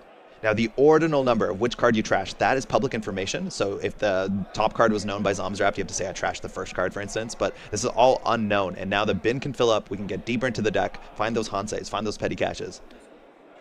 Put things on the table. Lagu. We're going to throw out the Chisel. I like this. Sometimes you want the Chisel in the archive so you can simulchip it, but this one's going on the bottom of the deck. It looks like a Botulus off the top into the hand. 2 cards on the table behind both servers. One of them Chisel pinned down. We'll see if you want to just tank your way through the enemy or just break it for a card. Cookbook showing up. Very valuable card. This deck doesn't have too many ice with 2 Separtines, which makes the Botchus a bit better, but it does make simulchipping back your Fermenters that much better, that much faster. It's a little bit more bursty. You can flicker the Audrey too when you're ever purged out. Super valuable. Absolutely. It is remarkably hard to lock a mulch out of the server. Yeah, it is. It is. And this deck, like, the multi-axis is a bit more limited, so we're going to be playing table Netrunner for a while, trying to control the board. Maybe we'll see one of the 220s. I think we might have lost one in the early game. One in the bin, for sure. Toms are finally using one of the Solidarity Badge to draw a card, keeping 1 again, just as an insurance policy. Click 1, checking the Chisel remote. We have 3 credits of trash with no Gourmand showing up just yet. Agendas in Davs' hand for sure. That's a Spin Doctor Res to draw 2. More points in hand. Very nice. I believe that's a Brindle Mold alt art. Oh, yeah. Yeah, Brindle Mold's here. Looks like we're going to trash that for 2, so we're going to stay digital, get all our counters here. Dav's not using that for the recursion, so there's still 1 unknown on the table. I'm not sure if you need to run this card. We only have 1 credit to trash with. If it's a FUD, probably be rezzed. That's expensive. Bladderwort's expensive as well. Hard to say we really need to trash it. We've gotten our trash triggers. Ooh, Yeah. Gourmand. That makes it much easier. Checking for false lead, I think. Looks like we're good. Gourmand eats anything. Pushes you forward at the same time. Almost anything. Not agendas. Not agendas, you're right. That sometimes really does matter in the matchup. It's so critical here. Like, Yeah. Looks like we're going through that enemy. Audrey for that bling. We're going to use that virus counter. Let's see what's in here. We only have 1 credit, but the Gourmand again doesn't mind. Second another spin. spin doctor. That's 2 out. That makes sense. This one will be chased out, probably putting back a spin. Might be agendas in the bin now. Again, we just saw the Ayuko turn, and then there becomes that sort of power turn where 2 cards on the table. We're making complexity. Absolutely. Can you read the die on Ayuko? I can't tell how many are left. I think it's just 1. Good old ANRPC metal die, or maybe that's the old one from Nationals or Worlds last year. There's some nice metal dies. We're gonna go for the cutback here again. Points. Look on the score here. It's only 4 points so far, and we are a couple But how turns many in hand? I Exactly. see a false lead, a longevity, the see how they run, another see how they run. The more Ayuko draws, the more the agendas come up, and while they do end up in archives for many different reasons, you have to do the math here. Not that Zamdraft wants to pivot, but Cookbook coming down again, trying to duck that last credit. The Paladin Puemo is there, but Hoshiko cannot spend what she does not have. So we got a petty cache, I think. Yeah, removed from the game. Nice alt art, gained 2 credits to start a turn that came from archives from face down. Lagu fires. Gonna consider getting access to Botchless, but that will just return to the bottom of the deck, trying to do another Chisel, I think. Looked like. Oh, Moonpool. This fixes the hand. I think this is a longevity, and this Moonpool also gives you a counter, which is quite powerful to get the AU coded 2. We discarded the card from hand. Second false lead would really open the game up. I think it's an angle Davs has, shuffling back 5 points of Fuji and to see how they run. Third advancement here has to be false lead. This is big for Davs. Davs now can forfeit both of these and say, Zamdraft, you have no turn. Now, limiting is the money, that is for sure. For this combo, you're going to need you need 7 for the Oppo, you need about 5 more for the kill. So we have some work to do, but still, there's a lot of money in the deck. All the Hanseis are still in there. More petty caches as well. And Mindscaping gets you some money if you need it in a pinch, as well as finding you those other pieces. Yeah, Zamdraft dying up with the badge. Again, we have no hard tag tech besides that 1 Solidarity badge, so we can maybe start our next turn with 3 tags, but that's not enough. It's all about where are the steel skins. And I think we know one's been in hand for, I think, since turn 1, dodging damage. Ayuko will fire next turn with 2 counters waiting. This deck has no Hana, but is still pretty good at checking those assets. We'll see if Zamdraft wants to take the turn off here to recover with Hoshiko. No real threats on the table, as much as the agenda density on Centrals has to be relatively high. Yeah, Mulcher misses Imp for managing those assets, especially with Simulchip, but Gourmand does a pretty good impression. The little guy's not a virus. Only 1 trash, no matter how you slice it. Thinking this through. Dav's relaxing on his arm. Again, it's been a long day for both these players. Zamdraft has been off for a couple rounds, waiting for the chase bracket to catch up, but Davs has been in the middle of it for a while now. Checking HQ again, 2 credits is not threatening any terrifying ice. It's certainly the advantage to winning the upper bracket. So I do think there's some points in here. Longevity at a minimum. Seeing end of the line. Foil, that's a featuring Bridgman, and we're Gourmanding it. That's a very nice hit for the Gourmand. I think that's MJP, who's here in Top Cut 16. I think Bridgman's on the other one. You're so the Urban, correct. yeah. Yes, I think it's MJP. Bridgman on the Urban. This is MJP. There, that's huge. That's going to be money coming in again. We have bottomed out here. This again is a Bling deck, not a Keiko deck, and there's a lot of money we're leaving on the table. Bling has only triggered a couple times, but it's doing well for Zamdraft so far today. Speaking of doing well, we'll have another trigger here. You can Bling off for the install of the Gachapon. It looks like we don't want to. It's optional. Don't have a click left to install what would comes off the top. Ayuko, 3 cards. Piece of ice. I didn't see what hit the bin. On 2 credits, that's actually a really big break point because you can't play petty cash from the bin. You have to do it before you spend any clicks, and that does cost 3. So Davs needs to assemble the combo. Lost the end of line to the Gourmand. Very important. This deck has 2. Interesting putting it behind the chisel. Yeah. Cost an Audrey counter to go through the animating. Yeah, it looks like Cost nothing, very little to go through the chisel. Just going to put 2 cards on the table. One of them looks like it's a foot. Just saying, hey, you're going to need money to deal with this. Whether you want to simulchip a Gourmand, whether you want to simulchip right now to go get a fermenter seems really expensive. Trashing your board. Not firing the Gachapon. At 2 credits, we can res a Fly Swatter. Fly Swatter, we can res a Diviner, but the Diviner's in the bin, so it's just Fly Swatter. Yeah, this list, does it have Tattoo Bolas in it, or are we just on some Asamoons? No Tattoo Bolas, just some Axamoon. Zom thinking this through. If you look at the hand there, only 1 agenda. Has done well to manage the hand, and a foil bite from Worlds Edinburgh 2025. Just got that a couple days ago, but 4 credits is a lot for as much as net damage and tag is exactly what Davs wants to deliver in this matchup. And for those of us keeping track of the Steel Skins and the Strike Funds, we've got all of the Strike Funds, one of them on the bottom, and there's 1 of the Steel Skins out in the bin, 2 left. Yeah, I think 1's been in hand since turn 1, which I think Zamdraft's really appreciating. That's where you want it. Yeah, you mentioned that panic ability with Audrey. You can say, okay, before you try and combo me, I'm going to draw 2 cards to make sure you can't miss it. Going to pop the Fermenter, challenge the remote server, keep the money credits, keep the money busy. 3 credits to trash that. Going to get both of our counters here. Zamdraft just has a very clear idea of exactly which pieces need to come down. Yeah. Doing a very nice job of controlling the board. Now, Oppos haven't shown up yet, but Davs also needs the 7 credits plus the combo.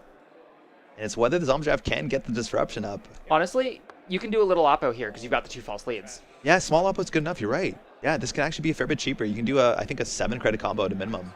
You can start your turn on 5 and get there. Cohort, trash for 2 down. more. Zamdraft's money also going down equally. We have drained our 3rd fermenter of the game, I want to say. We'll see if you would just simulchip it back at the end of the turn, or whether you want to use your simulchip for a different toolbox. It's hard to let a cohort stay up, though. It's worth bottoming out to take that down. For sure. Back to 0 Ayuko counter as Davs not allowed to play that much with the ability so far this game. What's it fired now? Twice? 3 times? Sounds like 3 times is right. Zamdraft thinking this one through. Enough cards in hand. Going to I think we're just looking at face-ups. in archives, not making their own. So Hoshiko is digital. You want to try and spend that last credit if you can, and Zamdraft's been really good at doing that. But again, not on big money here. Davs needs some more combo pieces. Would love the Ayuko ability.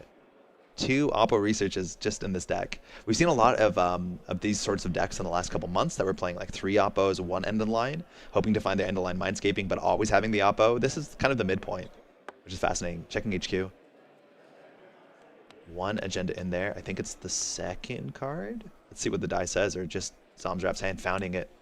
2 points. We're on game point 5. to 2. Zomdraft now knows that he can just send it centrals if things get dicey and have a chance of touching any of the see how they runs, let alone the last Fujis. Yeah, there are 5 hits left in the deck, I think, that win the game here. Plus, Are we throwing out Illumination? We're not playing it. We're throwing it out. 3 influence spend. hard to drop that many cards out of hand in Yes. Yeah, but so cool with Bling. And there we go. End of turn. We're going to be bringing back this Fermenter because we trashed a program, the first Fermenter, and they'll come in with 2 counters because of the cookbook. Top the deck. An enemy. Good draw if you want to get your Ayuko counters. Mindscaping. Just to carve the hand, get some money. We're up 2 credits. Going to put a card back on top of the deck. It's, you know, you're going to draw next turn, but it keeps R&D quite safe, which is quite nice. And so now I think all the agendas in R&D. I don't think the hand has any unless it was just drawn off the mandatory or the Mindscaping. I didn't see one. Yeah. Mindscaping's so fun. It's like borrowing your draw from next turn. Yeah. Popping here. It's the Gachapon. 2 prices don't do it. Strike Fund will fire here. The Ashen is gone. But it looks like the only thing we install here is the Gourmand, which in terms of pressure, getting combo cards out of the hand, Zomdraft really likes that Gourmand here. We'll see if we fire the Blink. I think we can remove a price, yeah, and Audrey from the game and shuffle the rest back. Yeah, so often it's like we're talking about what is basically an asset matchup, and so often Gourmand just helps you like keep the credit cost down. But here with those kill pieces, it's really nice to have something to pull those right out of the hand. Exactly. Keep you pushing forward too. This could fire the Bling. I'd love to see it, but I don't know if Zomdraft needs more cards out of the deck that quickly. With all our clicks left, oh, maybe this was end of turn to Yep. get that extra counter. Exactly. In which case, you definitely don't want to. I don't know the text on Bling. It If stays until your end of your turn. Perfect. Yeah. So you have a whole turn to decide what to do with the newly acquired goods. Fermenter on 6. Paladin, I believe she's on maybe 3. Looks like 3.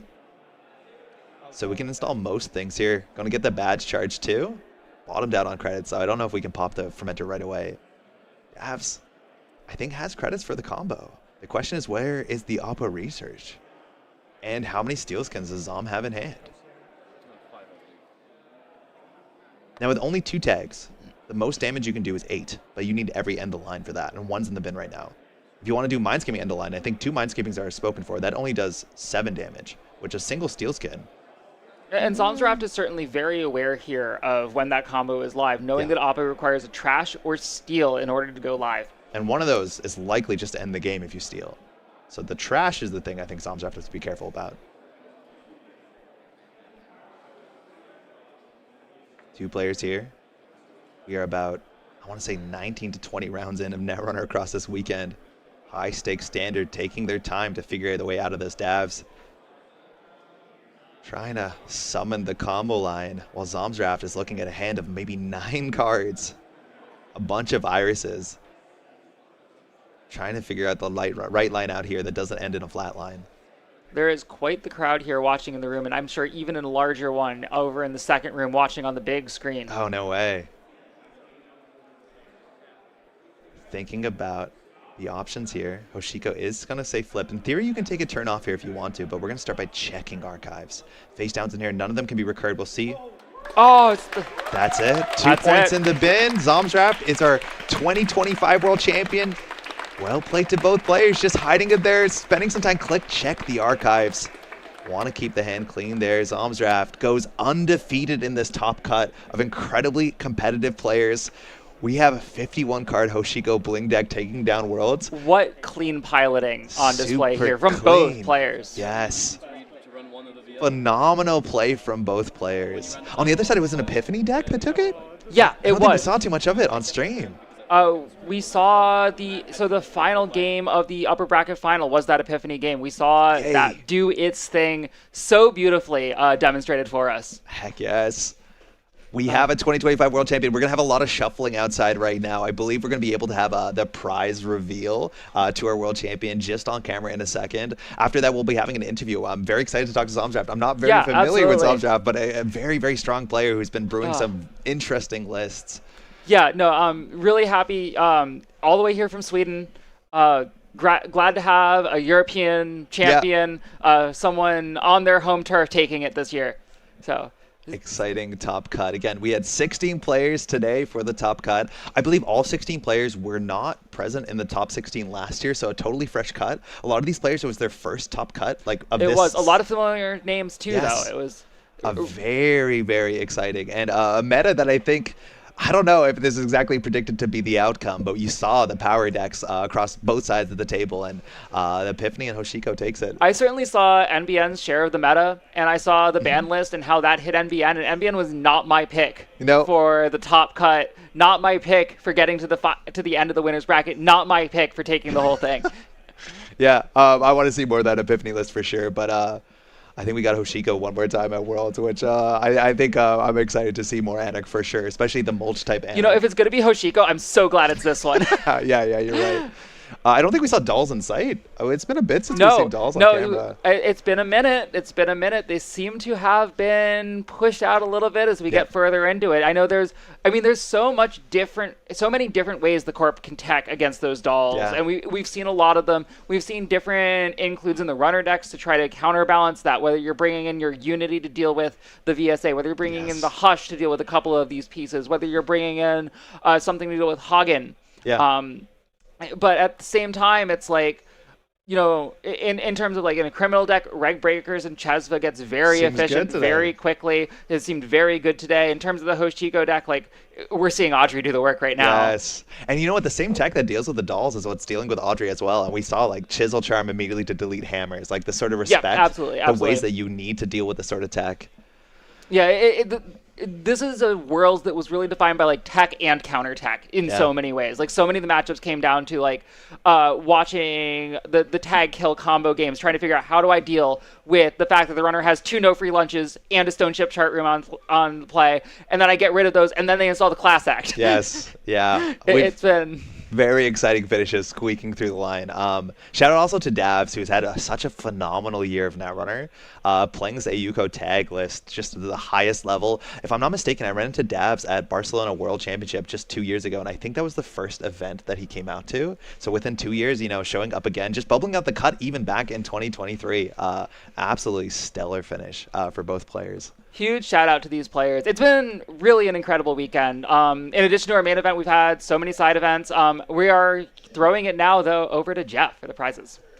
2 long days among a field of 360 players representing over 29 different countries. Your 2025 Netrunner World Champion is Zomdraft.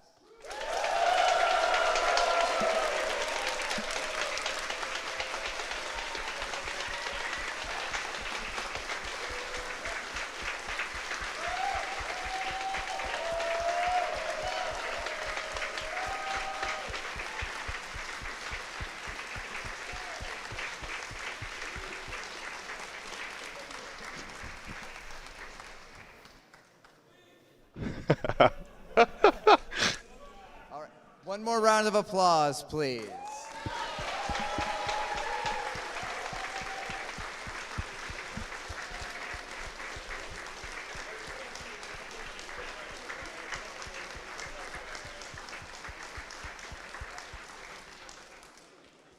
All right, y'all have heard too much from me already for over the last several days, so I just want to say thank you, everyone, for coming out.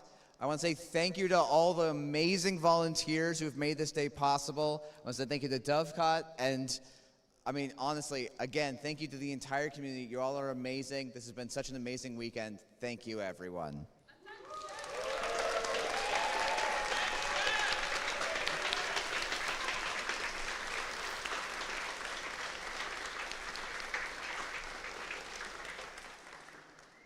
I think that's it. Thanks, everyone.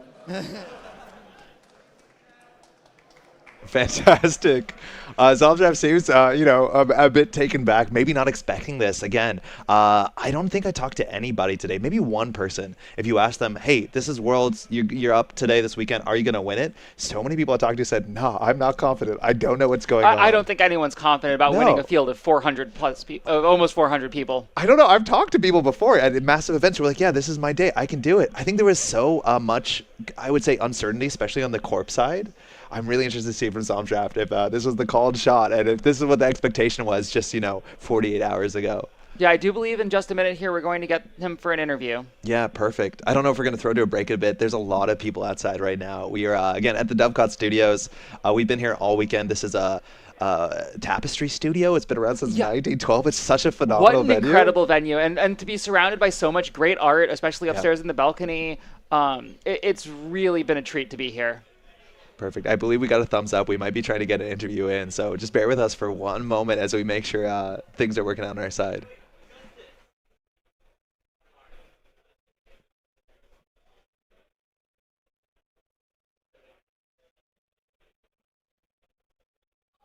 I think we might be getting an interview shortly, but yeah, the energy outside is really quite exciting. Oh man. Did you do Bet Runner this year? I did not.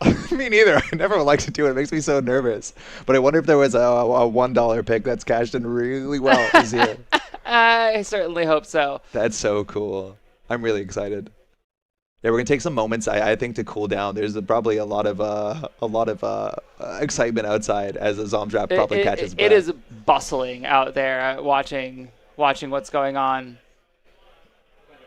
Okay, we're gonna throw to a quick break, and we'll be back with an interview. Don't go anywhere. You're watching the 2025 World Championship with Netrunner. And congrats again to Zomdraft.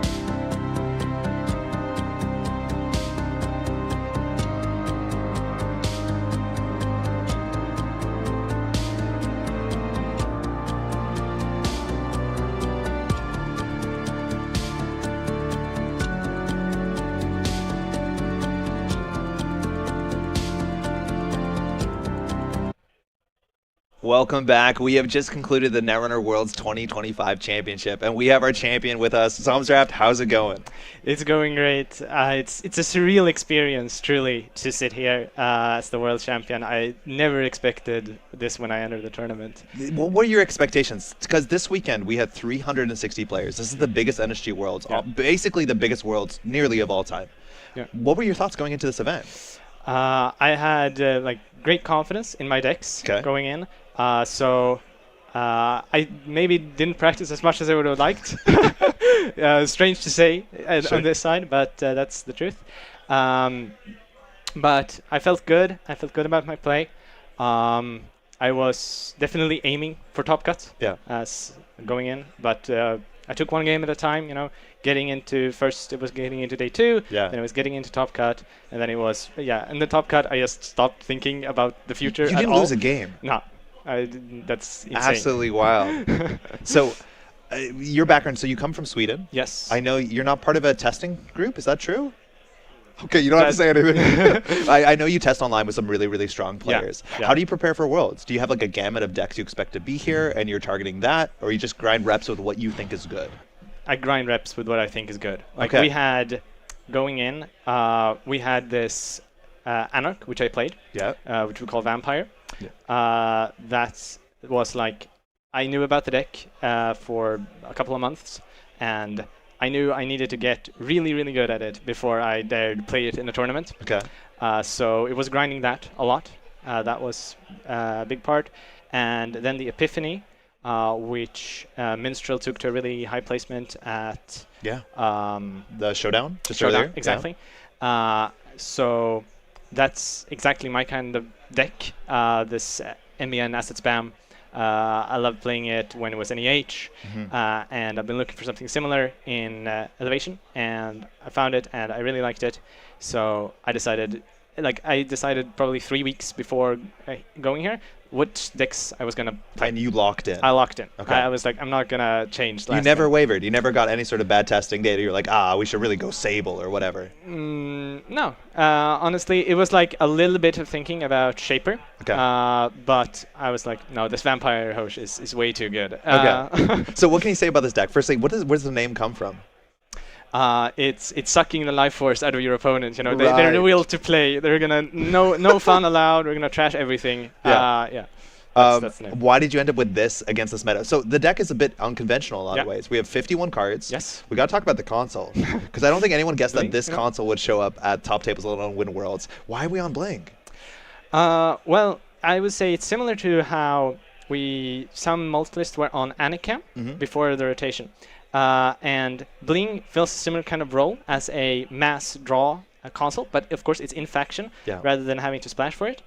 And we have so many triggers between Simul chips, gourmands, gachapons, price, of course. So it fills that role really well, lets us set up really quickly, which is important in certain matchups. Okay, so it's JNet Casual. It's 1 week from now. This deck list is on NetRunnerDB. What is your big advice for players who are picking this up? Because it's a 51 card. Like, people have seen archetypes like this, the sort of mulch-like archetype. Do you have broad advice that you might be able to translate to our viewers? Make the corp uncomfortable, right? Okay. Do what they don't want you to do. So know what your opponent wants to do and try to stop that, destroy whatever they want to do. That's the key. Yeah. I imagine sitting across from damage, tag, asset, the AUCO matchup. Yeah. That feels like a good matchup. Decent matchup. Okay. At least. I would rather sit against Glacier. You think like so? LEO, LEO or RH. I beat 3 RH on the way here. RH game on very stream easy. was so good. It was just like the most fun Netrunner I think I've seen in a long time. It was really, really good. That's very nice to hear. Yeah. So those kinds of matchups, the heavy Glacier, which is part of we really like that. I really like that. Like LEO looked like a big factor. At Worlds, and this list had really good game into LEO. So that was a big part of it, even though I ended up playing like one LEO. So, yeah, that's strange. That's not what the expectation was. Yeah, but RH, that was good. I didn't think it was would be that popular. Yeah. Even though it had some results. So that was a nice surprise, you might say. Okay. Yeah. And this Epiphany list, again, it's something you enjoy. We saw at the Showdown, it was like 70% win rate. Yeah. People were not prepared for it. They seemed like they were teched into assets. Yep. And I think also a lot of people with, hopefully in a respectful way, they don't exactly know how to play into it because they haven't seen the combo lines. Like, I had the pleasure of playing against Minstrel early on Friday, and it's just like every turn, you got to stoke the embers on the top of the deck. Like, it's just getting away from you. Yeah. What would you recommend to the players who are trying to struggle to close games with Epiphany? I think that's one of the big talking points.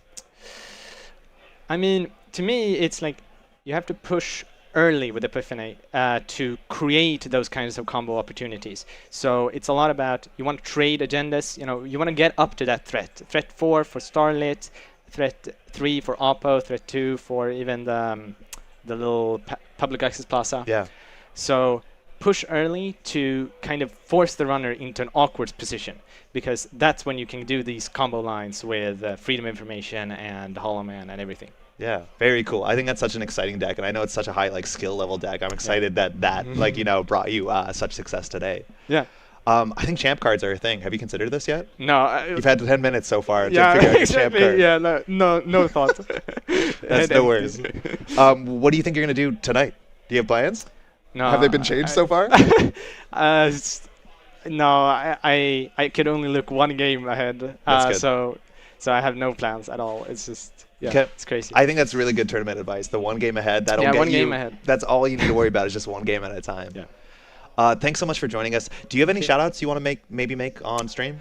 I would like to shout out Council, who is the mastermind behind both of these decks that I played at Worlds. So that's a big person, and they really helped me hone my game as well. Super cool. That's a very, very good Netrunner player to be testing with. That's phenomenal. And with that, hey, speaking of shoutouts, I think we're just going to wrap up the stream here. It's been a fantastic weekend. We've been here for 3 days. It's been, again, nearly 400 people. It's easily 400 people here at the Dovecot Studios in Edinburgh to bring this Worlds together, whether it's people coming out to play, whether you're watching online, and of course, all the volunteers here. Shout out to Cat on production. It's been such a great weekend, and it takes an absolute village to make these things just as great as they are. So on that note, on behalf of No Signal Games, thanks so much for watching. We'll be hopefully at another Worlds in just about a year, and it's going to be a fantastic thing that I don't think you want to miss. With that, we're going to be signing out. This is Netrunner 2025 World Championship in Edinburgh. Congrats again. Thank you.